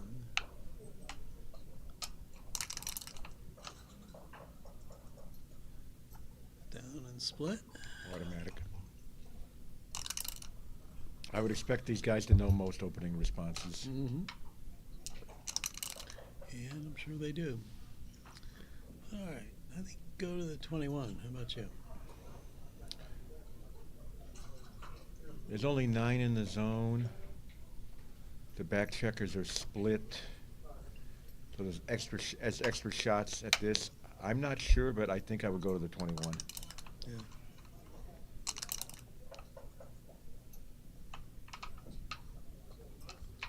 If the back checkers were anchored, I would have made Chris's play.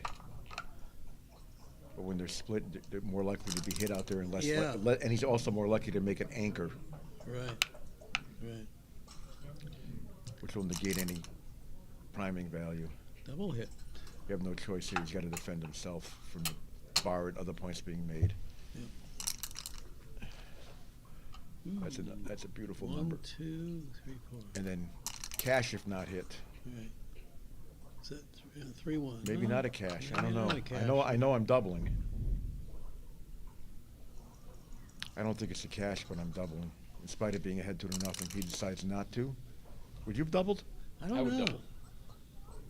Yeah. I would take, but I would double. Yeah, Jake was doubling. 6. I can't read the other number. I think it's a 5. And I don't think it matters.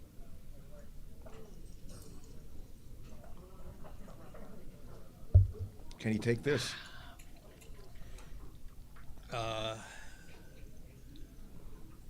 Well, good question. It's got to be a double now, though. I agree.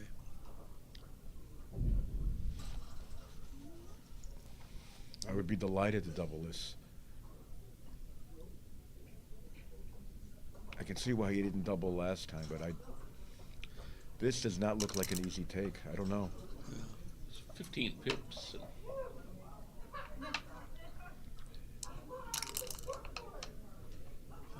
5-1. So 7-1 probably, or does he 6-1 and split, or what? If you split, I don't think you can take. This has got to be a double now. It was better last time for Marty than it is now because it's true the blot has been covered. The blot has been covered, and now Marty has chances to break this up. Yeah, he has to break his 8. But I thought Marty had a better game before this roll. Yeah.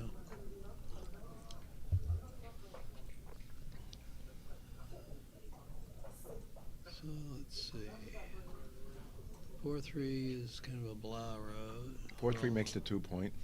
Yeah, but okay. 4-1 works. 3-1 is. 3-1 is not the number you want to throw. 3-2 you don't want to throw. Don't want to throw. So He decides he can't take. I don't know. Yeah. I don't know. Might have still had to take at the score. The score might make a difference. Yeah. You got more recube vig than normal. Right. In a short match like this, and you let him get the 4 away by passing. I think that might have still been a take. Mm-hmm. But I know I would have doubled the last turn for sure. And in the first term, earlier Jake and I wanted to double even before we covered the bar. Maybe we were a little early. I don't think so though. I think that was borderline double, but a clear take, an easy trivial take. 18 and 10, I think, is better than making the 5 here. Well, when you're looking at it, I would play 18 and 10. I want some security when up in the match. Yeah. For starters. Maybe he knew Chris was going to roll double 4s. Well, then he read a roll of 6 now, or he's going to be vulnerable. And he does, rolling great. Yeah. Run See ya. Try to get out. Mm-hmm. Try to get out and get home. 2 something. 2-4 looks like. Okay. Okay, makes the 10 point. It's nice not to have leave a blot out there. Yep.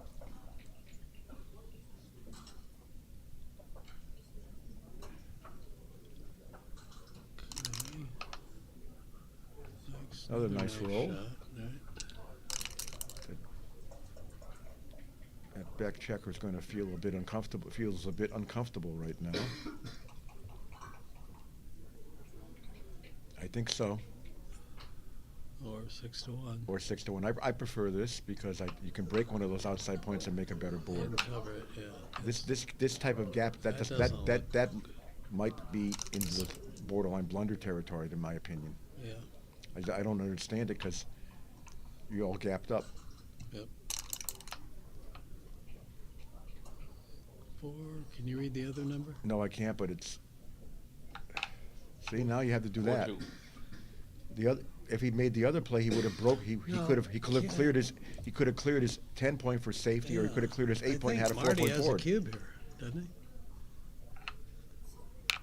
Yeah, He didn't before. He sure does now. I wasn't convinced because of the score. But the score is actually. But the score is also favors gammons.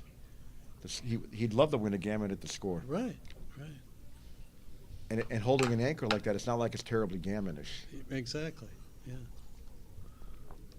And Chris did have 2 blots on the board, so a lot of his 2s and 5s he can hit loose. And yeah, he'd be hitting loose. Yeah. He'd be hitting loose. Yeah. So now it's double pass. So I think, right? I would pass. I would also pass if I stepped up with the ace.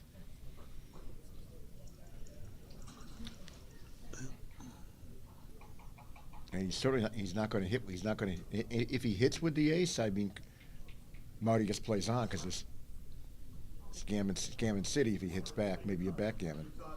So he can't. He can't hit. He cannot hit with the ace. Right.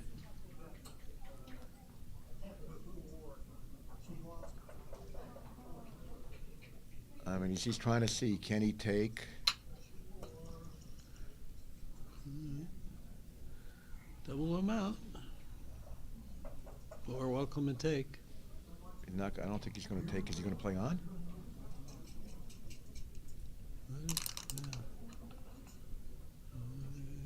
think that was right. 3-2. 3-3. Isn't it? I don't know.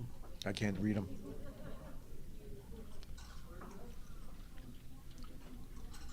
Yeah, 3-3.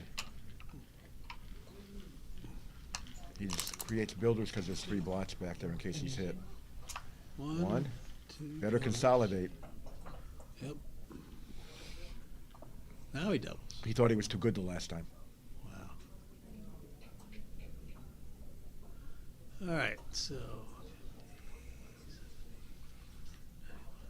108 for red. 83, 92, 96, I think. So, what that 5-point open now? I don't know. Maybe it is a take. Looks like 92 for blue. 108 for Red, yeah. Okay. 92 for blue. So, Hold it, what is it? Point 30 fan. and 13, 43. 96 for blue. Okay. And 108. So, point fan is a market loss. And Hit loose fan is a market loss. hit loose fan's a market loss. Making the 5-point And then no 6. no escape is a market loss. Yeah. He is. Making the bar point Yeah. and then having a blot to shoot at next turn is a market loss. Yeah, right. That's a So strong double. you have to double, yeah. So can Chris find a take? Well, let's see. It's 12 pips, equal strength board. Yeah. It's the potential of what it happens with all those builders.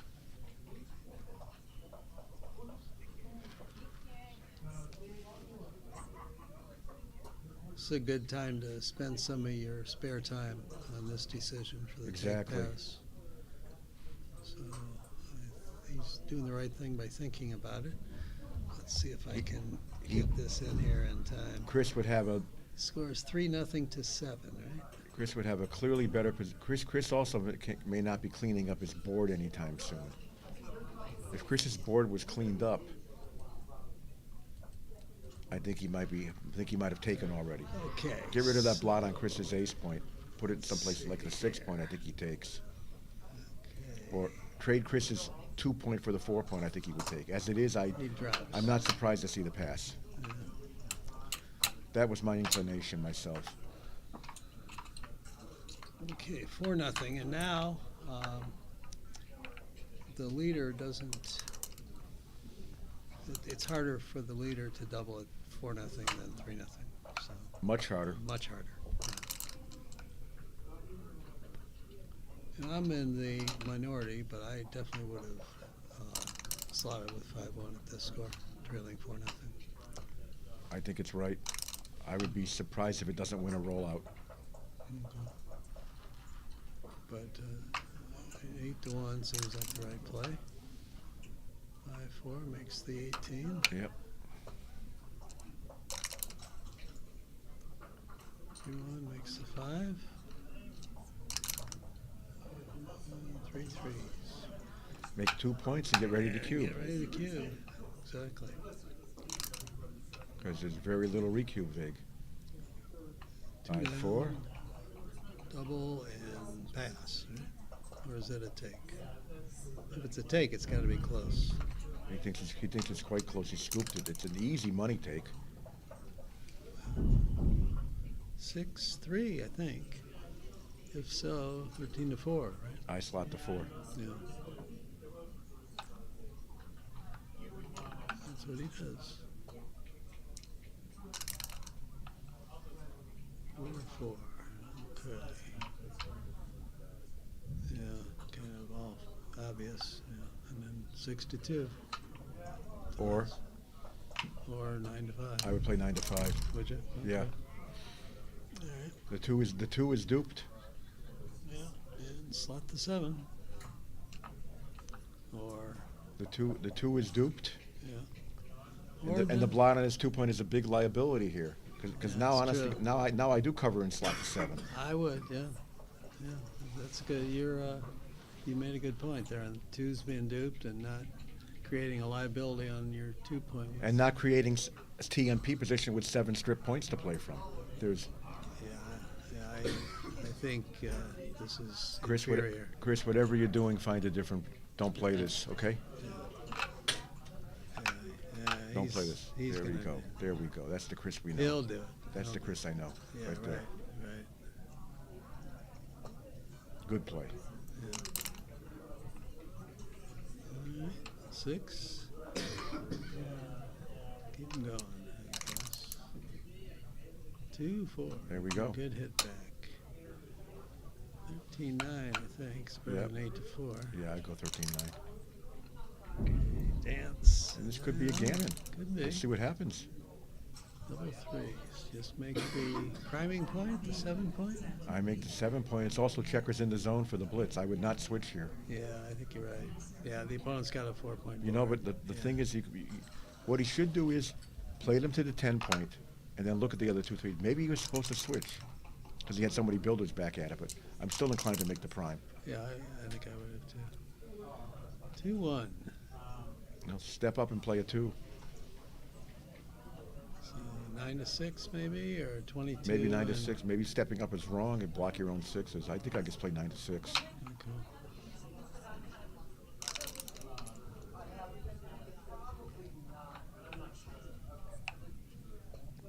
Now it's bombs away. Yes, yes.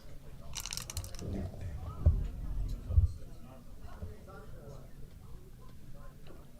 right, and a 1. Is this the right play? Or are you supposed to play 6-2 hit? Well, I don't know.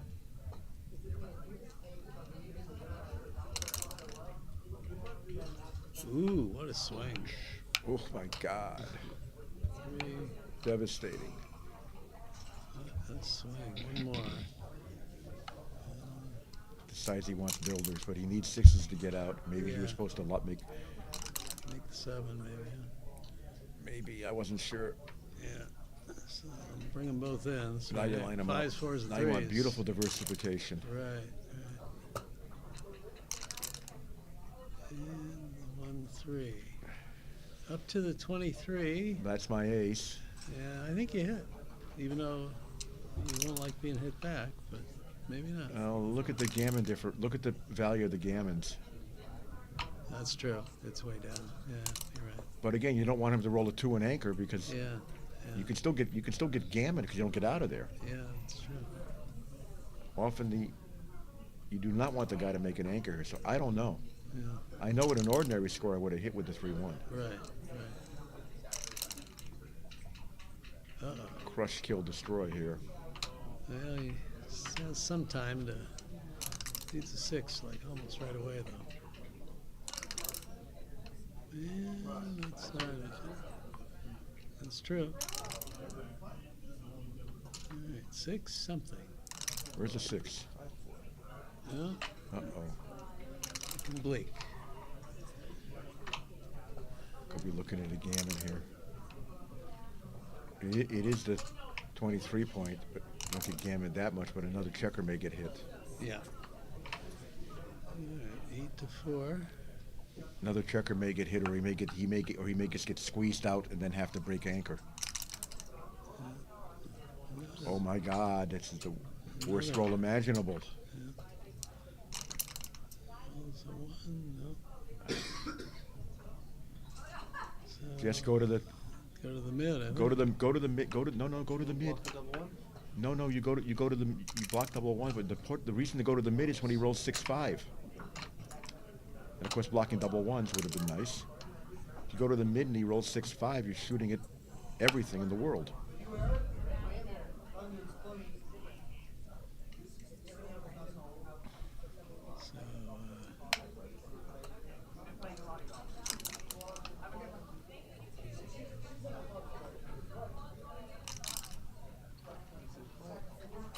That's right.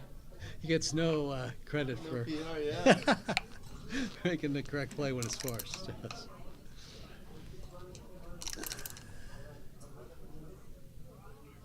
Do you make it? I don't know. I don't think so. I want to try to squeeze. It's tough.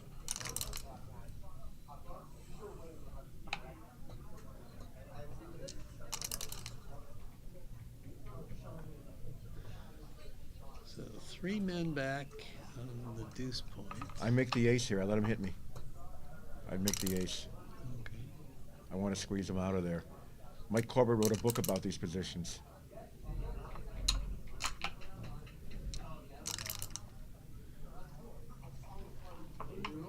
Six five. 6-5. He ran around. Yeah, right. 4 is very likely to get off the G now. 4-3. Well, do you go for the G by pointing on the 2 point? I don't know, probably not, but it's worth a look. Definitely worth a look. That's the Belgian. The problem is the repeat shots. Yeah, straight. Whoa. Oh, you might win in the race though. Wow. This is, what a swing. Well, this is, all that we're seeing here is one reason why I liked leaving Blot with against that 1 point crash board and try to squeeze them off the anchor, go back as a return play to try to catch more. The idea is to try to close out 3 checkers. Right. That was a big roll. No miss there. Yes. Okay, how many does he have left on his 1 point there? He's got 12. 3 off. 3 off? Okay. Yeah. Yes, we have requested that the players put the checkers in the tray when they're being streamed, but they don't always. Right. Oh, that's huge. Yeah. That saves Chris right there. Yeah. Oh, or not. A missing 3. Look at that. Fill in the hole. Yeah, he should fill the hole. He needs to maximize doubles But that take off 3 pieces. Well, then he could play 5-2, but it doesn't seem right. Are you sure? No. This way double 2 works. Right. I mean, yeah, and then What does double 3 do from here? The same thing as yeah, before. we wonder how many he's got on his 1 point here. Okay, what we have here is a big money pass. The take point at this score is a little more than 9%. It's 9.28% exactly. And I think can Chris win this game enough? Chris can certainly win this game enough to take, but can. Do you know how many checkers Marty has on the 1 point? 6. he's got 6. 6. Okay. Decides to roll and he'll probably have a cash now. That was an over double. What? No redouble, no. What about this one? Okay, so now this is he's So got let's less than see. 14%, but Yeah, so don't double and lose. He's Now it's a redouble 65. This is a redouble take. He's got about 12. What's this? About 12%. No, yeah, probably. it's true. It's 2s are better. Yeah, 1s are not good. So double and lose 65. Do double and lose 0. So risking 65 he wins to gain 5. 9. He wins 5 out of 36. He wins 13.9%.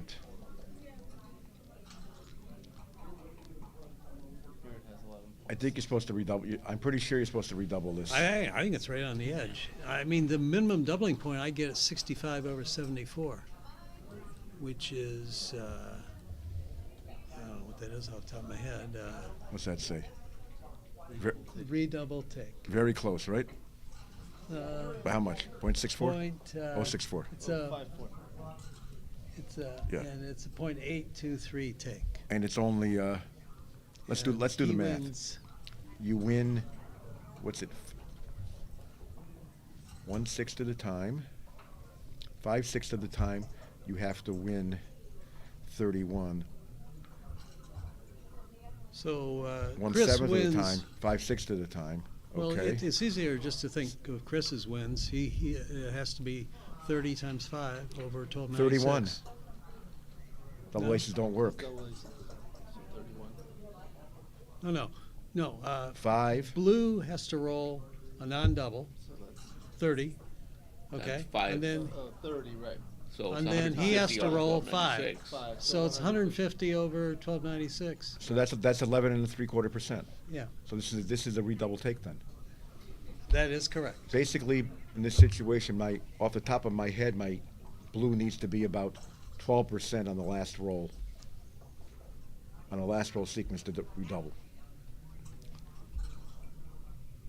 You mean it needs to be 88%, right? Right. Yeah. Yeah, 12% take point. 12% not take point. 12% for losing minimum point to doubling. double. Yes. Yeah. Okay. So again, it's a good way to spend your time if you're Marty's position here. You don't want to make a mistake on this by just, guessing. Here you can figure it out exactly. Marty is capable of figuring this out exactly. He is, yeah. I've spoken to him enough about stuff like this when positions have come up, and he does it. Yeah. And Chris, I think we'll get it right. Chris has figured it out. And here he doubles to 8, and here we go. And he rolls. No double. Those were supposed to match. Good match, guys. Yeah. All right, that's it for me. Yep. Pleasure, guys. Yep.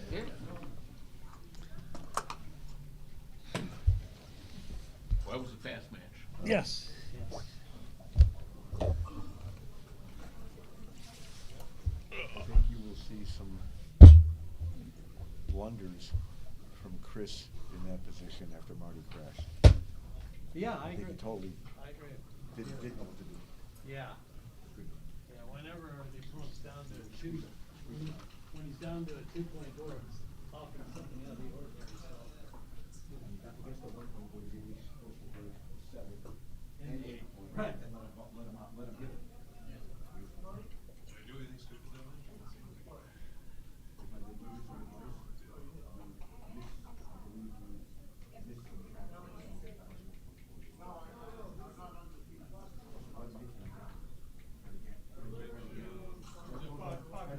Try to close out 3 guys. I understand the concept, which specific ways.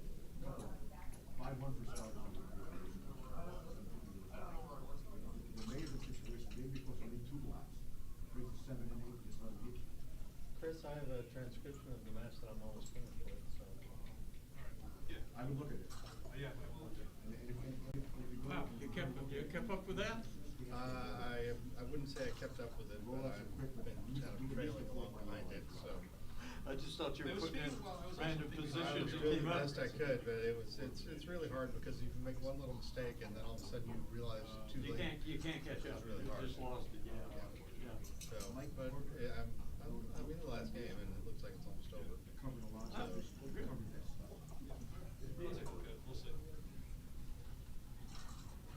I was going for most of it, Chris. You didn't miss much. If you went to the bathroom, you missed the whole match. This is why Richard's transcribing this thing in about 5 Telling minutes. you, did not go. Oh, that second to last position was a big take, huh? The game before. Yes. Yeah, where you had the one checker trap back here. Yeah. Yeah, that was a big take. That's weird. 5 seconds on it. It shouldn't take too long from here. We should have done it. Where's the goal?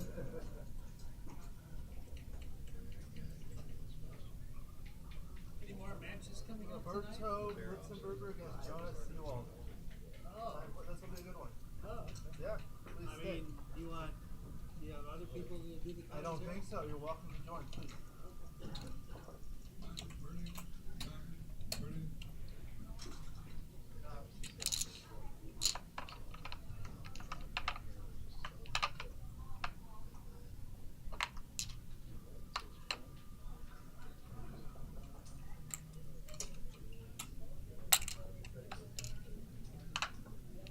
Yeah, please.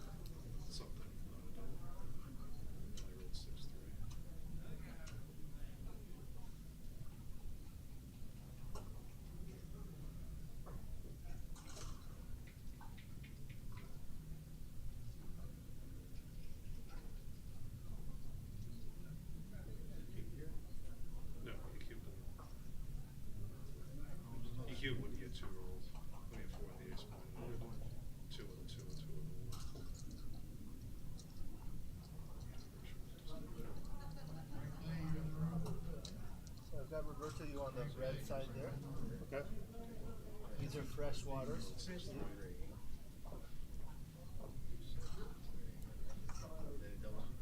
He doubles. Because I have like 12% of the match. What?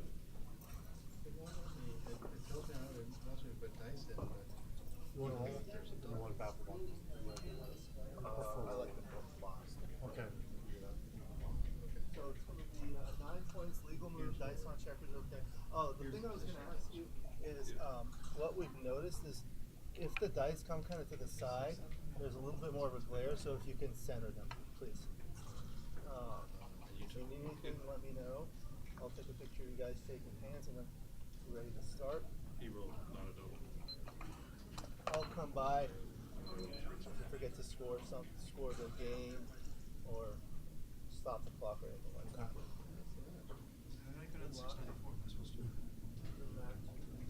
Oh, you didn't give me. You didn't. I redoubled him, Dave. You missed my redouble dates. We'll have likely Jonah and Kazaross commentary. Oh, nice. Yeah, people chat a little bit. It is, of course. He does 6 shows. I did redouble date. I didn't forget the actual match. You need to call somebody? No, No, so we should get them to commentary. Oh, Cara? Yeah, I can get her. She's playing. Oh, okay. She's not. Okay. Edina's in this. Get her. I'll tell her. Okay. Please sit. All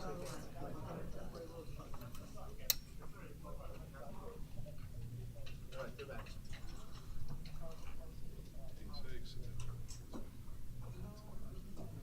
Okay.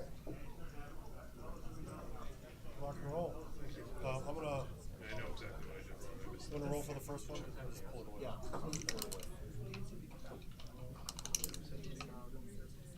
Yeah, it's C. Trencher. Thank you. Chris, would you like to join on the commentary? Irina wanted to do it because it's Roberto's playing. No, so the two of you. Oh, me too. Sure. You want to? Yes, please. No, I'm not scared. Yeah, I'll do it. Let's go. Okay, we're going to be joined on the commentary by Chris Trencher. Sorry about that loss. That was a good take, though. And Irina Litzenberger, wife of Roberto Litzenberger. Who are you rooting for? Me? Of course, I'm rooting for Roberto because. Is this your water? Irina's sitting next to me. Yeah, yeah. No, we want to see a good match. We want to see a good match that Yeah. Roberto wins, Yeah. right? Thank you, Richard. I appreciate it. All right. So what are we doing here? We're nothing. Oh, they already. Wow, they start fast. Jonah. Marty, I just sent you a copy of the same match you just played too. Oh, Lord. So Roberto plays.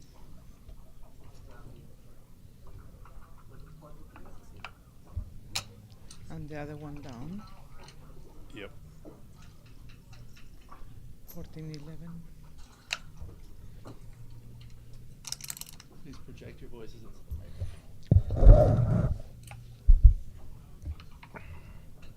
Thank you. Okay.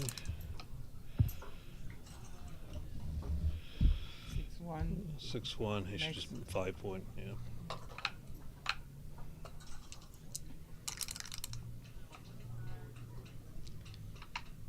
Step up with 2. I think so. Yeah. Because if I mean, Roberto, he's if Roberto behind can on make the race, if Roberto can make his 4 point, the position's gonna be too strong. If Roberto makes the 4 point, Now what's the race here? It's not even like. Roberto's clearly winning. That's a nice shot. I'll make the 9, bring the 3 in. Now he's got decent builders for the 3 and the 2 point in the second landing spot. But Roberto's structure, He's probably not. but Jonah's he's structure is not pretty ahead strong. enough to double this with already like 3 on the. Oh, I think I don't think it's a race. He's ahead enough in the race. He's just got Jonah's got too many gets too If many he's shots here. I think if he's enough ahead, this should be a double. Well, he certainly looks like he's enough ahead. 39, 63, I think 81. this has to be a double. Roberto's got 120. Jonah's got. Oh, he's So ahead you like got he's to- ahead like 30 something pips. You go to the 5. But Jonah's going to get plenty of shots here. That's what he took.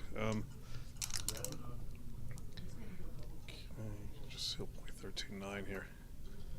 That's fine too. And it's starting to get really ugly. Yep. This is what I was concerned about both for Roberto. from the 6. Yep. Roberto's going to look for some other plays for the lobby. He's not going to find anything. Well, you can hit, but I don't think it's. If you hit, you know, he can come in higher. But already blue has a structure, so probably I think it's better not to give anything. If I was going to leave a shot, I'd probably just play 13-8, 6-5, get off the midpoint. But I don't. But you still have the problem of him in the back. That's true.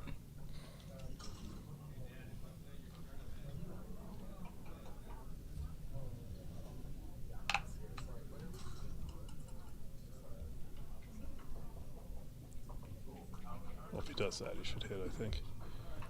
Yeah.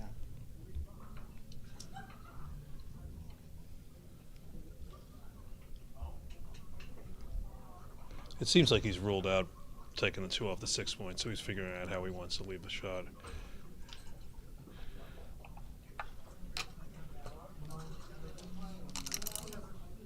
And Jonah's going to come in on the ace, where he'll be a pain. Yeah, and but bring the 4 now down. Roberto has a lot of covers for that, so that's one. Cover, make the ace. And yeah, and give him 3-1 forward.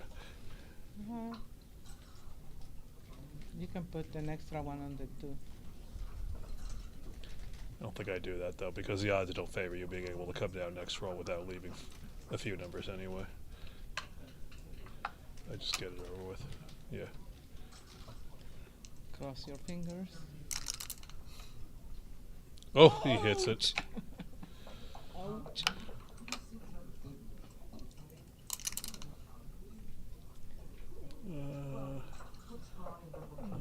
Shot. I come all the way. Yep. So he's got to hit with the 6, and then the 2 would be goes to the 10. Would be the 10 or the 11. I don't think it makes much difference. Probably the 10 because you get more 7s. But it's the other thing to think about. Jonah's not going to let him out. He can't make the 9 points, so he's hitting with that guy. Yeah, and then one of the other guys for 2, whichever one. Doesn't matter much. You can also do 6 to 4 because those gives you good ones. Well, but I'd rather keep the 3s because we could play the 1 up in the back, and 3s are more covers. This is fine. 2-4 comes in, and spare covers, and probably out. Well, you cannot cover. What do you mean cover? 4-3. 4-2. Oh, it's 4-3. Now cover okay. out with the 4. Yeah. So you'll get pointed on that. Yeah, that's I it. saw it 4-2. Now if Roberto hits him with a 1 or a 2, he's got to leave the shots. I mean, I don't think Roberto has it. Well, he could make the 3 point, but I think he's got to try and keep him busy. So this is the only play.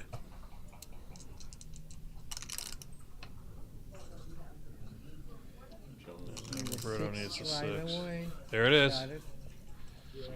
And just take it all the way, and you're only leaving 3-3 and 4-3. Yeah. Of course, maybe you stay there. You're only leaving 3-3 and 4-3 anyway, or you're leaving 4-4. But if you pick up one of those guys, do you win some gammons? I mean, I don't think so. You win more gammons if you pick one of those guys up. But also, and he hits you with 3-4s also, so it duplicates 3s and 4s if you stay. Yeah, it's 4 numbers staying versus 3 numbers if you go. But if you stay, you can pick up one of those guys next time, and maybe you get enough extra gammons for that 1 shot. Dimitri has a comment for Irina. Porque no estás jugando. Porque me fui. ¿Por qué te vas? I lost. So I'm out. Roberto does decide to try to hit one of those guys. That's terrible. I don't think it's terrible. Why is it terrible? If he Oh, fanned, I'm if he sorry, fanned, I he saw left one 4. extra. He left one extra shot. I saw 4-5. I was looking. I didn't realize it was double. That's the Just bring that guy in. No. Oh, yeah, yeah, bring him he in. does, Yeah, okay. that's what I thought. Yeah. All right. I'm assuming Roberto's going to clear the 8. He should be fine.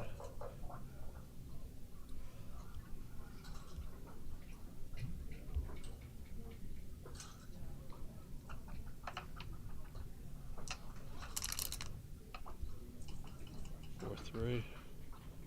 So probably 5, 1, 6, 3 to stay even on top. That's slightly inaccurate just because the double 6s next time, but can't be a big deal.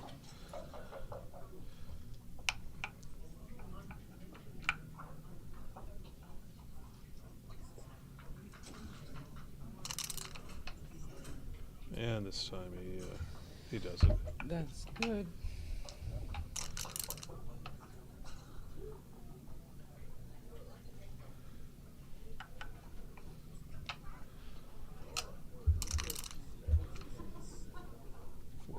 Just play 6 off. Yep. Oh, Amy says Maggie Sweeney says hello to Irina. Hi, Maggie. How many? There's no gammons here, right? Like No. what percentage of gammons are here? No, he should stay even on the top.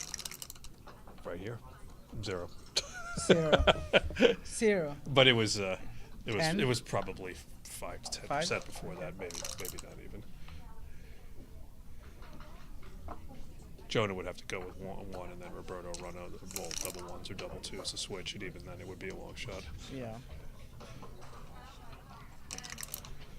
All right, so it's 2-0. It's gonna be 2-0.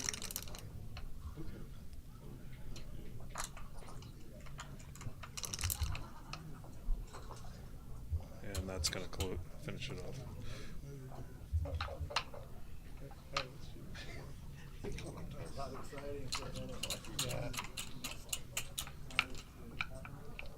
How many rounds until they go back and face the undefeated finalists? Vinny, you're doing well in the advance, right? You're in the undefeated bracket. Yep. Up and down. That's awesome. So they're in round 6, then round 7. So the winner plays Fadul Puri. Oh, okay. And that's in the semifinals of the fighters.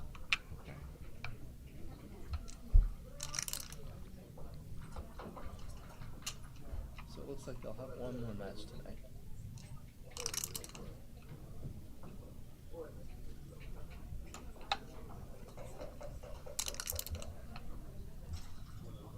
Remake the 8.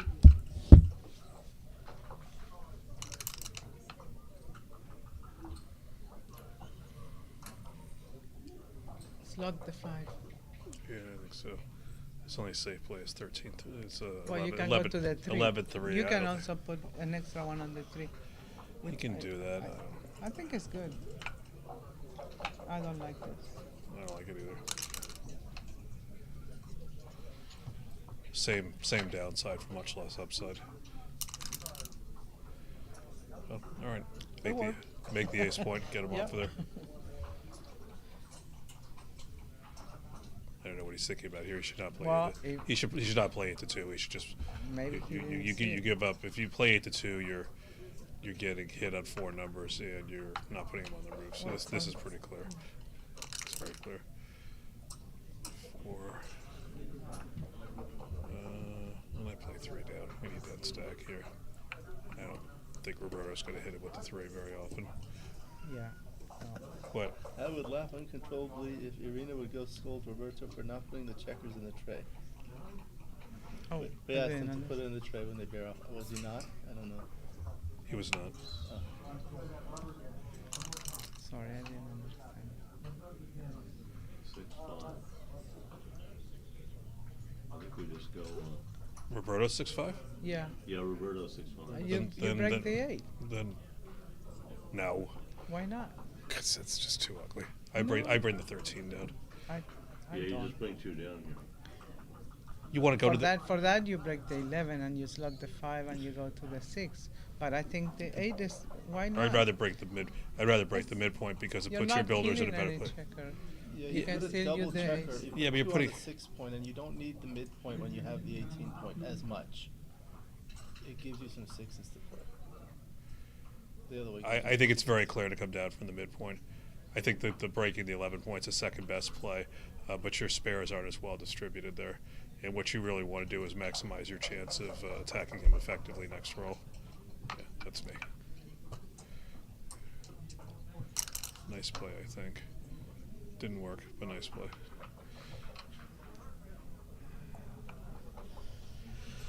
Does he swing that guy around? Yeah, probably. Probably, yeah. Probably. Again, Roberto's not going to hit with some of his hitting numbers. And fives are due for the coming down. Yeah, I mean, if he rolls a number like 1-5 or 2-5, is he really going to hit anyway because of all the returns? Probably not. And 5-5 is just a super joker, obviously. I don't like that play. Oh, that's not a good one. It's putting a checker. It's taking a checker away from working on the 5 point. That's a heater. Yeah, come in 5 and hit 1. Yeah. Jonah got punished for that bad play on the 3-6. Wow, nice. So you make the 4 point and then you make the 14 point. Start clearing the back, and he's got an easy double if Jonah fans here. Yeah. Yeah, this is clear because he needs to get off. He needs to get home. Oh, I thought he had double 5. All right, this is double pass. This is an easy double pass. I don't think it's too good. No, okay. Big pass. Nothing to look at here.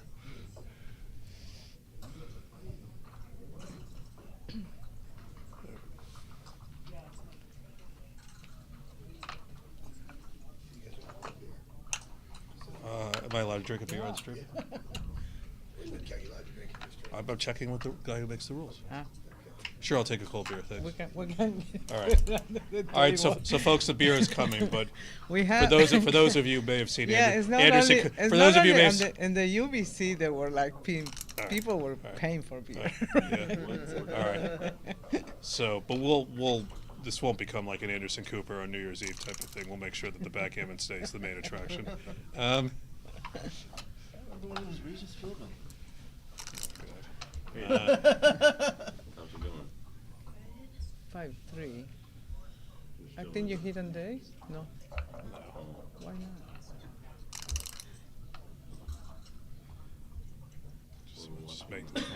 Just make the 21. I'm dead also. Dana wiped me out. No points on the board. Just make the 21. He doesn't hit the blot on the 11 often enough to worry about it. I'd rather just squelch any counterplay. Good. 5. Especially in front of 5, those 4, I stacks. think. It's 5, 6. All right, fine. Still a very nice position there, Roberto. He can focus entirely on the offense. Jonah's got no counterplay. So what do we do? With the 5-6 for blue was probably better to go around, right? With the front one? Maybe. There's always the next Well, he would have been giving the 7s, and he also just kind of wants to be split in the back. I made so many mistakes this weekend. I know it's Wednesday. This is a little bit on the loose side, but of course Jonah's got no board and Roberto's got the anchor. If he doesn't do this, he's just going to play 13-4, so probably this is right. Oh, really? Probably not. So you skip the advance and go straight to the...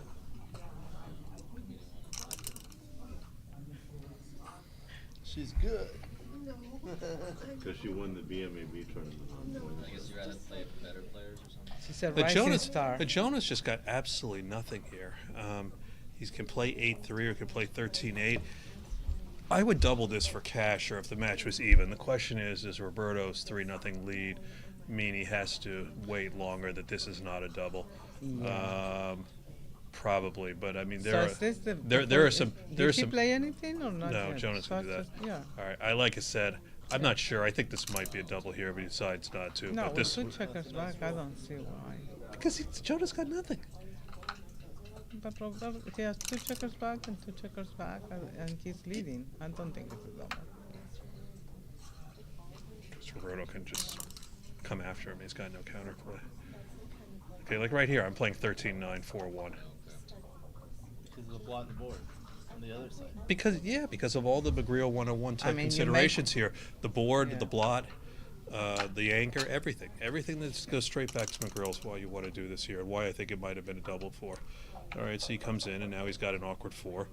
He's going to have to put another blot behind or come out. I mean, this is why it might have been a double before the 6-3. I don't think so, but it would. I wouldn't have been crazy. If it wasn't, it was only because of the score. Okay, hit, cover.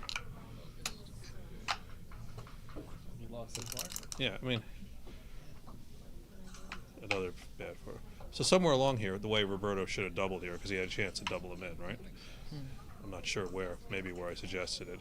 Jonah's getting a shellac. Now this is just a massive pass.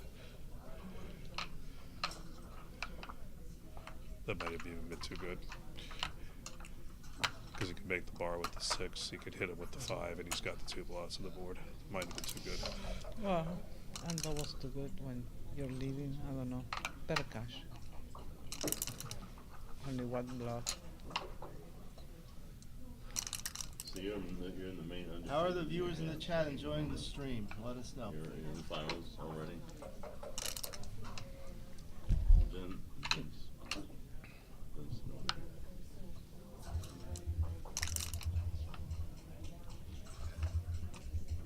All right. Oh.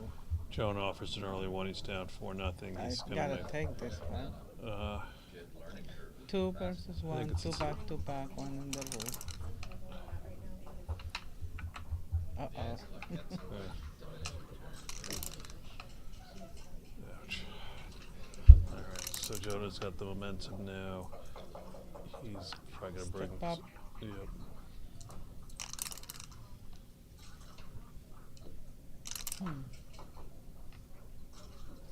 Make the 8 point. It's penalize you for dropping it, for taking it. That's a good one. So come in, go to the deuce, and gotta go to the deuce here.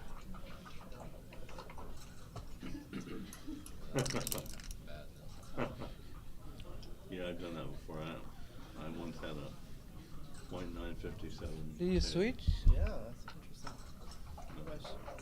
You're not going to double switch here. That's too loose. No, make the 4, make the 3, and then switch. You could make the 3 and the 2. You could make the 3 and hit loose. Well, it is you could double. just make the full 9, the 6 prime by making the 9 and hitting loose. Double switch is not bad. Double switch is way too loose, I think. But That's what The problem with this is you put that checker on the ace point. What are you gonna do with it? Yeah. Like this. All right, this is an easy play. Hit 2, and if Jonah doesn't come back with the 4, you're on your way to counter priming with the 5-point prime. No, hit him. What is that? He's got an appointment on it. What's that? He has to hit there. It's a big. He's in a hurry. He needs to make the counter prime. And he should have hit. He would. The 6-3 would be making the 4-point right now. That was Calm just. down. The beer's coming. That was just a bad play with the deuce. It was a very bad play with the deuce. Even for 11 o'clock at night, that was a bad play.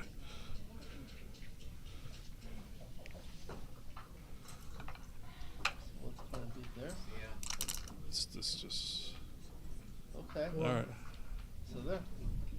Yeah. So the 4 is clear. Jonah's not gonna volunteer the 6 shot, so he just keeps the pressure on by hitting. No, All now right, he now can can we double hit hit. twice? Don't even look at any other 2. Thank you. You did it quickly. Thank you. All right. Back and forth. Jonah did what he needed to do to stay in the game. Probably hit again. Yeah. Wrong checker. Wrong checker. Legal moves. All right now. Probably hit again. You just got to go for it. He can also slot the 9. No, because then Jonah comes in with any 5 or 6 and hits that guy. I mean, we got to go 1 6 2 6 3 6 4 6 1 5 2 5 3 5 4 5. That's happening now. Just he's looking to keep the prime. Just hit him on the 4-point. Well, that wouldn't have worked, but I think it was the right play. Uh-oh. You lose a lot of freight. Make the 3, make the 2. The question is now, do you make the 2 or do you switch? Because by switching, You get time. you're buying time, but the switching No, is I think switching I make, is very I loose. make the 2. I mean, It's a 4-point one of more. the things considerations here to not go crazy and switch is that Jonah's not actually threatening to make a 6-point prime because he doesn't have another checker on his side of the board to do it with. It's also too committal with all those checkers back. I like this play. Yeah, I agree. No, he needs a 6. No. Well, now he's switching. Now you switch. That's not to think about now. Just play 13-3 with the rest of it.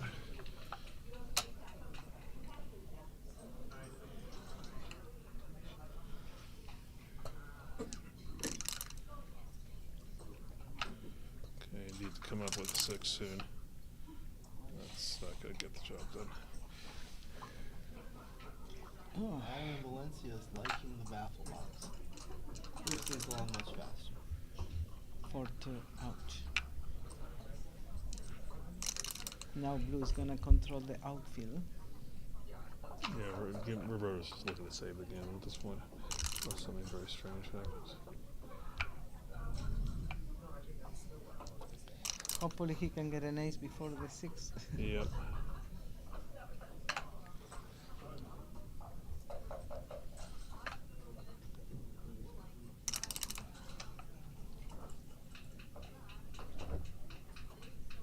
You stay back to get another checker, right? Yeah, that's it. Remember, he's got to come up with a 6, so Jonah just wants to be able to That's point the him. That's one. huge. All right, so the.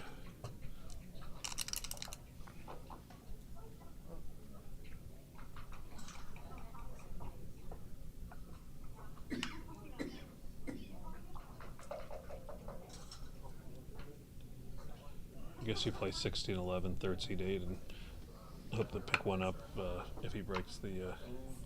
Yeah, that's all right. No, that's all right, because if he came out with a 6, he's got to play the full number there because he has no spares to play with in his board. So he would come in range of Jonah's straggler on the 16 point. So I think that was okay. Maybe he needed the ace to go from the back, so to hit 6s. He is Gandalf. Who's that? It says Roberto looks like Gandalf, I think. That's one I haven't heard before. Someone else said he looks like Jesus. I don't think it says Jesus. It says something that sounds like Jesus. Well, You can pronounce that differently.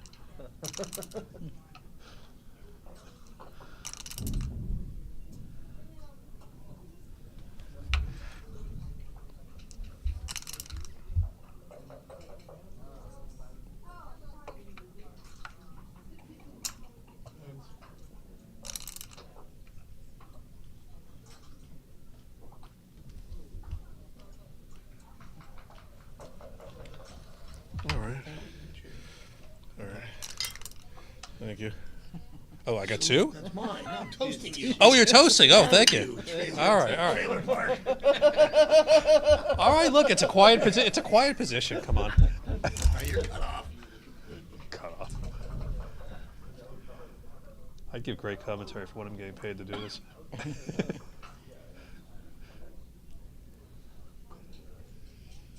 Thank you, Scotty. You're welcome. Any of you going to New York in January? Yep. Indeed. Yes. Probably everyone here, John. I'll be there. Yeah, I suspect. Yeah, you'll be there. Where was that canoe? You didn't be there? I won't be Ask me there. if I'm going to go to New York is like asking you if you were going to go to the Viator Cup. You realize that, right? 5-2. Got it. What's happening? Who's going to Charlotte is the question. That's what I got. Oh. I want to be there. All right. Now you might win in the race. You keep it going. Middle of January and No, but and You're in between San New York and San Diego. Now Jonah's going to think evil thoughts. Just hit. Okay. Cover. 3-5. Roberto get a gambit early? No, No, he's gonna get one guy closed out and just lose a single game. Well, Probably. he gave the I played with 4 point. He could have won this game if he had on the 4 point that first time. he kept giving him cubes and to keep dropping. 4 5. About 1%. I would have not gone to the 4 point. I would have gone to the 5. But then you can take more off, right? I think. Probably But- minuscule. Jonah's always going to play quick, and Roberto's playing quicker than he normally does.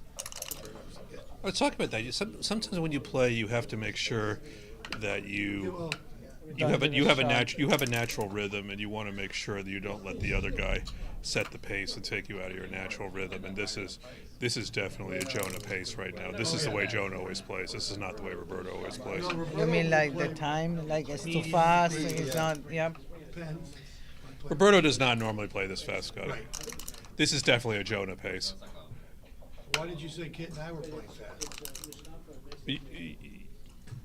You guys are just both playing fast. You had some positions. And cubes that we all thought were complicated, worth looking at longer, and you played quickly. I'm not saying you made errors, but you. But Roberto did use 3 more minutes on the clock than Jonah. So. I think we played I pretty think well. what he's saying is he normally would have used more. I'm not saying you played poorly. I'm just saying you played quickly through decisions that may have merited a little more time. That's all.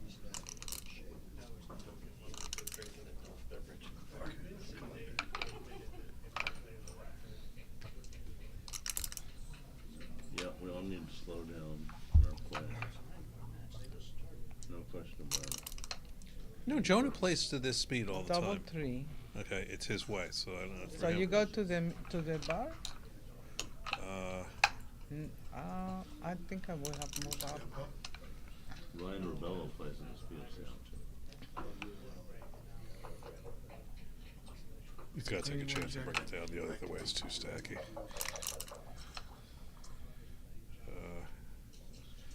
Three up, 5. 3 up. Got to split, even though it's 3 builders. You freeze the guy at the 10 point on numbers and make the 5 also. Yeah. All right, Jonah rolls what he needs. But I still think Roberto made the right to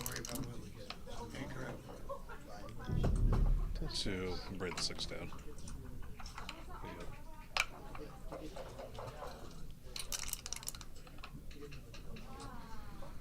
What does Jonah do here Wow. now? This What, is 1 up and 39? Jeb, are you still having console? probably. I don't see what else he can do.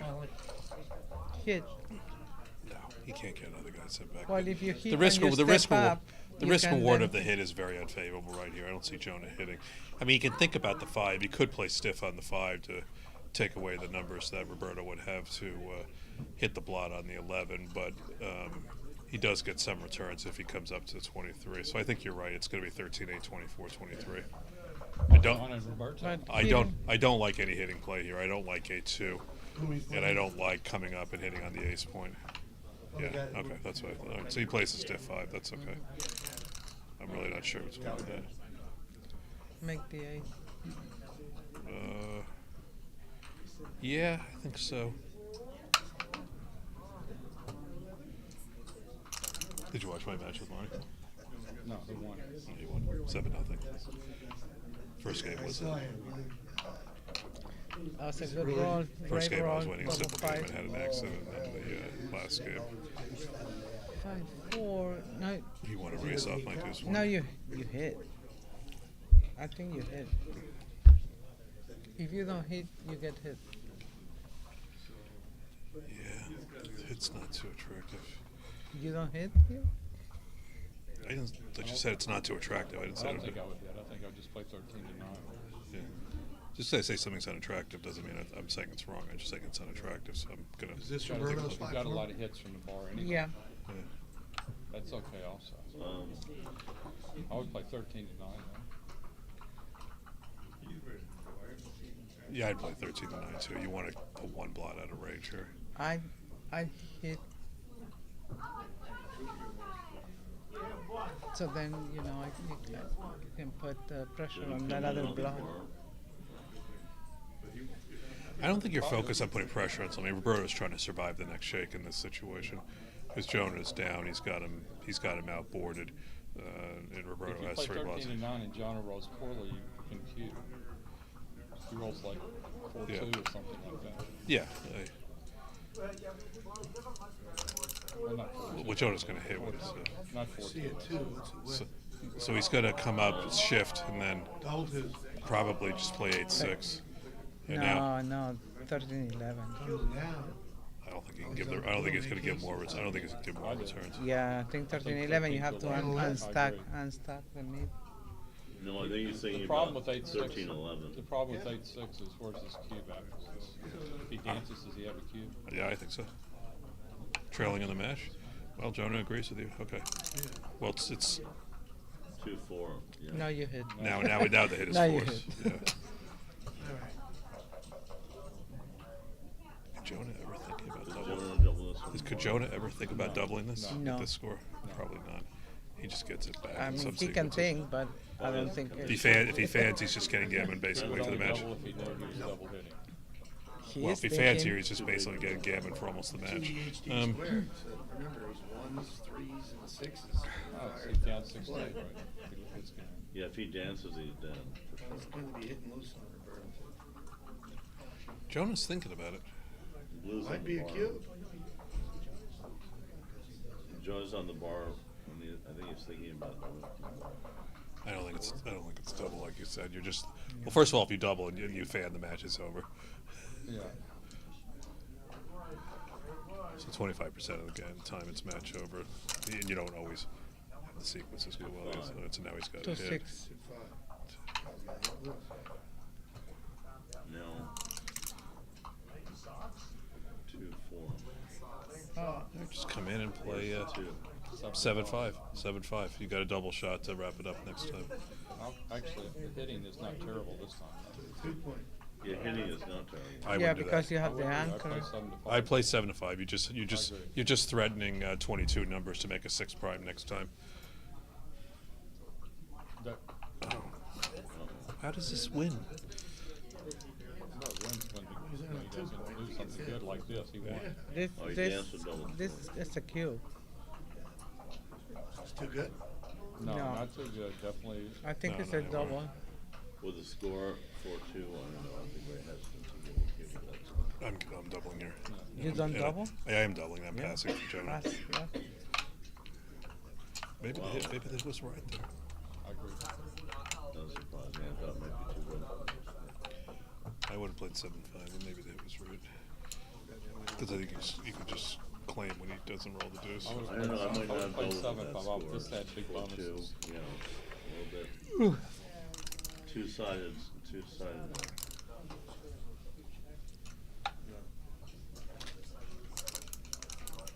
Who's this Litzenberger kid? Boxes for Who is this Who's- kid? This Litzenberger. You know him? I thought maybe one of my kids was on the commentary. No, this. I know him very well. 32 years married. How long? 32. Really? Yeah. That means you must be older than 32. Oh my God, what a player.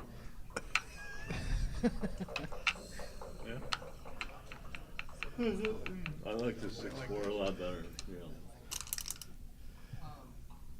3-5. Hit. Do we hit here? No. Step up. Go hit. No, you're not. I don't think this is you're why hit. Jonah made a good play, because Roberto can't do anything even when he rolls a good number to hit. I think you just go 8-5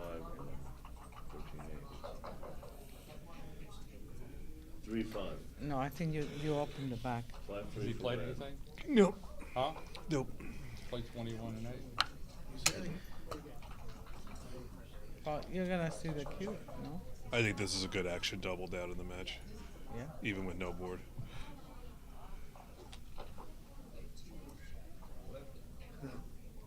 Jonah won. You know Jonah wants to do this so badly. Yeah. He didn't do it. Oh, I think he missed the cube. He knew something. He knew He something. 2-1. Wow. Well, 6-5 is the ace. We know that. 2-1. Step up. with Yeah, the 2 yeah, and yeah, Or you with the can 5. just make the 4. You can also just do 8 to 5 to not to have many blocks around. Why would you make the 4? You would just do that if the deuce was inconvenient, but the deuce is No, convenient. Just make go the up. 5, but And from come up, the yeah. 8. No, I was responding. Oh, you want to play in with the 2.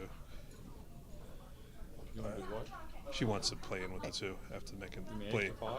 Yeah. 8 to 5. Step up is the perfect time to connect with that. If he comes in and hits you with a 4, you get returns. Yeah, but you have too many blocks. No. So. You want to that- connect to 6, Irina? Another idea is 24, Yeah, 22. I don't know. First I say stepping up. I don't like No, this. that's I like intended to connect the. 6 doesn't play on the Remake the mid. No. Heavens. Blue has a 5. Why not? What do you want to make the midpoint? We don't need the I midpoint. did off the age, maybe. He needs some defensive presence if Roberto attacks him, and the bar is acting as the bar is acting as the anchor there. 4, 5. 6, 4. Jonah. Yeah, just go to the mid. Yeah. Pick it up. Anchor up. 2, 6. Make the outside. Yeah, make the 14.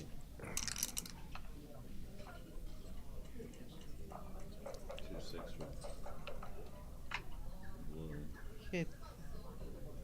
I don't think he needs Yeah, we're still Yes, up you one. have to hit. No, I guess so. I'm not sure that's right.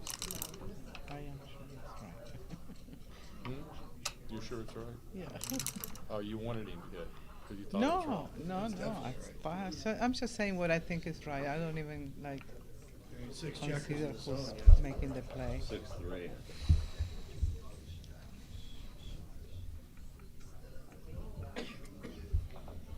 Four. Do you think the 5 hit's right is with too the big. deuce? I guess so. He's no 6 checkers. Probably not. I would. Like Probably Grand- not. I like would. Grand Canyon. Probably not. I would have Double moved up the 4 straggler. for red.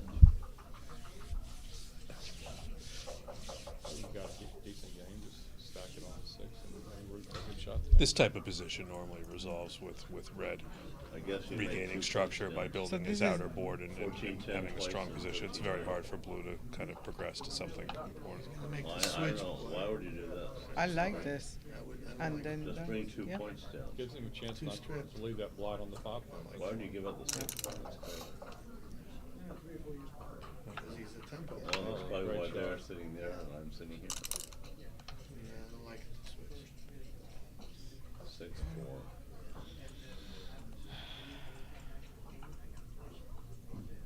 Can't hit anywhere. Run to the left. Yeah, you can hit. Oh yeah, you can. I mean, Roberto's He's. blood. Maybe that was a He clue got also. he must have gotten a late cup of coffee He's here. good, Jonah. Look at Ouch. strip club.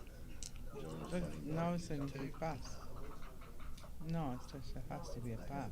Yeah, I would pass this. Roberto's position's too 6.5. disheveled. I think that 6-4 is pretty ambitious too. No, When we this swung it cannot around. He's be a at 2, so if he was at 3, I would definitely not take it. But if he's at 2, I might take it. So, I would let him go to 4. But I think it's a small take. I think it's a huge pass. How are you playing this tournament?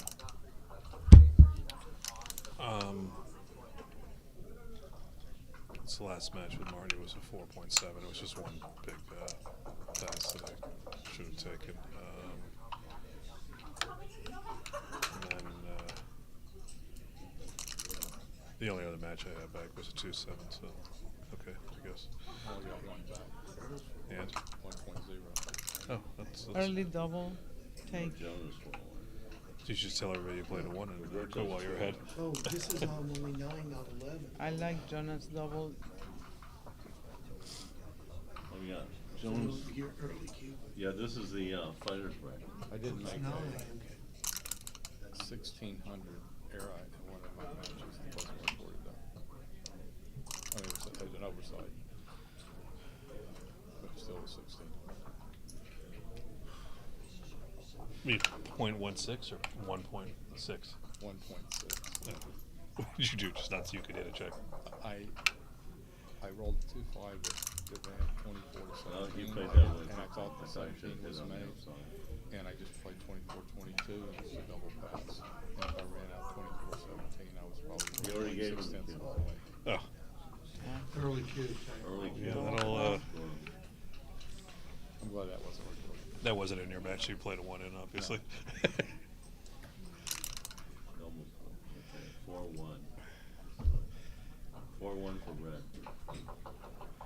Oh, what was We're the cue starting again, at you 5? said? No. Too big. When does the cube happen? Do you why not to hit here? Do you wanna get hit again in this situation? Might be one of those. Yeah, I know. It was a little bit rich, but I might bet. Hi. I think Jonah should should just come out here 24-13, right? He can also consider just making the ace point. Well, he could do that. That's going to produce the most gammons. And Okay, it's so not you as wanna if only slip a little bit. I the can real understand. risk is not that Roberto would roll a 7 off the root, but the risk is that Roberto would come in and make the 5 point, and then Jonah would have to follow through, and maybe Roberto could perform on the follow through. But Jonah wants that gammon, so this is the play that's going to produce the most gammons, I Play think. that Ryan guy twice. Some side thin twice.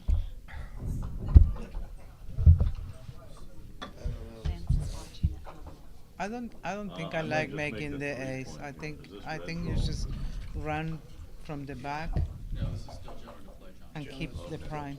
There's no comments. Any comments on that? I think keeping There haven't been any the comments prime on is that. better.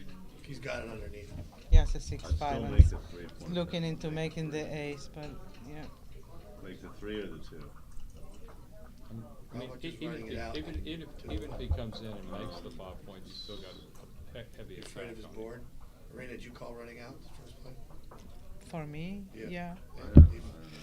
Well, this Seems wins like more it. gammons, right? Because How many gammons does he Blue win seems the like he other way? needs a That's the goalie back question. there. Not that many. Then I think this is the right play, probably. Not that many, because Jonah's going to take many rolls to close it out, and okay. Roberto's got I didn't realize Roberto's got those 11 crossovers to get home, and he's going to do it. Sometimes Roberto rolls like a 2-6 or a 2-1 or 2-3, Yeah, I 2-4, think 2-2, making the ace point is correct. 1-1. Oh, you like making the ace point, Joe? I do. Yeah, because if he fans after rolling the ace point, you've got a chance to roll the 4 or the 8. for that you can hit loose in the ace, right? You can go 6 out and hit loose. Here we go, starting with the counter front 3 right X. now. Yeah. Don't even think about this. Hit him and cover. Yeah. What else is he thinking of? What could he possibly think? This is just this automatic lightning play. Yep. Nothing wrong on thinking. Another thought would have been to go to the Well, 9. nothing wrong with thinking when there's something to think about. When There's nothing always to think about, thinking you're wasting something your to energy. think about.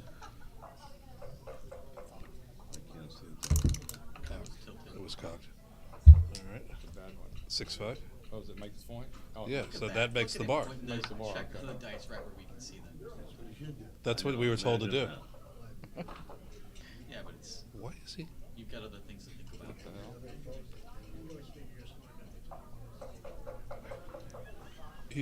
They're just really tired. Did you give him a Pacifica? I don't even know what he's considering. I know I did. Yeah. These came from Scotty, but I was told to keep this family friendly. Well, when you make the bar, yeah, he's seen it. He also can get hit.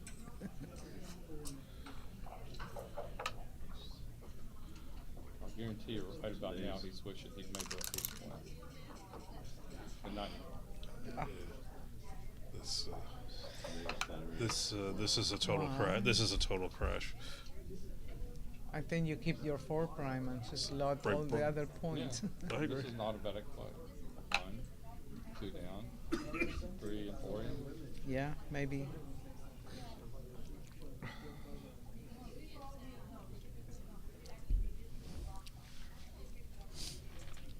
Maybe he's trying to play with fewer blots, but it's not gonna help.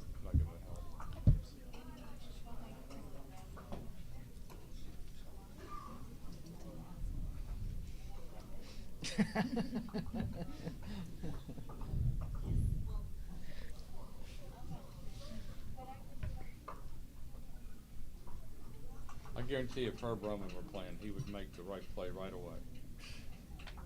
Is Joe wrestling? Oh, there you Oh, are. there you are.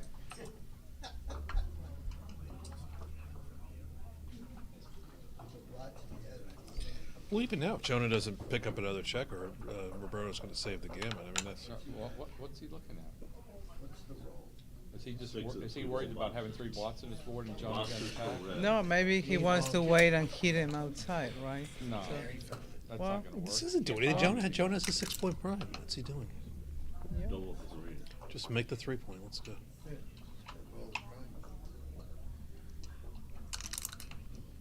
What could go wrong? 5-3. I think both from the 6 probably was the Excuse me. Why do you want to stay out there? It's just a chance for Jonah to roll a 9. because you increase your gammons if he hits you. It's better to like not give him anything. You gave him nothing. That's what I'm What is saying. he He was rolling right to for? come in. Though I think the play he made was 5. correct. Okay. Can't see what My big head anyway. No. I can't see what the roll is. That's all right. But that was giving up then.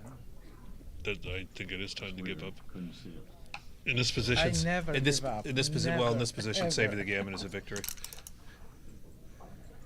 Yeah, it was just over after boxes. That was a crash. But I think Jonah got lucky because he should have probably made the ace point with the 6-5 because Roberto got a lot of counterplay and he was within rolling a decent number to make the 4-point or to hit loose on the 4-point and have Jonah miss to make this very suspenseful.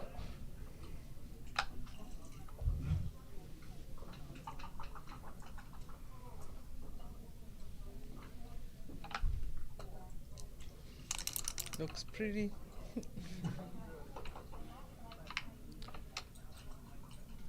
Looks like. I'm trying to understand. I was already on the ball and I was busted. Somehow. And you were already getting the other checker. I was already. What's he doing? Stay out magic. What's this? Stay out magic. I think so. I don't know. Did they hedge something?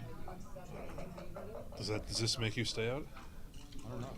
I saw Roberto doing this. Maybe I was too frenetic as a baby, and the backgammon gods are still confused as to what I want. It's because he moved when he had one in the bar. That's when.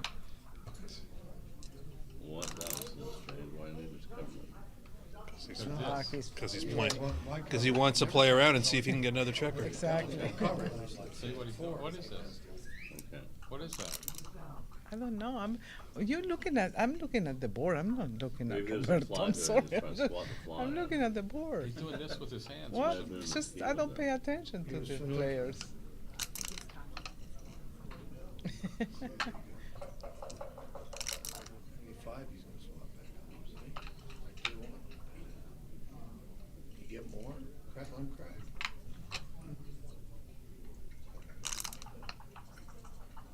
Part of the Department of Backhand Efficiency. I'm covered.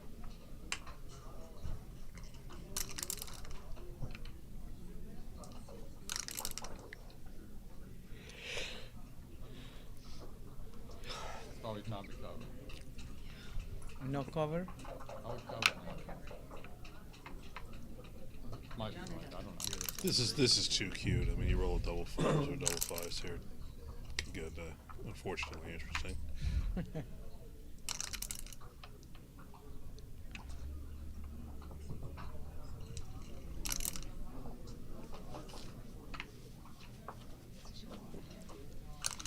I'm okay actually. Surprising. Well, double sweater. Question with that 6-5, I guess, is how many gammons do you win anyway? I think you could. I think you convinced me. I think you just.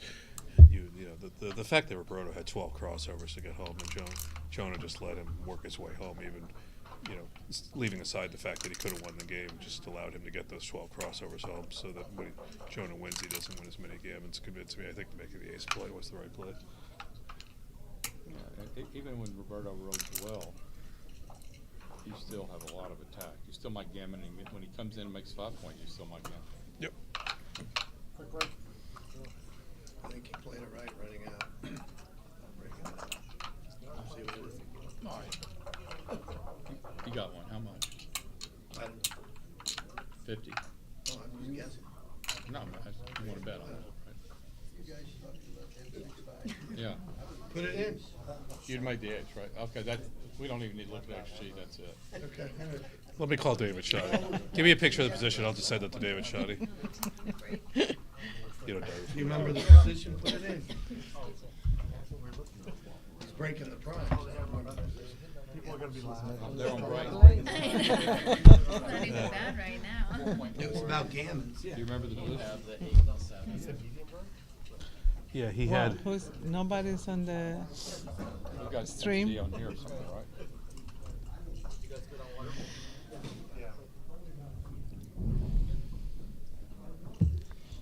right? I like this is on a short break. Yeah. Go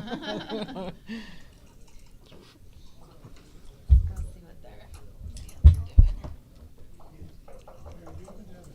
Let me see if Ian's still up. Yeah, just texted me. Huh?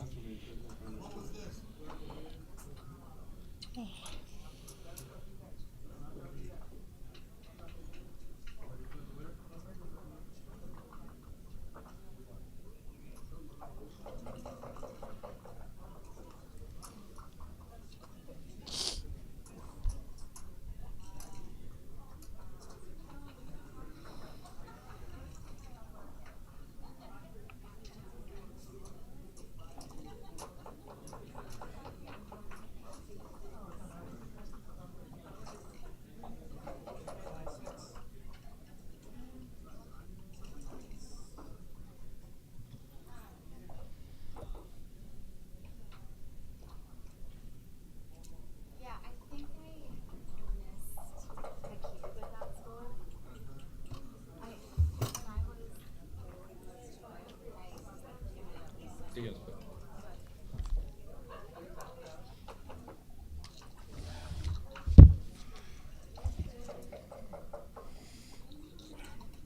Ready for bed. Are you still in anything? No. Marty killed me. Are you, Joe?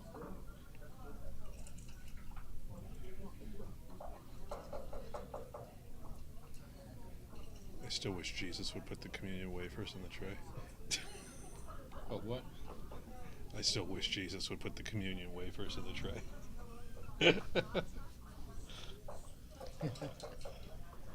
I thought they don't like it when he doesn't put them there because they don't. Why?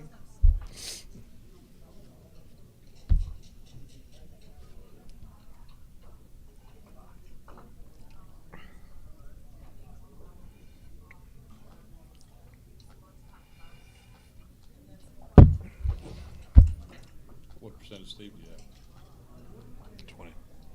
Right, an extra 10 when you played each other. Yep, correct. But he's out of the Open, isn't he? He's in the final 3. No, that's the Masters. I'm talking about the Open. Oh, he's out. Yeah. Oh, you didn't play in the Masters. No, we did, but it was always 10%. We did the extra. We made it 20 for the Open when we played each other in the first round.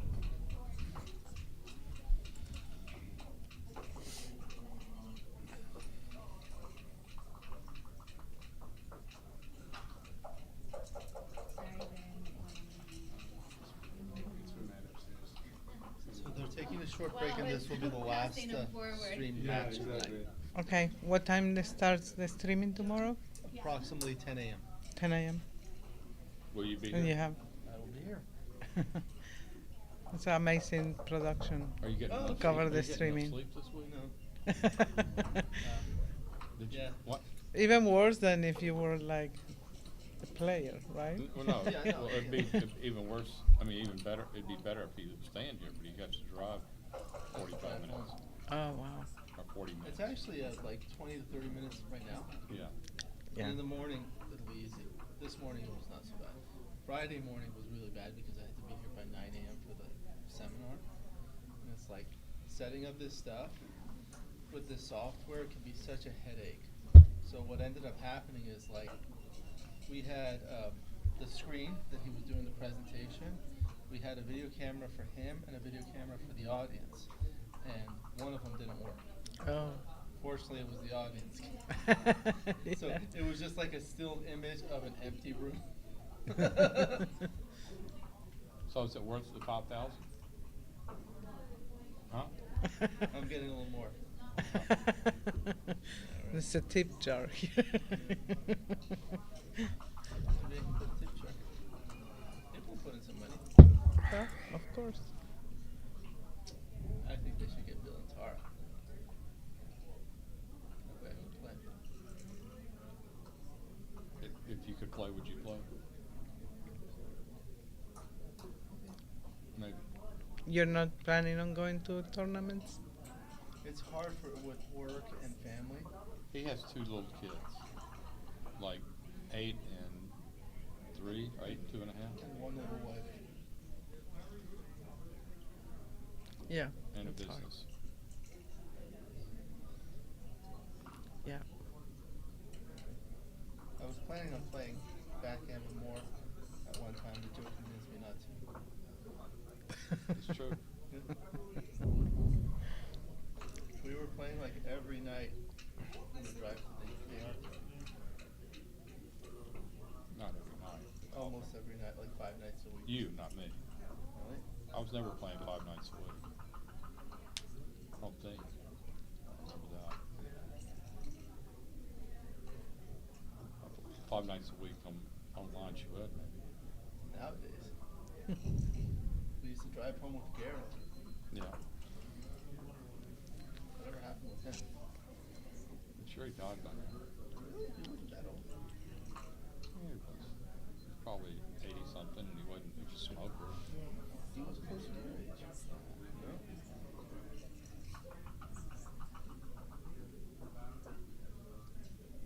How long has the break been going?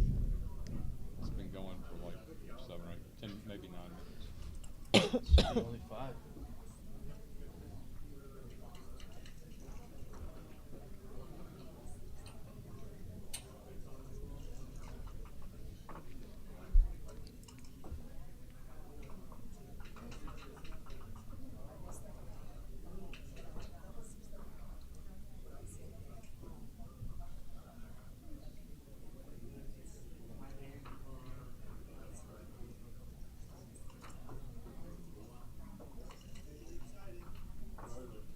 He looked at Tron 6-5.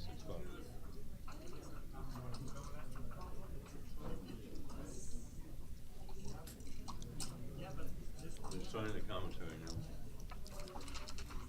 Oh, the string better Russia. Another one. All right, back in the saddle. All right. 4 away, 4 away. 4 away, 4 away.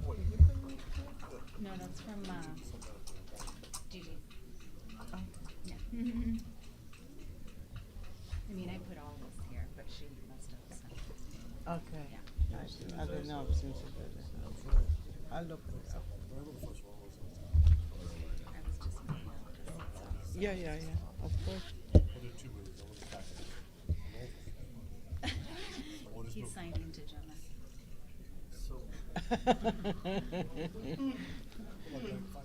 Come on, just play backgammon. Yeah, what are they doing? Irina es un reina. Una reina. Ah? Why? They're calling you queen.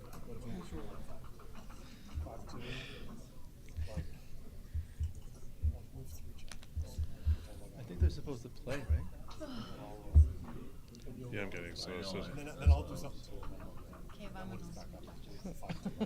We're having a conversation.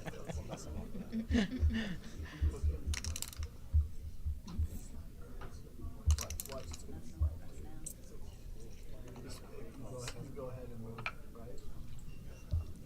Marty's playing double play. What did they just? What the hell? What was that? They just agreed to. They're What the hell's going on with that? They're messing with us. Oh, they're just. They're just screwing around. They're just screwing around. Knock it off. They both rolled a 5 and Roberto played it. Yeah.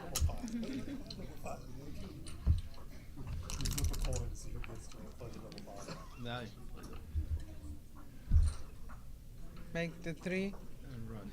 and run. What else? You can go to the bar and bring another one down to the. Yeah. This play he put in was when he fished for another checker instead of making the ace point. That was wrong by .014. We were right that he should have closed the ace point. Well, .014 is pretty close. Yeah. All my plays are only .01. Oh, sorry. Hi. How are you? 4-3. I just need a place to rest my arm. I wasn't up to any So shenanigans. make the bar and bring another one down. Is this Red's roll? Yes.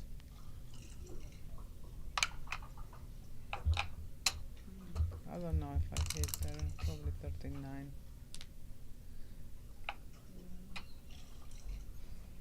Make the 10. Yeah. Oh, it's a 3. Okay. I thought it was a 2-1. Okay.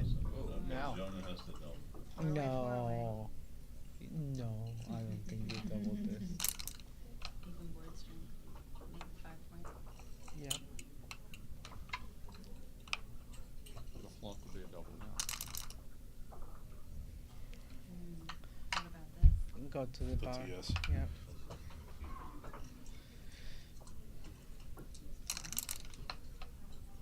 I would have doubled. You make the No. bar. You make the bar here? Yeah. Yeah.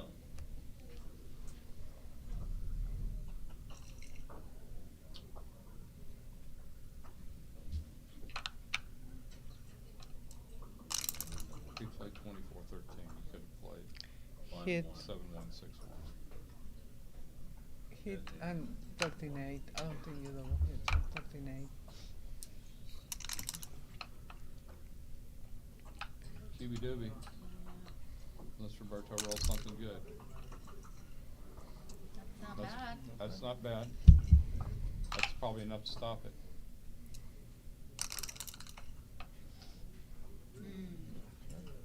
Double threes. Yeah. It's not a bad shot. One. Position Great to shot. back. Up, 4 Make point, the 5 4. point. Make the 4 and the 8. Oh, you can make the 8 point. Hey. Or you just play 11, 5, 6, 3 here. And then you've got a bunch of small numbers working on the 4 point, and your 5s and 6s come out. I maybe keep the bar over the 4. How's the If you make the 4, then just play 8-5. I'd make the 4 and play 8-5. no time? Yeah. I make the 8. The clock has batteries. No, meaning. You can't hold the 8. Meaning they have enough time. A red But ball. it's a builder anyway, right? You can use it to make. Then what's the rest of your play? So make the 4 and the 8. Oh, this yeah. play? Yeah. That's my play. Blues double. Yeah. And now he has to jump out, right? But I So see a John, 6-1. I got a massage, but it wasn't a Texas massage. This is red 6-1. I almost wondered maybe 24-18. No good. You know the story about the Texas massage? I do. Yeah. Everybody Is this something good that we can't talk about on the stream? No, come on, just Should stop not- it. should not Trust be. me. They've So- already sort of brought Trust it me. up. Yeah. Someone complained to Bill Riles about No, the come massage. on. Oh, don't we need know to this talk story. this. Oh, We yeah, don't yeah, need we to know this talk story. about this. We know the story. Everybody knows the story. In fact, we know who it is. Yes. I don't know. I'll tell you. I like this play. It's scary, but it's good. I think the last 3 should have been 8-5 instead of 11-8. How many people are watching? Then you would have the bad force attacking on the ace I like point. reading these because Yeah, but also you would have been hit with the 6-1. No, you wouldn't. Why not? Because you would have a man on the 11 point and the 5 point.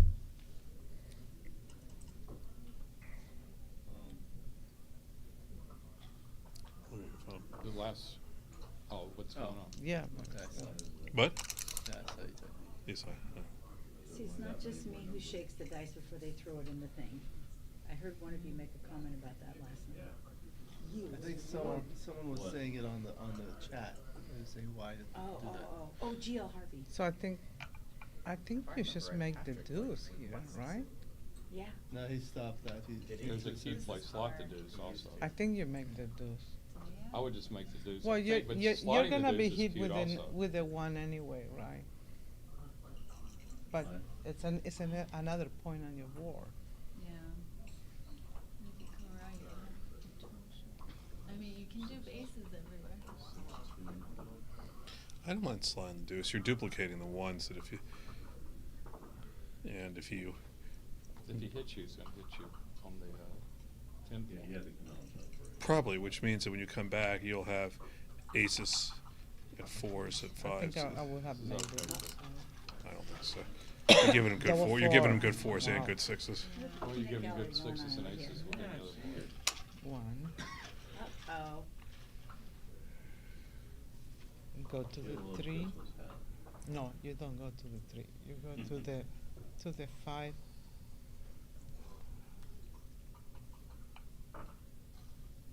No, you can't go to the 5. To the 6.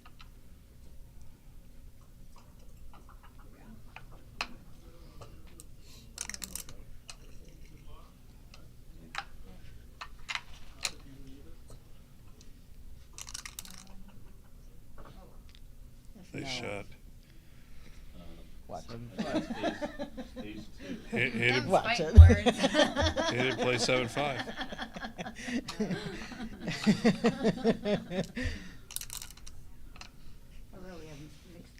This has to be a cube. This has to be a cube. Way too many gammons for Jonah, I think.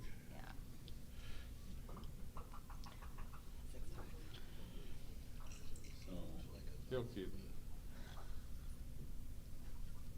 Yes, John. What? Are you pontificating? No. You said so. The big cube. He did it well.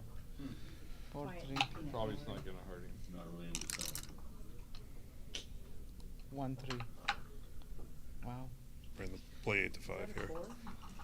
Play 8-5 here. Now Roberto can make a shot in the next couple of rolls so he doesn't get out. Oh wow. But he does get out. That's a big shot. Roberto's on the run. Yep. I know Walter Price said something about the eights for him.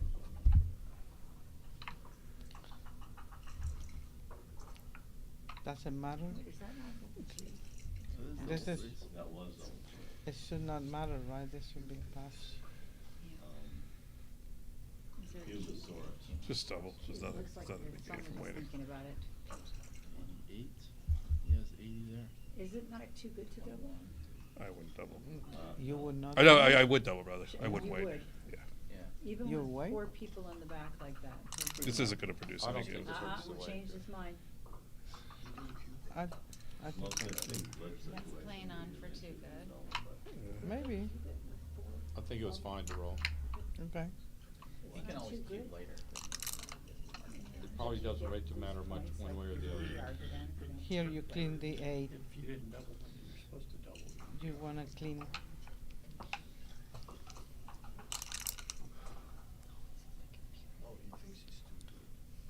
Yeah.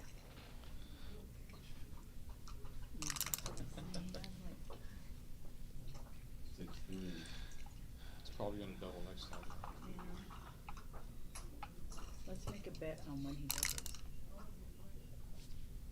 I bet Joe's right. I'm betting it's right now. Yeah. How's that? I was like, I think Oh, here we go. Joe's It's right. huge.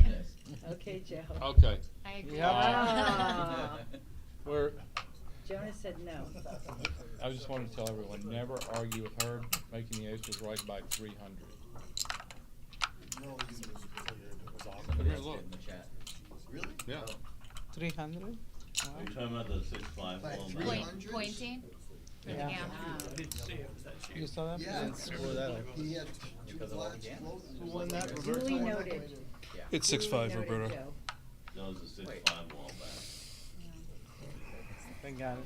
Oh, they got it, Alex. I don't think it's that easy. Alex, they got it. Some of What? those, like breaking your 6. No, it is not. He ended up. He didn't lose, right? No, he No, ran. See what that Well, is. he didn't lose. 5-4. How bad is he didn't lose there? It cost him a lot of PR there. He lost 300. No. He didn't lose on the ace. Huh? Jumping with the Why? 6 and he didn't lose. He didn't the lose the five. game. No. he didn't lose on the ace on that point. Instead of making the ace, he could have hit loose with the 5 and Brought jump this up. out. That wasn't the right play. Huh? That wasn't the right play. I understand, but I wonder if that was also an okay play. No, that wasn't any good. Making the point was, you can still get counter primed with the way you're doing it. And it maybe even. Oh, I texted you a question, Jenny. The problem with that is a double hits get you into immediate trouble. Okay. Or even he just comes in on the 3 and hits and then primes those 2 guys. So Roberto already escaped the checkers. Mhm. And it's 3 away, 4 away. So what's the take point for Jonah? Is it Well, it depends on the gammons. okay? Can you see? Slap Harvey? the 3. Can you see with my pom-pom in I the might way? slap the 3 though. I like this. Chris messing with my pom-pom. What do you got in your pom-pom? So you make the deuce and you Yeah. It's in Herbie's way. Oh. put it a little.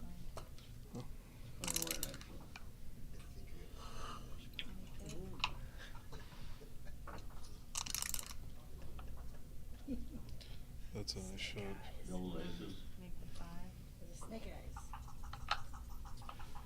Make the 5 and slide that builder. No, I think you make the 7. You don't Oh, wanna you be can do. double gammon. You can do. Yeah, that this is better. Yeah. What kind of race we're looking at? Why 6-5. could he consider running? What's the race here? He's running. Like 118 from right about? But Roberto doesn't have a lot of builders. I think. Well, Running. before the 6-5. So, Roberto has 118. Yeah. And Jonah has. Roberto's not going to double. He's counting the race. No, And Roberto that's is 107. Jonah counting. Jonah has 107. Jonah hasn't. Yeah. hit Jonah's the winning, clock I yet. think. Jonah's ahead in the race. Yeah. Yeah, that's why I'm thinking maybe running was. No, it's worth too the much risk on the running. Yeah. I think so. 5-3. Well, Even if Roberto doesn't kill him right away, it's hard for Jonah to get the second checker out the following time because Roberto's got a formidable blockade in the outfield. 5-3. I'd break the 11. Yeah, I agree. well, look at all You the gotta count outfielder. the Outfielder. five. Maybe clear Red the has a 11. lot of the outfield. Those add a lot of pips. A lot of. Yeah, clearing the 11 But points once is you the count worst. everything, yeah, Jonah's up slightly. Even though it's kind of 7 away. Oh, that was probably a close call.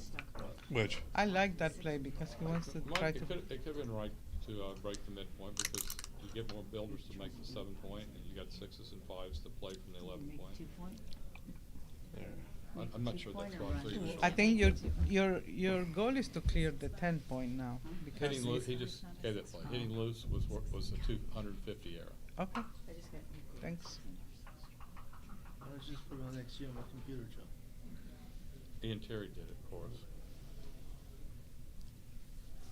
Okay. Playing off the 8, so he doesn't leave a shot. Yeah, it's a little too dangerous to run from Pluto. 2-6-5 assists. This is reds. Red. Yeah. So you can't tell with You the just back look at the box. clock. Look at the Yeah, I look Oh, at right, the of clock. course. You just have to keep Ah. the light on the Yeah, I see that. light on the clock will always On tell the you Yeah, to turn and it. that's what I'm saying. Ah. Yeah. Also, the one that has the running clock is the one. Right. Or Oh, the I see. numbers 3-3. running. Gotcha.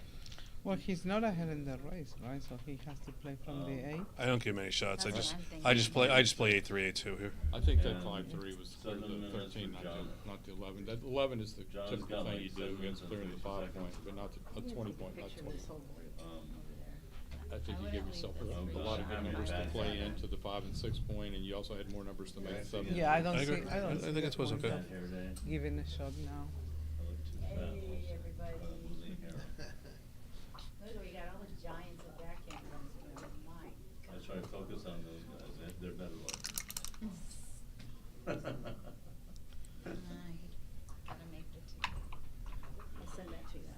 have been hit. Yeah, oh, yeah, see? And he's not even ahead on the race.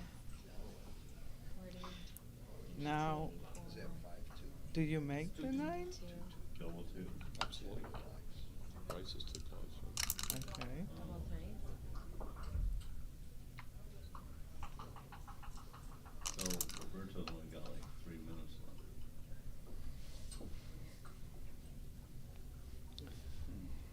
I think you go to the ace, make him crack. No, clearly not. No, wrong. You've got like No, I wanna him to crack the board first. Yeah, and then you got 2 blots on your board, and when you break, you let him run with freedom. Just clear the 9-point. What do you do? Clear the 9. Huh? You Clear clear the the 9. 9? What do you do? You want the builders You want the builders. You want the builders distributed nicely so that if Jonah runs, you both see your numbers either are perfectos with aces that pick and point, or just put them up on the roof against a 4.5 point board with 1 shot for the game. All right, so now. Got a runner. So now Jonah winds up on the roof against either a 4.5 point board. Here, so just make it. Yeah. Just make it. Now he cubes from the So bar? almost all the situations, No cube. almost all the situations, Jonah winds up against a 4.5 point board here.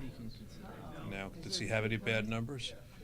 6-4, double 4s and double 6s are bad. That's too much for me. Nope. I guess it's not too much for Roberto. 5 what? 5-1.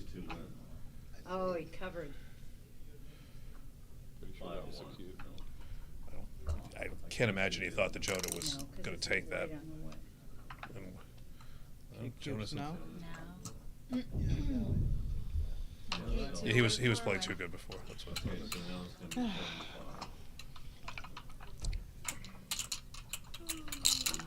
Roberto has like 2 minutes and 12 seconds left. Suspense is killing me. Meanwhile, I'm waiting for my 9th opponent.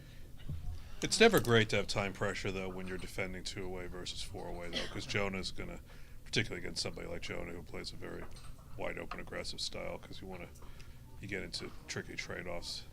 For the viewers that are watching, this will be the last streamed match of the night, and we'll continue tomorrow morning at 10 a.m. local time, 6 p.m. GMT.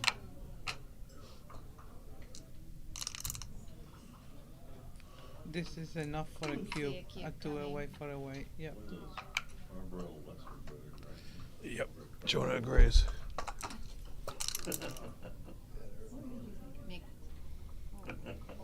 I think. Yeah. No, I agree with this. Hit. Hit. The flies are low. Hard. Wow.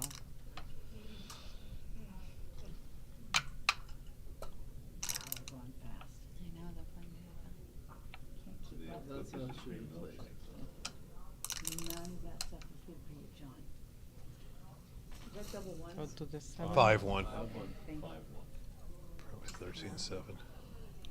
I don't like coming out. I think the 7. And then one slot, yeah. All right, that's not bad. Oh, you said 7. I thought I would go the 7. Ooh. Jump out. Out. I don't know, he can make the 4-point too. No, I think Come out. he has to jump Come out. out or make the 4 point? Come out. Come out. Out? Come out. Chris? Come out. Out. I'm Okay. curious to find out in XD how much different the 4 point will be. Well, just ask her. Go A to- lot go now. to How much different would it be? Up all the way. Okay. One more. That's the answer. He doesn't know. He doesn't know. One more. You're probably right on Take a wild guess. my first instinct. I would say it'll be wrong. Making the 4 point will be wrong by like 150. Is it really wrong when you That sounds get about and right, go? John. Stepping up. No, to make the 4 point and stuff.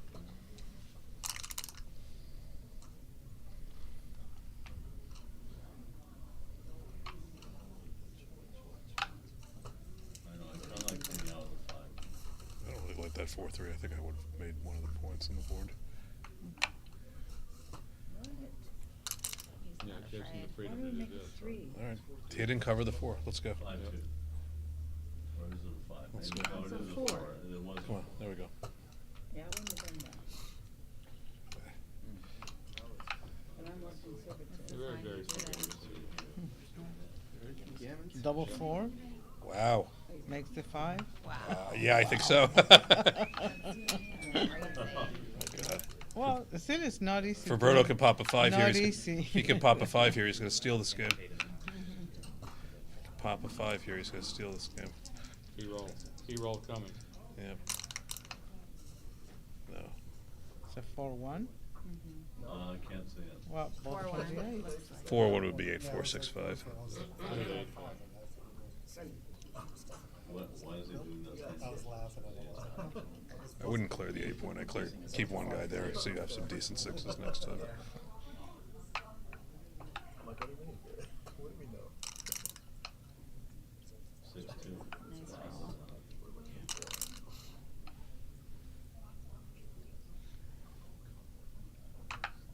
Some of your forwards wouldn't have been so good. Slot the 3. Got a minute and 42 seconds.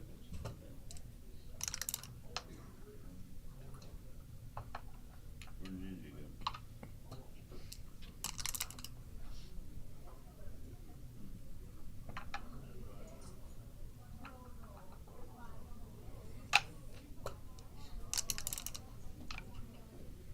I'm waiting for the winner. Do I see for him tonight? That's the most fun. Jonah has a 6-5. I doubt it. I think you just Go bring it in. 16-5. Wow, he's thinking about trying to pick up another checker if he pops out. I'm just telling you what he's Yeah, thinking about. yeah, of course. Ooh. What's going on here? Roberto's got a minute and 40 seconds left. That's allowed. And he's down Not for me. 4 away. 7-5. Jonah's counting. 88.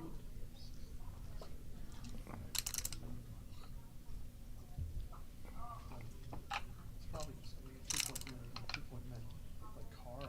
Boxes. Came down to the last roll. It leaves a blot. I did. Excuse me. Oh, sorry. How do you know? 5-4. No, 5-6. Oh, you did. Actually,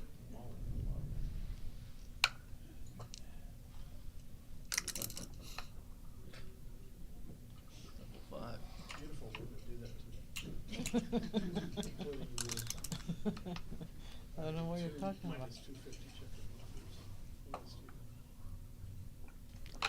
I've seen the match. What? I've seen the match. Oh, dear. No, my sister transcribed it. Yeah. Oh, you want to send it to me, please? Robert, she sent it to Roberto. You talk to him. What did Yeah. what did Steve play? His usual. 2.8. No. I'm not gonna say PRs here. You know? No. What, you know what that does to me? Oh? You know what that does to me, huh? What, you had a bet?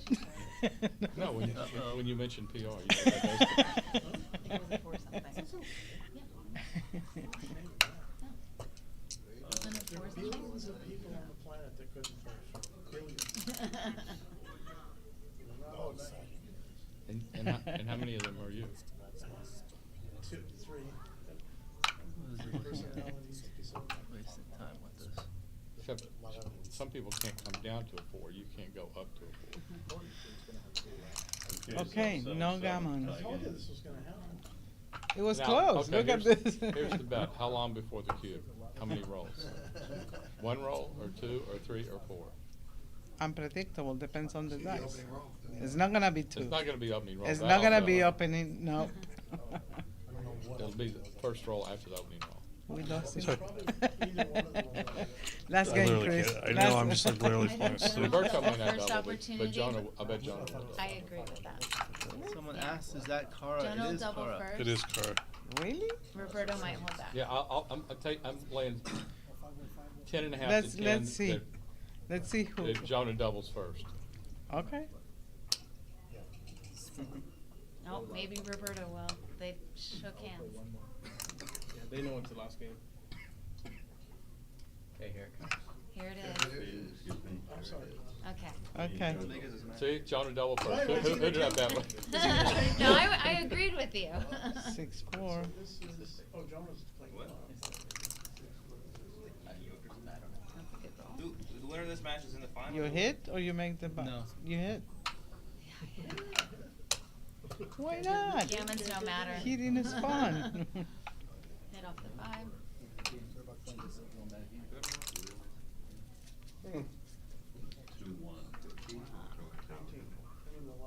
Yeah.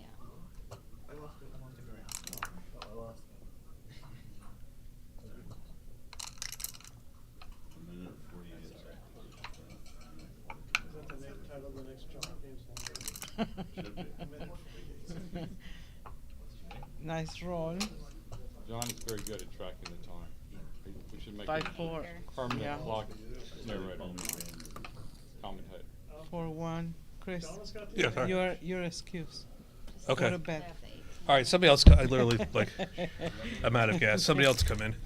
Text me when it's over and let me know what Joe happens. takes over. Oh, this is not looking good for Roberto. What? Why is not looking You good? sitting in my chair? Is this your chair? Why is this not looking good? It's a normal game. Oh. Now it doesn't. Oh, what do we got? I mean, it's not Maybe. over. It's Yeah, backgammon. of course. Okay, now it's 1-6. not Six, so very good. bad for Roberto. We've all lost positions worse than Double deuce. As red, yeah.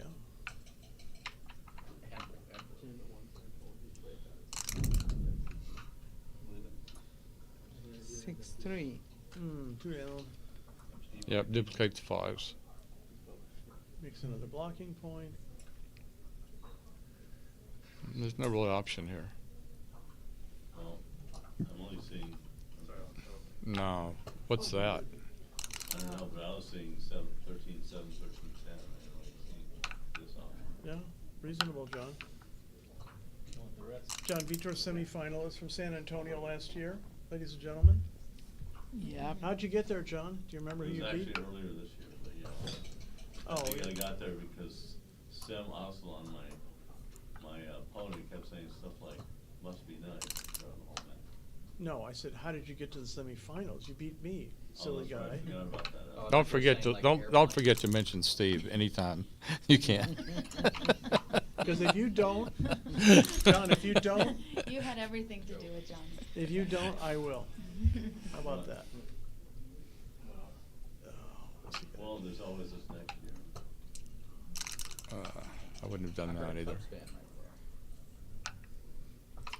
Jonah's a You prohibitive. need a double 1 here. Or a 1-6. Yeah, it's a forced move. What are you, Jonah's like 92% here? Probably not. Well.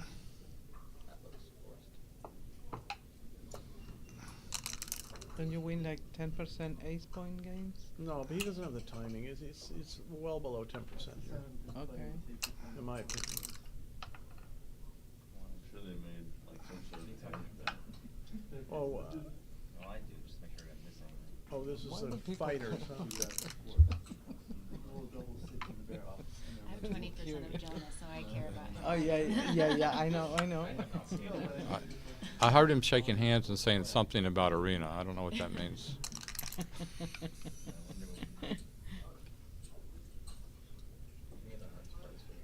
Are you the Always hedge? place the force number first. What? Are you the hedge? You know, is there any reason to do a trap play or anything like that or no? Not a DMP. So did they tell you to play tonight? Did you ask them? He said if you play, if it's before 11:30, you guys might play. I'm gonna after they finish. That's what I'm saying. You're listening to me. I'd rather play. Yeah. Okay. I'd rather go home. So you don't have to play. Who's playing? The I'm winner not plays playing him. the winner. Now? He plays the winner. Yeah, but I Yeah. drove the winner. No, I You don't know drove if him we here? are forced You're to driving play. back home tonight? Yeah. He's not the winner yet. Sorry. Oh, sorry. Good, I'm good, counting good my one. chickens. Good one. Maybe they were both in the same car. Which part of Orange County do you live in? Huntington Beach. Oh, so not that far.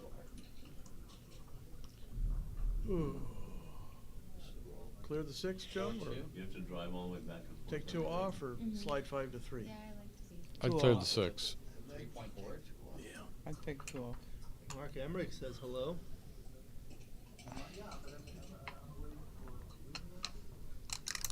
Double 3s. The main thing you 30 want to do. shot. Yeah. So we will end the stream after this match. Assuming events. 3 last chance situation. Last chance to have an exciting finish. 4 what? 4-2. 4-2. It's a 4-2 with a throw. 42.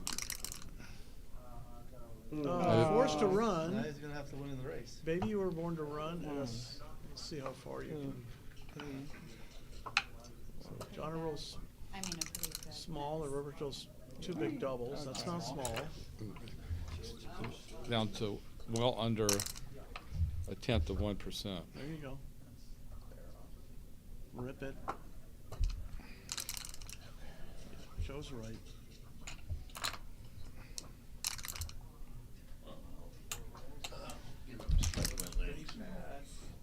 And it's Jen, ladies and Congratulations to gentlemen. Jonah. Jonah Seewald advances. Good job, Jonah. All right. I'm gonna go ask. Roberto won?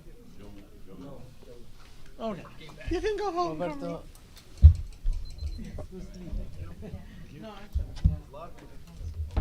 Tonight? You still up? There's No, tomorrow. Oh, yeah. Anything?